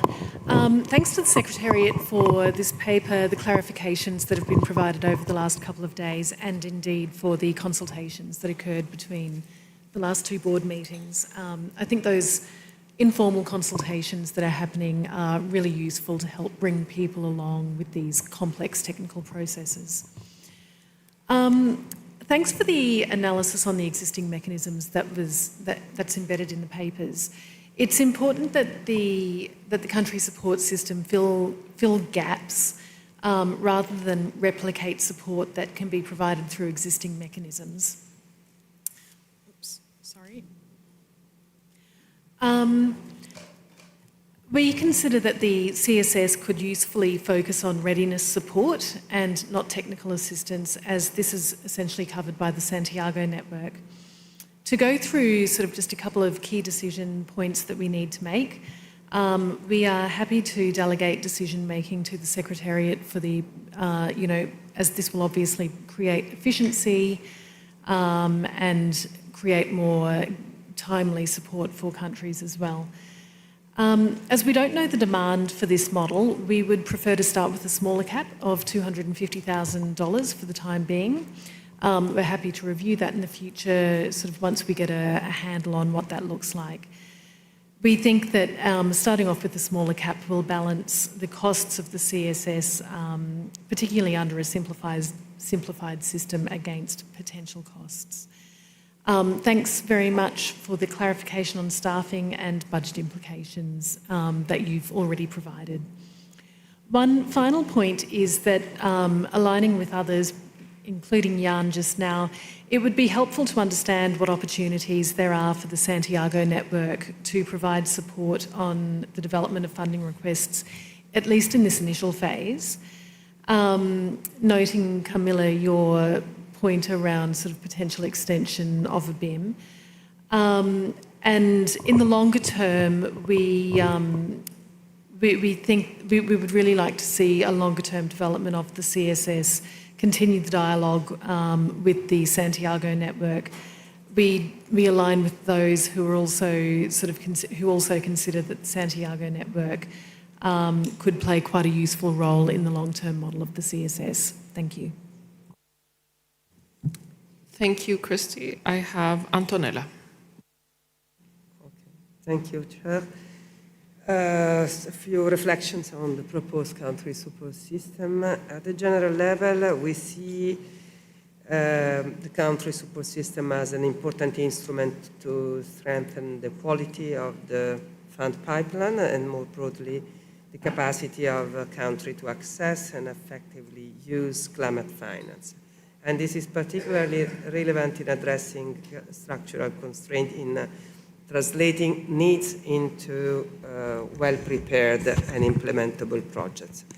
So first, the CSS should stay firmly grounded on country ownership, ensuring that support is aligned with national priorities and contribute to strengthening domestic capacity in a sustained manner.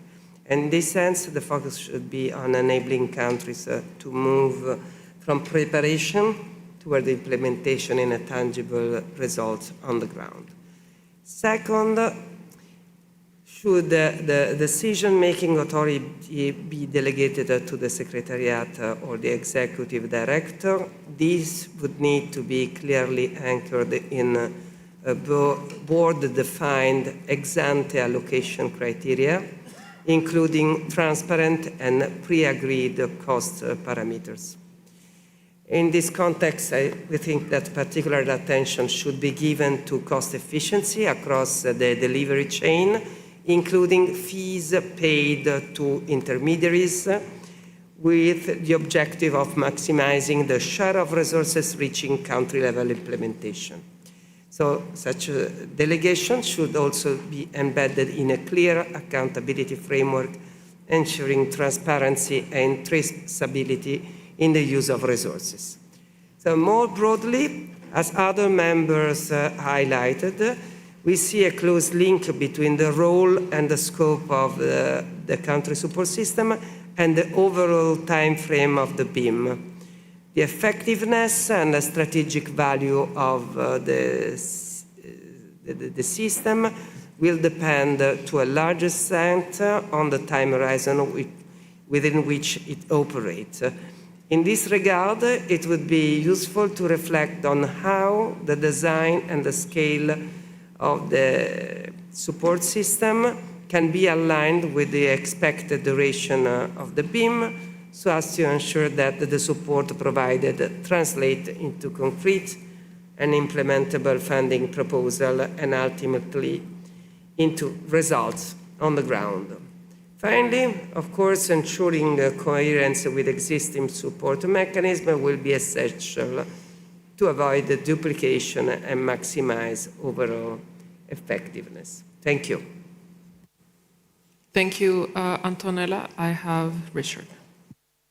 Thank you, Camilla, and thank you for letting me come back. I wanted to respond to a couple of issues. So, Ibrahima, if you say you can do 30, and we assume that at least this component under the BIM would last for at least 2 years, that means we could cover 60 additional countries.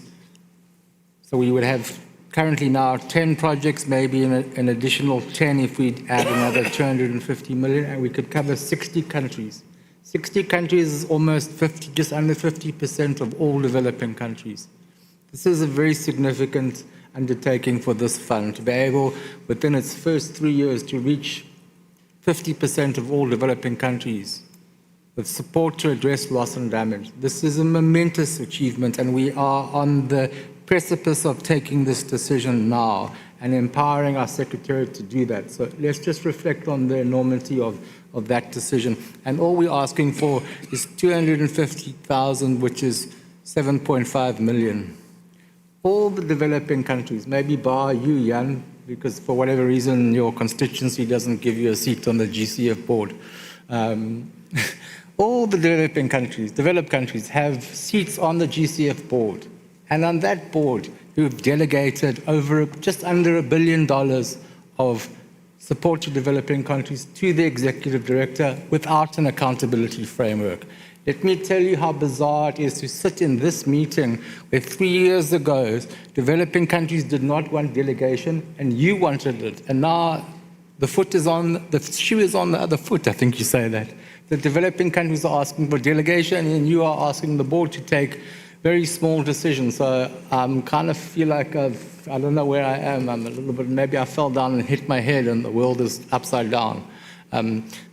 So I just wanted to say that. In terms of the issue of funding request development, if you read what is in the Secretariat document, it says it will include support for identifying and estimating economic and non-economic losses and damages relevant to funding requests. This is a fundamental key job of this fund. It's not being addressed by any other, it's a funding gap, right? This is an investment in our future pipeline. I hope that the opposition to this support is not in opposition to our future pipeline. This is a direct investment we make now over these 2 years for the next period, right? Let me also respond to those colleagues that raised how long is the BIM and when is the BIM going to end? So in our paper that was circulated, again, not as South Africa. South Africa is not on this board. I'm here in representing the African group. I don't represent South Africa.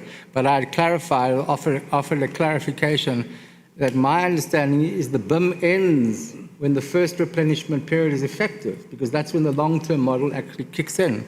We now need to get to the long-term model. So we are looking at least at a 2-year, maybe even longer period, if we're able to start replenishment in 2027, which I doubt, because I don't think we're going to between now and then conclude the long-term model.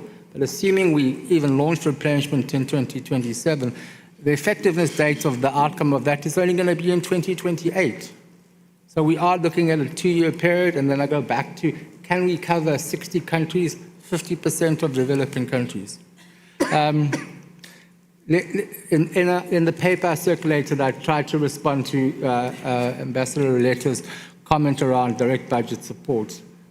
So we would need to mandate, so right now we can do work under the existing modality. Adaptation Fund entities, JEF entities, and GCF entities. Maybe it'd be useful, Ibrahim, if the Secretary can actually give us a sense of how many countries would be able to do that directly through national entities, whether they be direct entities or governments. My sense is if we're only targeting 30 per year, we're probably covering a lot of LDCs and SIDS and other developing countries that have the entities. It doesn't mean everybody, so there's a gap. Therefore, we have to continue to mandate the Secretary to explore other options for the direct budget support with the World Bank, because that's really where the problem is, and that comes to our discussion yesterday that we held on the hosting agreement. Again, just to confirm the Santiago Network issue, this was discussed a year ago in Barbados, right? We mandated the Secretary to go and do some work on this. It came back to us in Manila with a paper. I'm not quite sure why we need to continue going on and on and on about the discussion. These are two separate bodies with two distinct mandates and two different boards. What we have said very, very clearly, and is in the governing instrument 35N, the Secretariat is mandated to ensure cooperation, complementarity, and coherence. I'm not quite sure what's holding us back. Why don't we let the Secretariat do that? We know that if there's a funding request coming under this fund and there's one under the Santiago network, we need to make sure that there's no duplication first and that both funding proposals maximize the opportunities for developing countries to respond to loss and damage. So I'm getting the sense that developed countries don't want us to respond to loss and damage. I'm sorry to be frank, but I keep coming back to this point that I'm not quite sure your commitment is on the table. Our commitment is on the table to support loss and damage. Please join us at the table. Let us take a decision now. Mandate the Secretariat to do what's necessary. Stop trying to micromanage the Secretariat and micromanage every single thing. You've given the trust and faith to Mafalda for $7 million per country.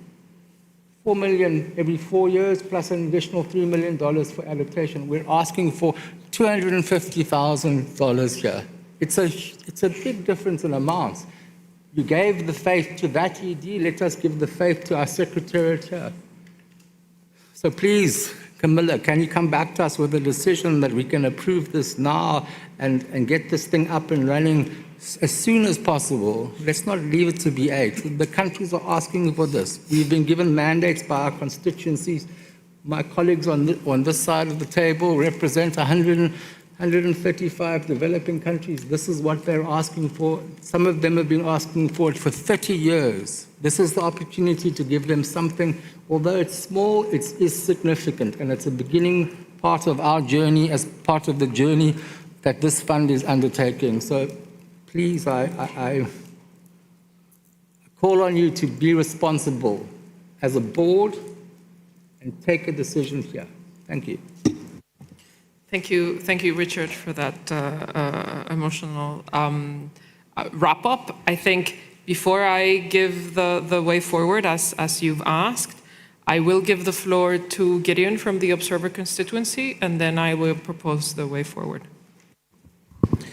Thank you, Co-Chair. Again, I represent Indigenous people organizations. I speak on behalf of the colleagues from organizations representing Indigenous people, women, and gender constituency in INGO. We have some core recommendation on country support system for the board consideration as follows. First and foremost, a comprehensive country support should be considered as a core function of the FRLD. Because loss and damage respond in a new for many governments, it is a very new for many governments. The FRLD must enable country to assess loss and damage needs and create loss and damage responses plans as a precondition for FRLD funded activities to be ultimately successful. We appreciate the board is now considering a simplified version and decision to approve a short-term version of the country support system already for the BIM phases. But the proposal still suggests extremely small amount of funding to be available for country support. And there is still some consideration for outsourcing key aspect of country support to the Santiago network. Given the country support is a necessary precondition for the development of the strong funding request, minimizing and outsourcing it without ensuring funding additionality are deeply problematic consideration.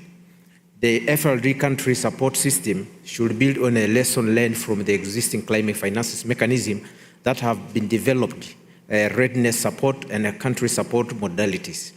In particular, some insight can be drawn from the Green Climate Fund, GEF, and Adaptation Fund. This institution demonstrates the importance of sustained readiness programming, predictable support for institution capacity building, and tailored approach that respond to country-specific needs. At the same time, the FRLD should avoid replicating the limitation in this system, such as complex access procedure and insufficient reach to local actors and marginalized groups, including Indigenous people, women, and children. More attention must be paid to ensure support for meaningful, iterative, multi-stakeholders participatory processes at national and subnational level, especially for the most affected groups and people made vulnerable because of marginalization and discrimination. The country support system must be complementary to the Santiago network, which require close collaboration. The allocation of resources to this country support system does not mean the Santiago network does not need to be funded. Technical assistance and readiness need far exceeded their currently available resources. The FRLD and Santiago network must maintain their distinct mandates. The Santiago network is a network catalyzing technical assistance through the membership. The FRLD is the fund support to provide resources at scale to respond to loss and damage. We argue that the country support system includes a clear commitment to institutional strengthening and capacity building across all diverse range of actors. While support to national government and accredited entity remain an important, equal attention must be given to non-governmental actors, including community-based organizations, indigenous organizations, women-led organizations, and organizations of persons with disabilities, as well as subnational entities. Building the capacity of these actors enhances accessibility, strengthens local-led action, and improves the effectiveness and legitimacy of the fund-supported intervention. Thank you, Co-Chair. Thank you so much, Gideon, for that. Colleagues, we have heard a lot of agreement towards a decision now. So I think there's a big push. We've heard agreement around on that around the room, with some simplification as to from the scope that we've presented here, and in line with the idea that this is a system that we would test under this pilot phase of the BIM.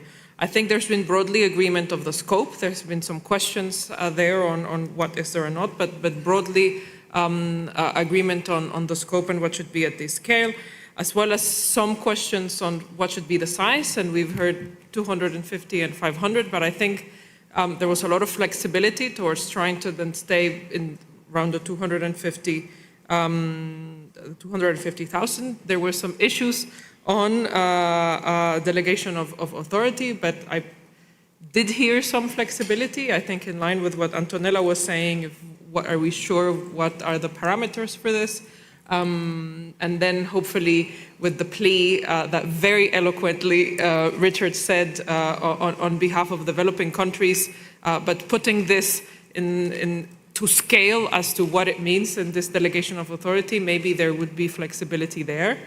In parallel, we have heard the calls for complementarity and coherence on the Santiago network, and on that I'll echo Gideon's words from IPO, who I have the honor to sit with in the Santiago Network Advisory Board, me as a member and him as the representative there, that explained clearly sort of the distinction on the Santiago as a network and what it does to catalyze technical assistance for averting, minimizing, and addressing loss and damage through OB&Es, which are the name for its members, and the FRLD as a fund that has to facilitate resources to developing countries to respond to loss and damage. And I think I've heard the calls for board members who wish to have better understanding about what the Santiago network does and how it works. And I think we can try to find ways to take advantage of the spaces around the board meeting, and that the Santiago network is here so that those of you that want to engage further on that can do that. And that, of course, as we gather lessons learned from this and go into the long-term model and understand more what the Santiago network is doing, who's also starting up on its projects, but also understand what our CSS model looks like, then there can be a lot more substance into the discussion that these two spaces are having in a continued collaboration towards establishing coherence. So what I think we can do, and hearing Richard's request as well to go to that, from there and in sort of those landing zones where I've pointed at, convert this into a decision language to establish the CSS here with a launch that would come at B9, and with more clarity on what are the documents that need to be there so that this is feasible along the lines of what was proposed there. And we would do that here and coordinate with you in the background, as we've doing on many other items that are open, so that hopefully when we come back with a decision language, it is something that is within what everyone's ready to agree. But I think there's not much separating us here. There's a clear, we had that we would take a decision on this here at this meeting. And I would encourage us to not push anything more onto B9 that is very, very charged. So I see that Jan has raised his flag, so I'll give you the floor and hopefully is to agree on this way forward. Thank you, Camilla. Very briefly on this particular question on the delegation, I said that I would have a preference, but this is also linked to Ibrahima telling us that he will come with a budget estimate, what it means to give that a delegation. So if we get maybe that budget estimate, I think that we are keen to enable the capacity building through whichever means we have, but we need to understand what it implies. So I don't want to stand in the way, and I think we will have enough amusement in the board to make decisions about various projects. So if that's practicable, I'm happy to follow the consensus. Thank you, Jan. Ibrahima has a short answer for that, so I will give him the floor. Now, Jan, we do actually have a practice, the same way we did with the BIM. When the board decided to fill in the capacity gap with the secretary, we're going to go through the BIM delivery team. We estimated what it cost, went to the budget committee, and came back with a number. And behind me, we have members of the BIM delivery team. So we've done this before. So it is more not necessarily an issue of the secretary. It's just what it takes to recruit people using the World Bank recruitment process, and it's been tested and before. So I can assure you we'll definitely be able to come up with a number very quickly. Now the good news, there's a lot of existing capacity within the secretary we can leverage on. For example, to put together the template and the guideline, we do not need to hire people. We've done it before, we know how to do that.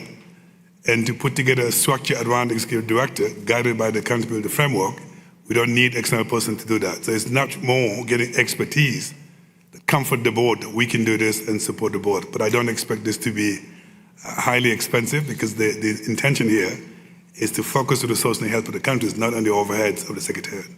Thank you. Thank you, Ibrahima, and I hope that gives some clarity.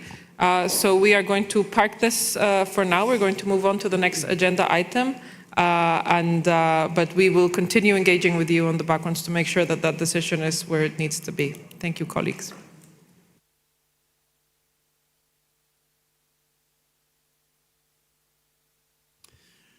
So, thank you, Camilla. We suggest now that we move to agenda item 14, the second high-level dialogue. So in accordance with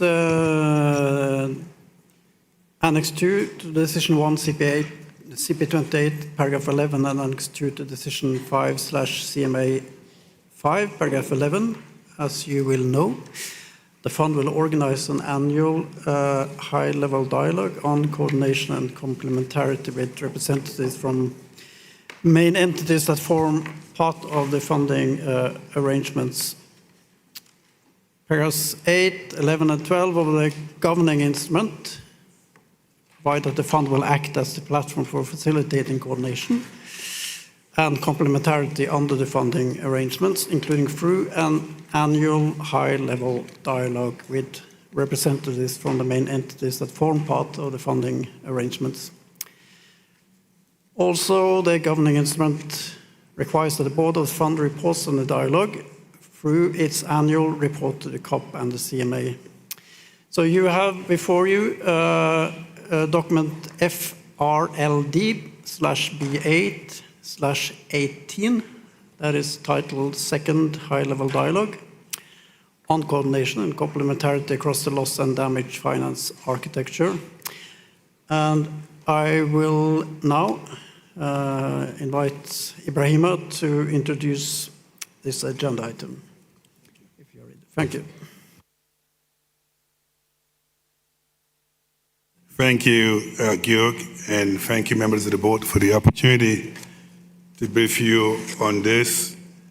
Before I get started, I would like to introduce my colleague, Andre, to my right, who is probably one of the program managers you haven't met so far, because he runs a resource mobilization, communication, and partnership in the office of the ED. The other person that you haven't met is obviously is Jackie, and that completes the leadership team of the Secretariat in meeting the people who are supporting the board. So what I wanted this mandate was given to us to implement on behalf of the board. And it was important that's been tested to the high-level dialogue that we organized last year in Washington. So I'm going to walk you through some of the lessons that we learned from that first event and how we included that in the second annual dialogue that we are proposing to the board. And it was important that after that first exercise, we actually report to the board, which we have done. There's a detailed report, what transpired, but also what was the next step after the high-level dialogue, and that is something available for the new board members we can share. Now, the second one is important we learn from the first one. It's because it was just the launch. There are a couple of lessons that actually emerged from the first one. Number one, it was attended by 400 people. We got about people around the table, 3 minutes statements. In the end, there's a lot of great statement, which is very helpful, but in the end, there was not an action plan that came out of it in terms of coming together and implementing whatever great ideas that come out of the dialogues. So that's why this time we decided to design it differently by having two very strategic objectives. And number one is focusing mostly on coordination and complementarity, as the board has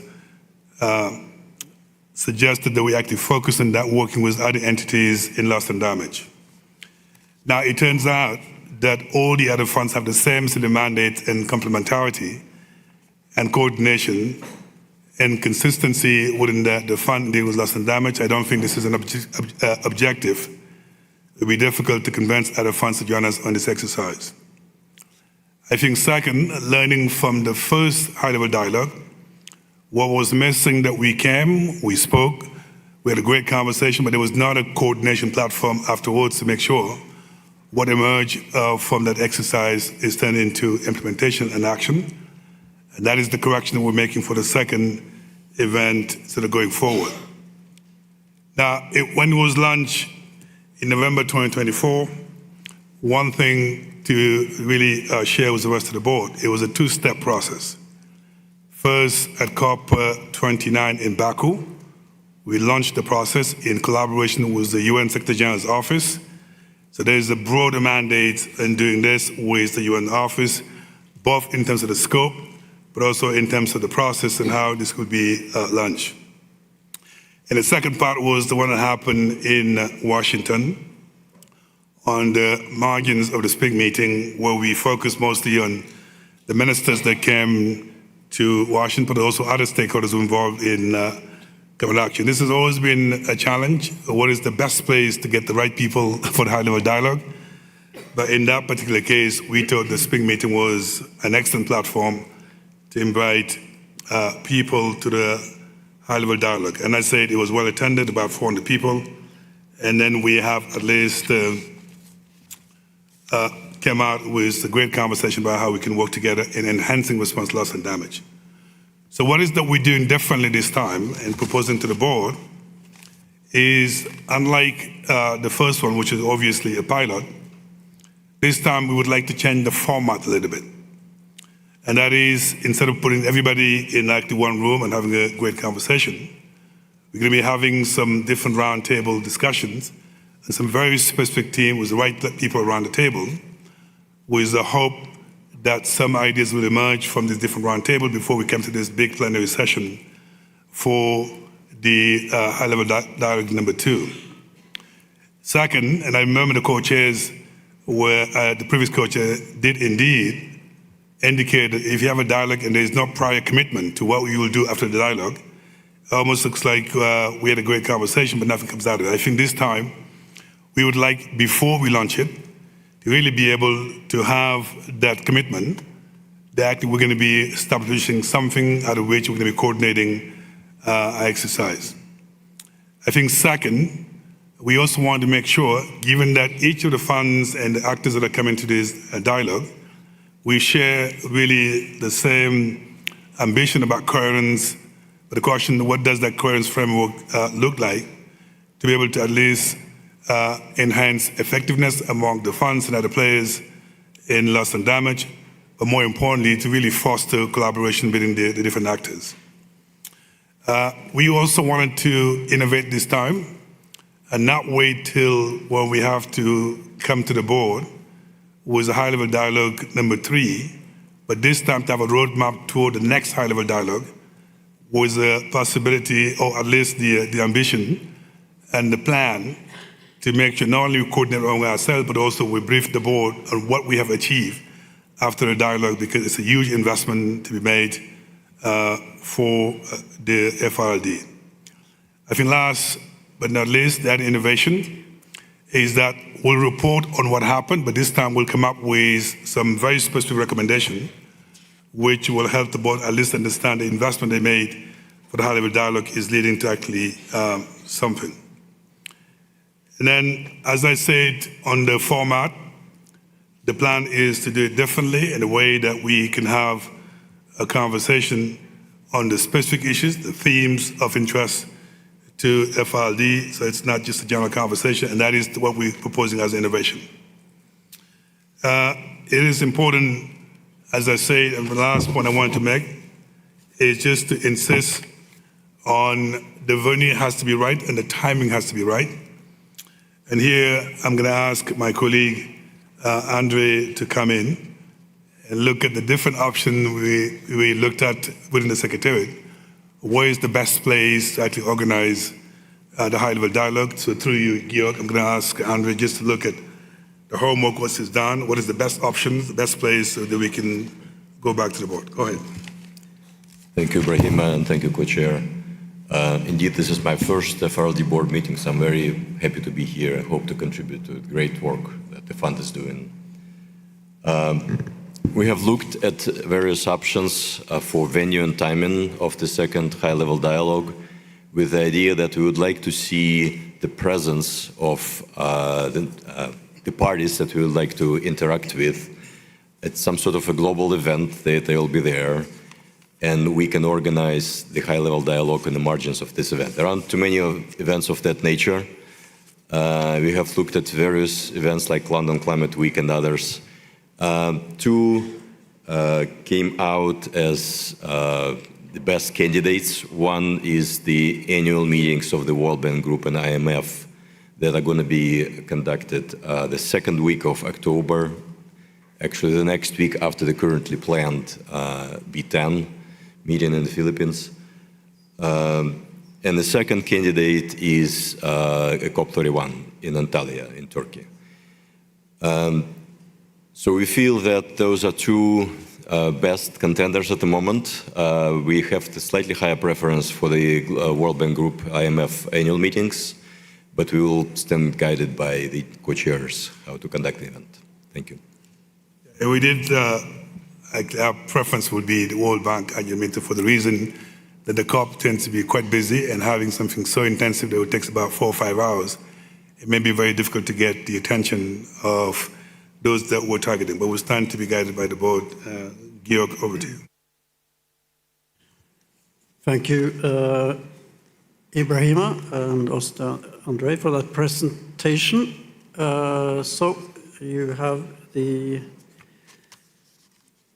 concept note, and you also have a draft decision which asks you to take note of the concept note, and also requests the Secretariat in coordination with the Office of the UN Secretary General and the co-chairs to basically, one, organize the second high-level dialogue on basis of the concept note, and second, to undertake the necessary preparations, and thirdly, to issue invitations to selected participants and selected speakers.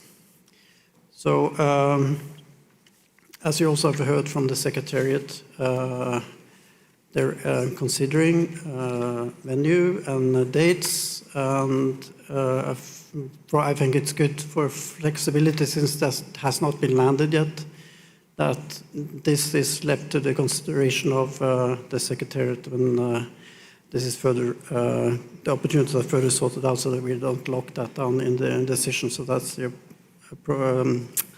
proposal from our side. But with that, I would open the floor for any comments or questions. And I have Mo first, and then Richard. Mo. Thank you so much, and thank you, Ibrahima, for sharing with us the lessons learned from the first dialogue. I have a couple of comments, and then maybe I will come later on in the course of the discussion. The first one, did you have any discussion with the Office of the Secretary General? And because it seems that you are doing the whole thing on our own, and we are taking it forward on our own. So this is the first point, and I would prefer that the dialogue would be done during the World Bank IMF annual meetings, because this is where you have most of the stakeholders in terms of the financial institutions. My second point is on the participation. I'm seeing here in the participation that you have expanded the participants beyond what is there in paragraph 14. In paragraph 14, yes, it says inter alia at the beginning, but the issue of representatives of national governments, which is an I, and then this is taken forward as in your program as representatives of vulnerable countries. I think, let me try to find where this is. Was 30 representatives only, and then you have like almost 12 or 13 entities that will expand, of course, and then you add the representative countries. I mean, this will be challenging because in the decision in Dubai, there was no representation of the countries itself, and if they are part of the discussion, then I think there is a challenge there. So when you say reaffirming solidarity with vulnerable countries, I mean, this goes without saying. I mean, this is why we're talking about climate change. And then in your, which page is that? The last page in the table that you have under the operational working segment, designing the complementarity in practice, so then you have the participants. Here you have representatives from vulnerable countries. I mean, all developing countries are represented are vulnerable countries. So you want to bring 154 countries representing to be there. So I think this is an issue because it was very clearly not reflected in what we have in Dubai. Just to avoid this kind of discussion, we understand that some countries might participate if they are there, if they are willing to, but it will not be on specific invitation coming from the Secretariat, because then otherwise we are redefining things. So those are my initial comments on that. Then I think the focus is to increase or scale up the funding. I mean, the issue of complementarity and coherence, of course, is very important, but also the issue of scaling up. It is reflected in your document, but it was not part of the main focus. I feel that it is part of the outcome of the discussion. So if we have like more focus on the scaling up, that would be also an important component. Thank you. Thank you. Richard? Thank you, Georg, and thank you to the Secretariat for this paper. I am struggling with this paper. I don't see the logic, I'm sorry to say. If in my view, if we can postpone the approval of this paper to the next meeting, I'd like to understand what implication that is, because I think there's a substantive difference of opinion, and let me briefly talk about them. So this introduction of the loss and damage architecture without reflecting paragraph 4 of Annex 2 to the governing instrument COP CMA decision is incorrect. So it tends to pull the loss and damage architecture away from the funding arrangements. I'm worried that we're now going to get into an intellectual arbitrary academic conversation of what is the loss and damage architecture and what constitutes it, where we were very clear that the funding agreements were that architecture without defining them. I find that also there seems to be some inconsistency between the paragraph 9 of your document, with the coordination pathways, and what is under 11A to E of the Annex 2 to the COP decision, where it clearly identifies what is the purpose of the high-level dialogue. And I'm not seeing that reflected in 9A to C. Some of it, the gaps, is reflected, but I don't understand how you bring the funding agreements together to improve speed, adequacy, coherence of support, unless you're talking about a program that you jointly, as the funding agreements and the fund, is going to contribute to. So I'm not quite sure the purpose. I also think that there's some kind of misunderstanding or lack of clarity between paragraph 9 of the Annex 2, which says very clearly that the board is encouraged to create an approach to developing partnership with other entities that form part of the funding arrangements, right? We haven't done that yet. We don't even know at this point in time if any of the funding proposals will come from the funding arrangements. My sense is right now is that they're probably coming from countries. Some of them may be part of the funding arrangements. So for me, a much more scaled down, less ambitious meeting, that's like you're having a meeting that's half a day. I don't know how you're meant to do all of this in half a day. I mean, this is a process that may take 4, 5, 6 months, but I'm concerned that the mandate is actually given to the board to develop the partnerships, and the mandate for the dialogue is given to the Secretariat. So it's not clear to me. It's also not clear to me how we were responding to paragraphs 52 and 53 of the governing instrument, which is about complementarity and coherence. And I'm still not seeing this. I think, Co-Chairs, you were in that meeting with us in the World Bank when we did that handover meeting, and I expressed concern that we're not engaging as a fund with the World Bank itself and the World Bank mechanisms such as GFDRR, right? We don't know who's exploring the complementarity and coherence and what we're doing to address the fund and the funding arrangements, because the missing component in all these discussions is the countries. And Mohammed is correct. The countries weren't meant to be part of this dialogue. So I don't know how,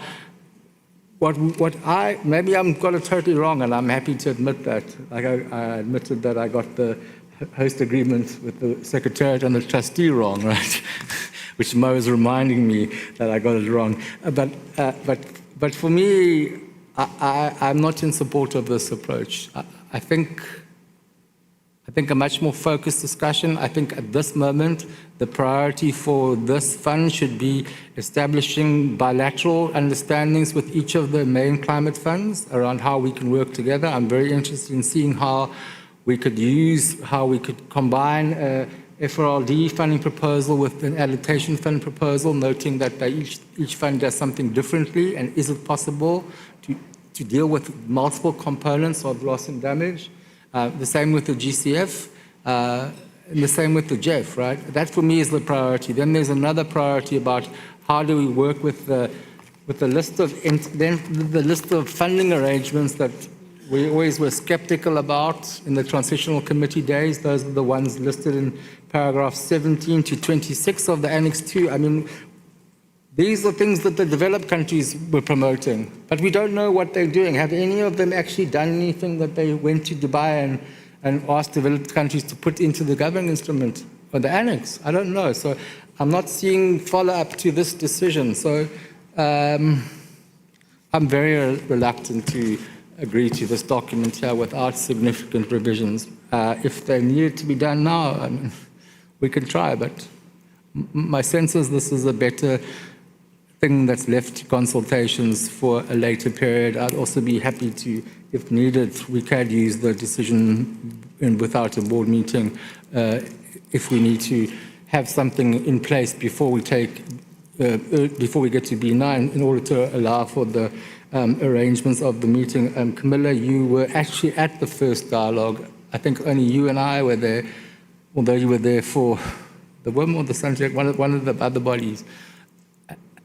So, yeah, it was an interesting event, very well attended. We had asked Ibrahim to see if we could get upfront commitments. The other partners were not ready. So I'm very skeptical about the other partners wanting to do this. I think the Secretariat can do this and is able to do it, but I'm not quite sure the other partners in the funding arrangements are ready enough to be at this point. And again, I just want to stress the role of the board in the designing the approach to the partnerships, which is not the dialogue, but it's essentially what comes out of it. So thank you very much. So thank you, Richard. Of course, we'll hear the rest of you, sir. If there's a need to work more on this, we'll just assess that.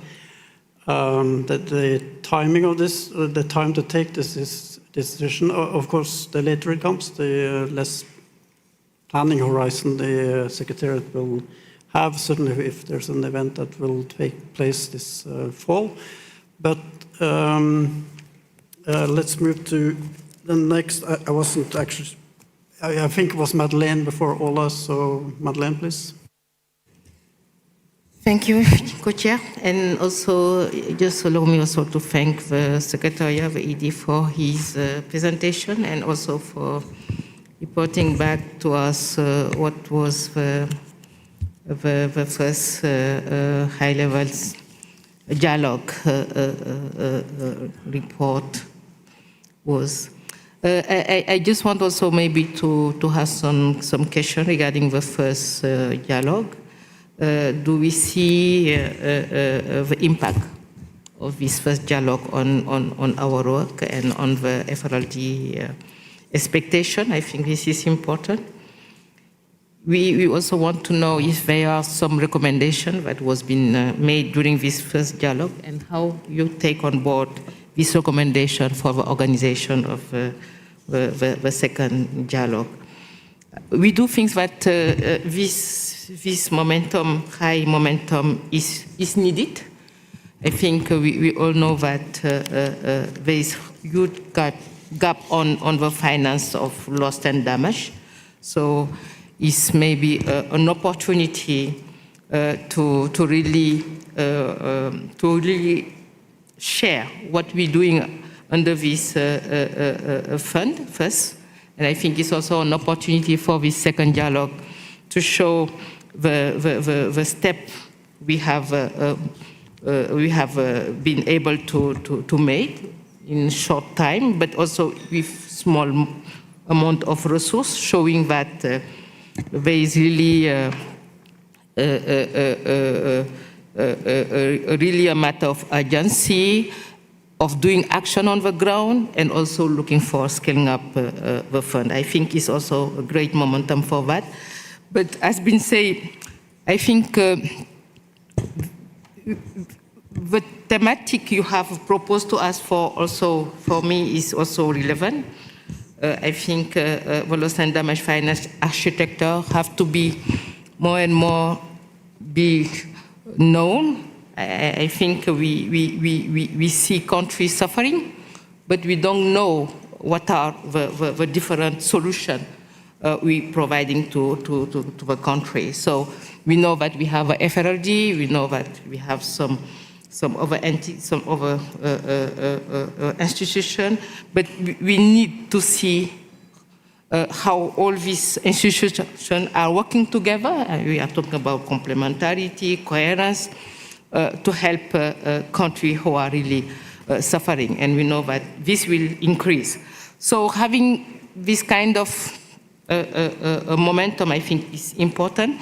And also it's important to look at who is participating to this high level. I think this is really something where we think that having national government on board, so maybe you're going to report on that, national government on board, ensuring that we have a financial minister on board, I think is key.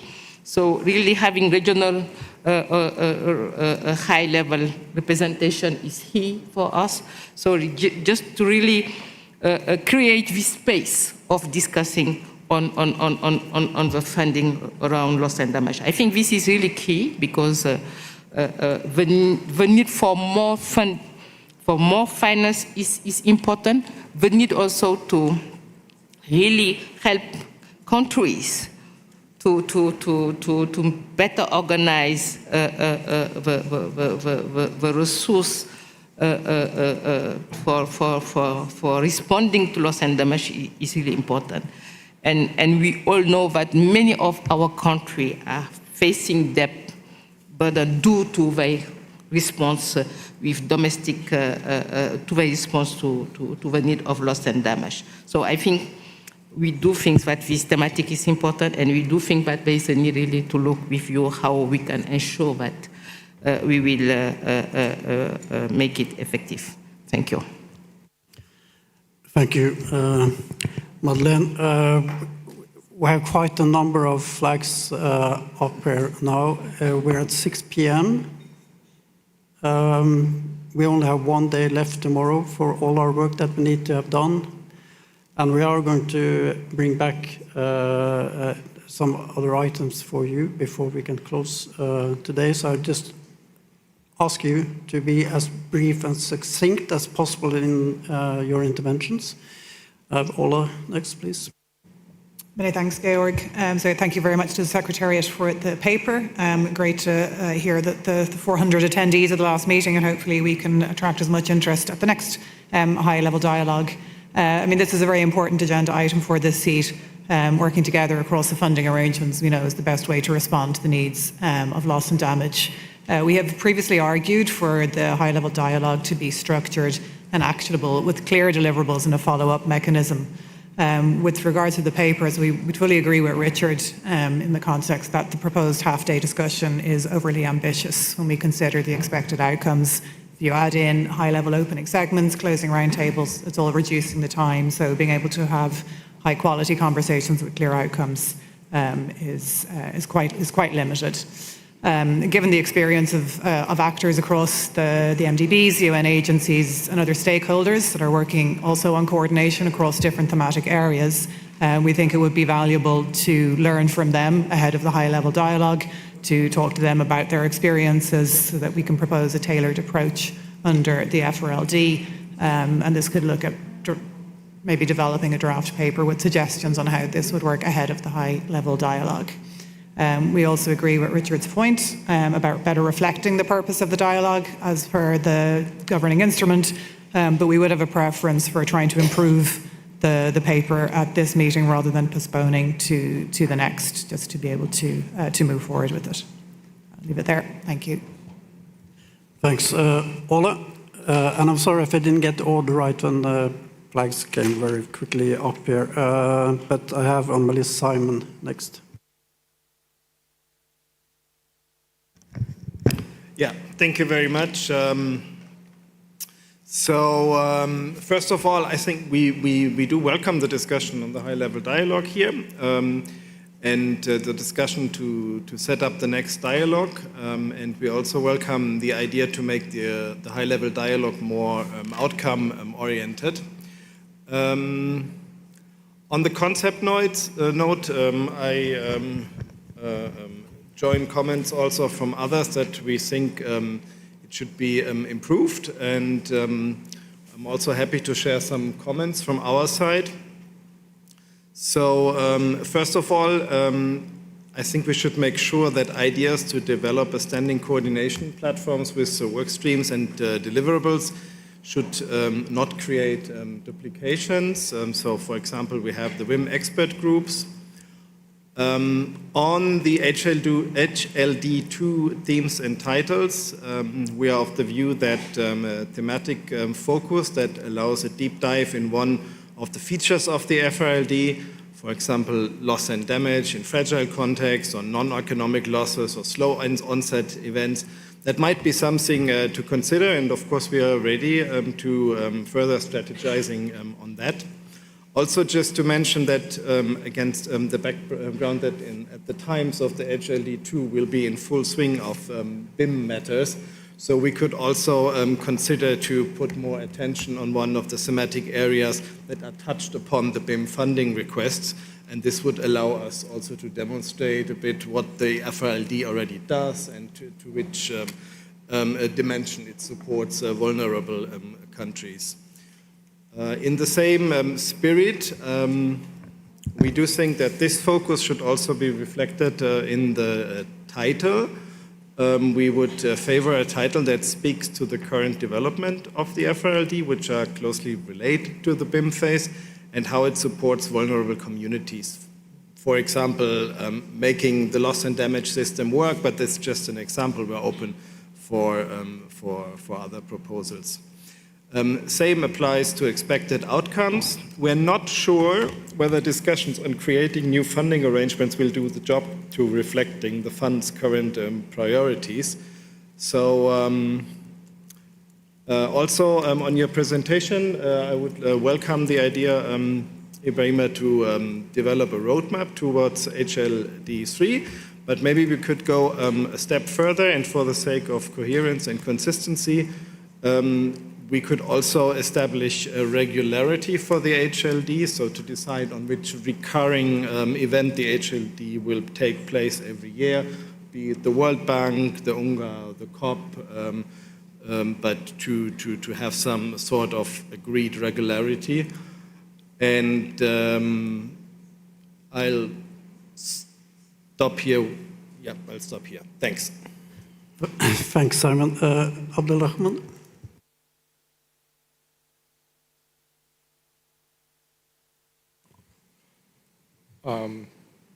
Well, thank you, Ibrahima, and the team for developing the concept note for the dialogue. First, I would like to join others, and maybe we should take the time to reflect more on the paper and express the possibility to approve this in the second meeting. Substantive changes have to be made maybe in this on this concept note. So just as we move forward and strengthening coordination and complementarity, so the key thing is to avoid any unnecessary complexity or introducing any institutional clutterness to this to the process. With that, I'm really concerned with the intended outcomes that points towards establishing new mechanisms or layers of coordinations or any new roadmaps as well. So the priority should instead be on enhancing the effectiveness of the existing arrangement and minimize any duplication that would occur. Finally, as I note with concern the repeated reference of vulnerable countries without explicit consistency with reference to developing countries. So it is important really to maintain the alignment with the language and the classification of the Convention, Paris Agreement, and also in the language of the and the governing instrument of this fund. Thank you, and I'll stop here. So, colleagues, I think already now we can just see that there will be need for more work for the Secretariat on the concept for a second high-level dialogue. We will have to find a mechanism for either for a decision to be taken in between now and our July meeting, or we have to come back to it at B9. That's our consideration. So I see there are flags open, but if we will provide a possibility for you to provide some written input, or I'm just thinking that we need to save time. So if any one of you can save this for later input when we have set up a mechanism for us for the Secretary to continue to work on this, I would rather suggest that we move to our next item. But if you want to and you insist, we'll hear you, of course. But if you do, keep it, again, very, very brief and succinct.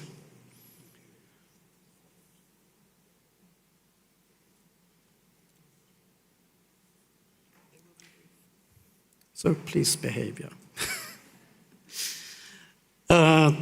Tessa. Thank you, Georg. I will take note of your imploring for us to be brief. So thanks to the Secretariat for preparing the paper. I think others have already pointed to the objectives that's referred to in the governing instrument, which I would also refer to and note this importance around recommendations for complementarity and coherence, and this is what we want to be coming from the high-level dialogue. Also, I guess as a key point, we have observed that in these sorts of global events where organisations speak at a global level, that it really remains in the abstract and we don't actually get sort of clear recommendations for what to do at a community and national level. So our suggestion would be to use this opportunity to profile or spotlight a couple of contexts from different regions or national situations where we can unpack what are some of the successes and challenges where we've seen different funding arrangements work at a community level together. And from that, what can we distill at a global level in terms of recommendations? So that was just a key suggestion that we wanted to make in terms of how you consider the framing of the dialogue, and also to avoid, as others have said, the sort of duplication of coordination arrangements for the sake of coordination. And this is already a crowded space, and we would refer to the WIM ExCom expert groups in that sense as well. Thanks. Thanks, Tessa, also for being brief. Antonella, please. Okay, thank you, Chair. So we take note of this approach for the second high-level dialogue, and we would like to thank also the Secretariat for the work undertaken. On substance, we support the proposed way forward, including the organization and venue, which provide, in our opinion, a good basis for this initiative. We also welcome the intention to further develop the high-level dialogue beyond a standalone annual event towards a platform for a more sustained and practical exchange across institutions. In this regard, we should indeed, in our opinion, be ambitious in making this platform a meaningful space for coordination, collaboration, partnership across the architecture.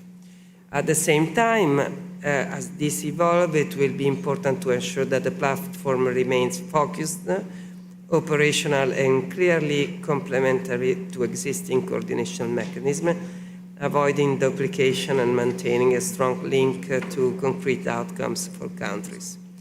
Turning to the draft decision, we have two observations. First, we would suggest aligning the title and relevant language more closely to the governing instrument, in particular by referring to complementarity and coherence. And second, in paragraph referring to outcome, we would recommend ensuring consistency with the agreed terminology of the governing instrument, in particular by referring to access to finance, where you say speed and adequacy of support. So with this consideration, we look forward to further discussions on how to shape this high-level dialogue in a way that maximizes its practical value and contribution to the broader architecture. Thank you. Thank you, Antonella. Ahmed, please. Thank you, Co-Chair. Thank you, Ibrahim, for the presentation. For us, we align with the importance of ensuring that coordination efforts remain efficient, focused, and fully aligned with existing mandates. In this regard, we would underscore that the high-level dialogue should remain consistent with the role envisaged under the governing instrument and should not evolve into a mechanism that introduces new functions, structures, or decision-shaping roles beyond those agreed by the board or mandated by the COP and CMA. We also emphasize the importance of avoiding duplication or the creation of parallel processes, particularly where existing institutional arrangements already provide the necessary channels for coordination. Any further strengthening or evolution of the high-level dialogue should therefore be clearly defined, scoped, and subject to explicit consideration and approval of the board. To ensure coherence, preserve institutional clarity, and maintain the integrity of the fund's governance framework. Thank you. Thank you, Ahmed. Kaisa?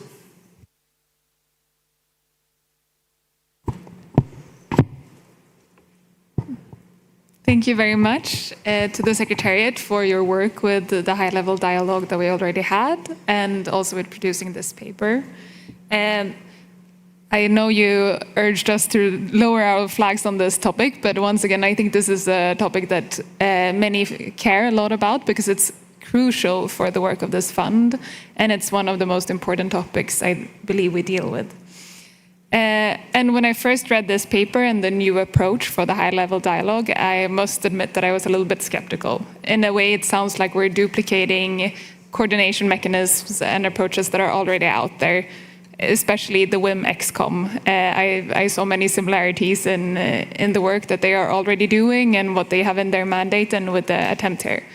But now that you explained it in the meeting, it resonated more with me, and I think the purpose that you're laying out to try to be more kind of output focused, see what recommendations that can come out on it, how we can actually follow up on that better, and actually see that this generates results. I fully support that approach and that intent. In that regard, I think similar to what Tessa suggested, to try to kind of focus on specific thematics or topics or regions to try to really make the conversations in these high-level dialogues concrete as possible.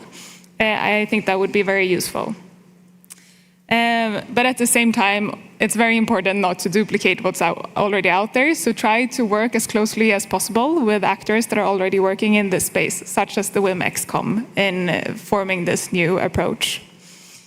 And in the suggested outcome of the high-level dialogue, on the recommendations specifically, I think here the focus on coherence and complementarity must come out even stronger. I think this dialogue is a lot about using what is already there better.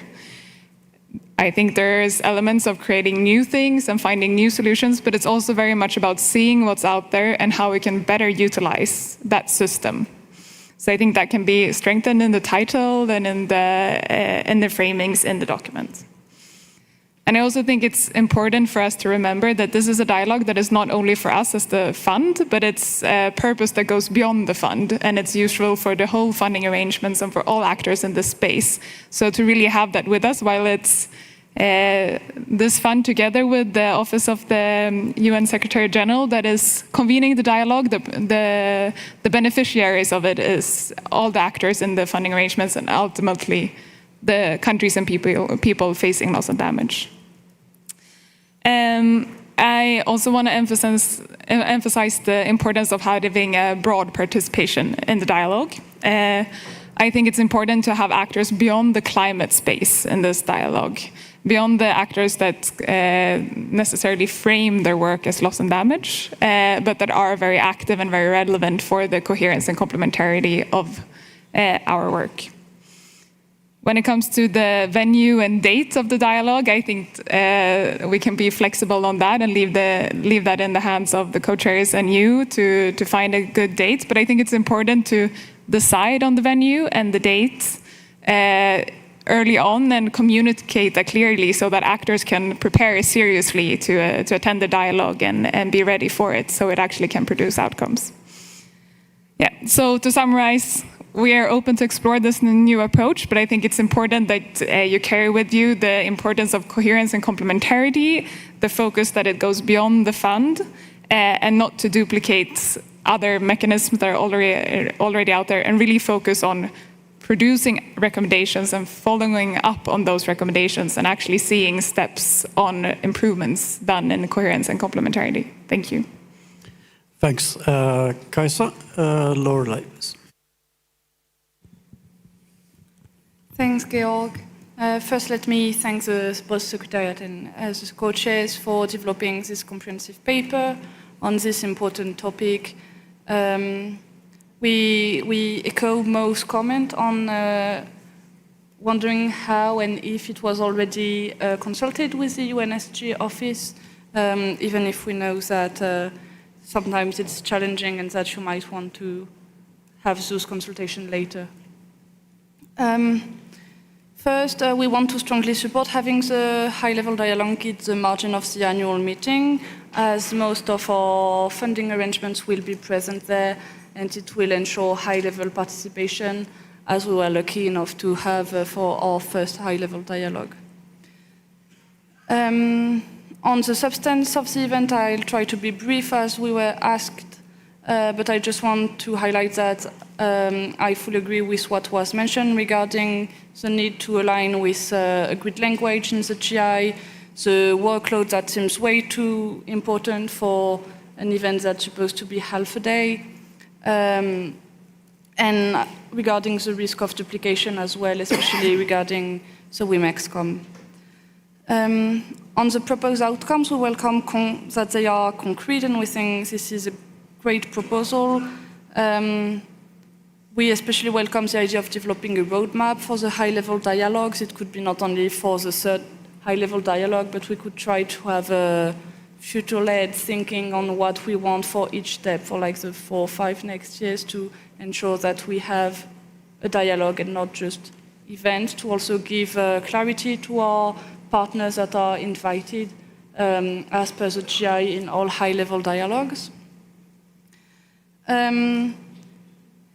We believe that a more focused HLD, either on a specific topic relevant for loss and damage, specific geography, lessons learned, would help utilize better the opportunity provided by the dialogue. We think that the paper for now is still a bit too vague on the substance of discussion. We also want to propose, because we heard a lot of comments and some of them diverging on substance, we think it's important to secure a date and a venue for the high-level dialogue at this meeting. However, for this seat, the priority is to implement the BIM and make sure that we are ready to take decision on the BIM as soon as possible. So we would be open to taking a decision only on date and venue for the HLG at this meeting and continue discussing substance at the next board meeting. Thanks. Thanks, Lorelei. Thomas? Thank you. Thank you for this proposal on the second high-level dialogue.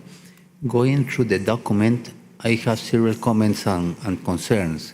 First, it is not clear what source the Secretariat uses when referring the amount of disaster events recorded globally in 2025, in paragraph 2 specifically, or the estimated $20 billion on economic losses and damage as a result. It is also not clear what is being considered as a disaster event. Losses and damages are constantly occurring in all developing countries and not just as a result of disaster events. So it must be clear. Second, with respect to paragraph 10 of the proposal on the aim of the second high-level dialogue, I can only support paragraph 10C at this moment, as it relates to facilitating a structured and timely exchange of relevant knowledge and information. Regarding paragraph 10A and 10B, I am concerned that we are expecting the dialogue to establish coordination work streams without the board being present at the dialogue. While co-chairs will be present, no decisions can be taken on behalf of the board. Third, I have a similar concern regarding the development of a shared, coherent framework in the form of a working document with milestones. I have a question. Can the Secretariat please explain what is meant by this? The dialogue is not meant as a decision-making process, particularly without the proper participation of the board. In this sense, the expected outcome seems far-reaching at such an early stage of the life of the fund, and only at the second convening of the high-level dialogue. We could support an HLD in line with its mandate in Annex 2 of decision of COP28 and CMA5. Thank you. Thank you, Thomas. And last on my list, Masayuki, please.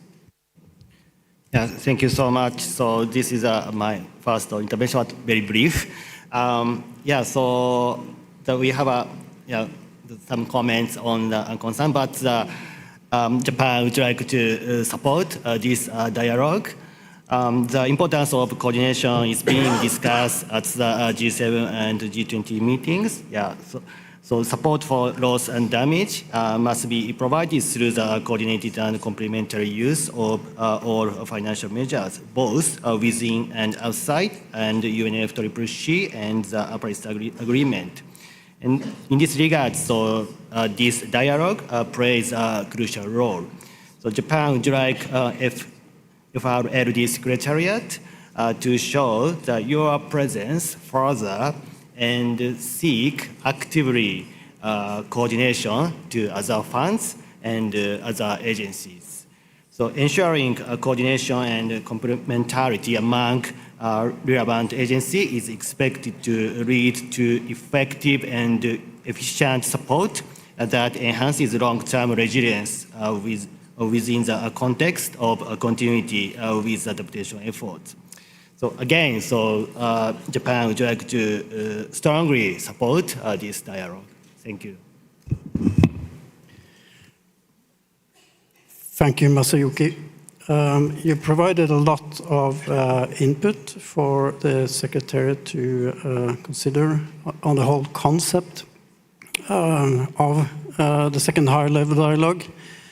And as I said, we believe that the Secretariat will probably need some time to digest this. And we have a lot of other priority issues at this meeting, but I will ask Ibrahima to provide some response on what you have heard. Thank you, Georg, and thank you, members of the board, for your feedback. Highly appreciate it. Let me attempt not to answer all the questions because they're all very relevant to the expectation that we had by presenting the draft to the board, and that is to make sure how we align with the board on the background, the scope, the format, the structure, the targeted urgencies, and I think all of you pretty much reacted to that expectation, so this is duly noted. With regard to UN Secretary General Mohammed, we did have a meeting with them. So what we presented to you was actually endorsed and supported by the SG office. So it's not just from our office, and they are fully on board with what we present to you. It doesn't necessarily mean everything we have and the concept meet the expectation of the board. I just want to reassure that we did speak to them and they support what we presented. I think second, with regard to the participation of the countries, and I'm speaking under the control of our former co-chair, the reason why they were invited only to the opening session, we felt if you have two players around the table, those who offer support and those who need support, if you don't actually hear the perspective of those who are actually affected by loss and damage, we may not have visibility on the landscape and the state of demand. And that's why at the time we invited Pakistan, which is going through flooding. There was one or two other African countries who were going through extreme weather conditions. And they set the stage for the conversation. That's the only participation that we had from the countries. But around the table, the countries were not necessarily sitting there for the whole day and conversing with the rest of the participants. And that was something that we discussed in conjunction with the co-chairs who supported the idea. So with regard to participation on the board, Thomas, it's really important I believe, to clarify, this is not a decision-making platform, the dialogue. It is really, it is also at the time, I remember with the co-chairs, this is not meant to have all the board members in the room, because otherwise it looks like we're dialoguing with ourselves. So that's the reason why at the time, we have the co-chairs who represent the board, who open the dialogue, and all the board members who happen to be at the World Bank's big meeting were actually invited obviously to join. But that was the understanding we had about the audience and make sure we focus on the other institution that we want to target. And if the board wishes to expand the participation to the rest of the board, by obviously we'll be more than flexible. My suggestion, and I think the best way forward, it is clear, based on the feedback we got on alignment with the GI, the topic, the theme, the format, and the structure, we're far from getting something that could be approved by the board. We'll be happy to go back to the drawing board, redesign the concept, consult with the UN Secretary General, and maybe approve this intersessionally.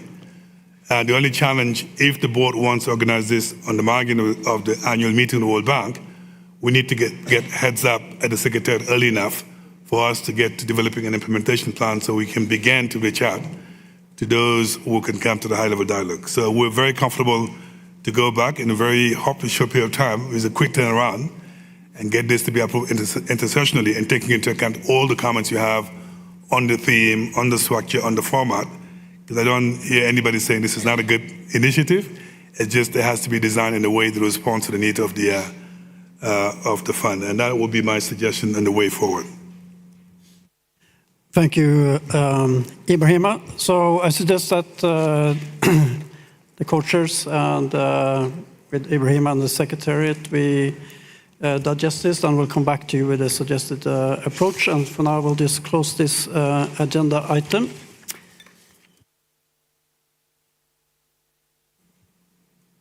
And we move to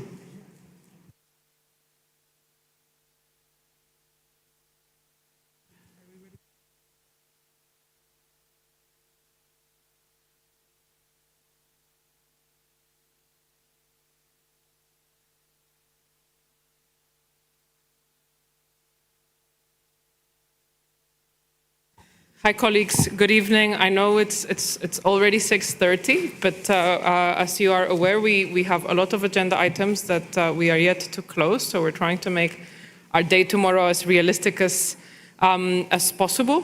So with your indulgence, I would like to turn our attention to agenda item 7, recommendations on the management of the commitment authority. Yesterday, we opened that agenda item, and there were some comments that came to the document that was prepared. We have worked on that document, and you have already received the revised version of the document in your email. So we are hoping that the board is now in a position to adopt this decision. So I will give the floor to Abdul to present where the changes were, and ask the Secretariat to project the decision so that we might gavel it. Ibrahima, Abdul, you have the floor. And over to you, Abdul. Thank you, co-chairs and Ibrahima. Thanks to the board members for the deliberations on this yesterday. We have taken the inputs and made the changes.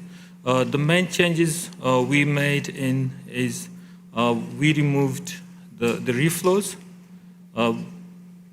In part 3, section C of it, and then within the chart, we also removed that to have it consistent in there.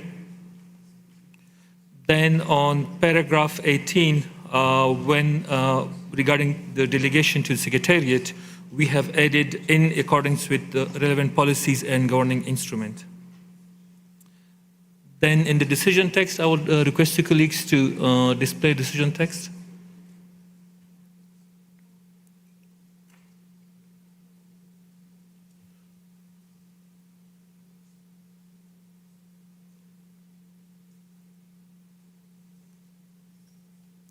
So we have added a new decision text which allows for opportunity to review this this document again. So we have added decides to review the document FRLD/B8/6 Rev 1, either following the adoption by the board of a contribution policy or as the board deems it appropriate in the light of the evolution of the fund. Over to you, co-chairs.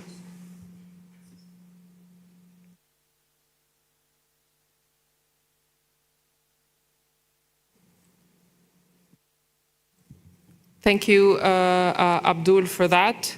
Colleagues, you now have the amendment, the decision text on the screen. Do I take it that the board is ready to adopt this decision? Simon, please, you have the floor.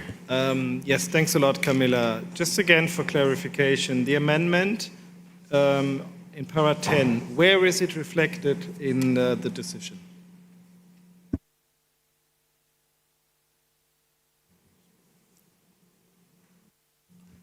Could you please repeat, Simon? We did an amendment in the document, performance management system for the executive director in para 10. Sorry, we are in commitment authority. I'm sorry. Agenda item 7, commitment authority. So not performance evaluation, though we do hope to get that gavel today as well. But on agenda item 7, recommendations on the management of commitment authority, do I take it the board is ready to take this decision?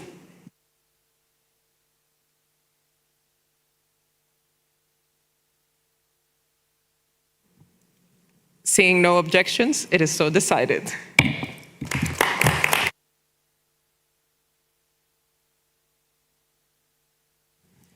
Thank you so much, colleagues. With your indulgence, we'll take just another agenda item, or another agenda item. Let's see how that one goes.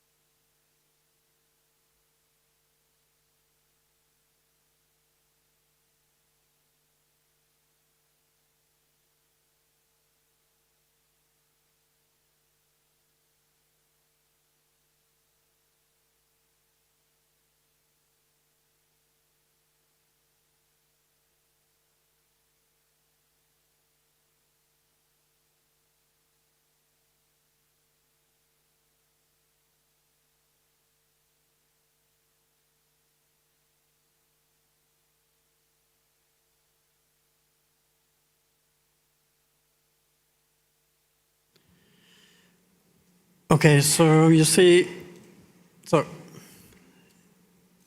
we know which agenda item we are on. 11B, performance management system for the ED. And you see here the adjusted revised text on the background. Sorry?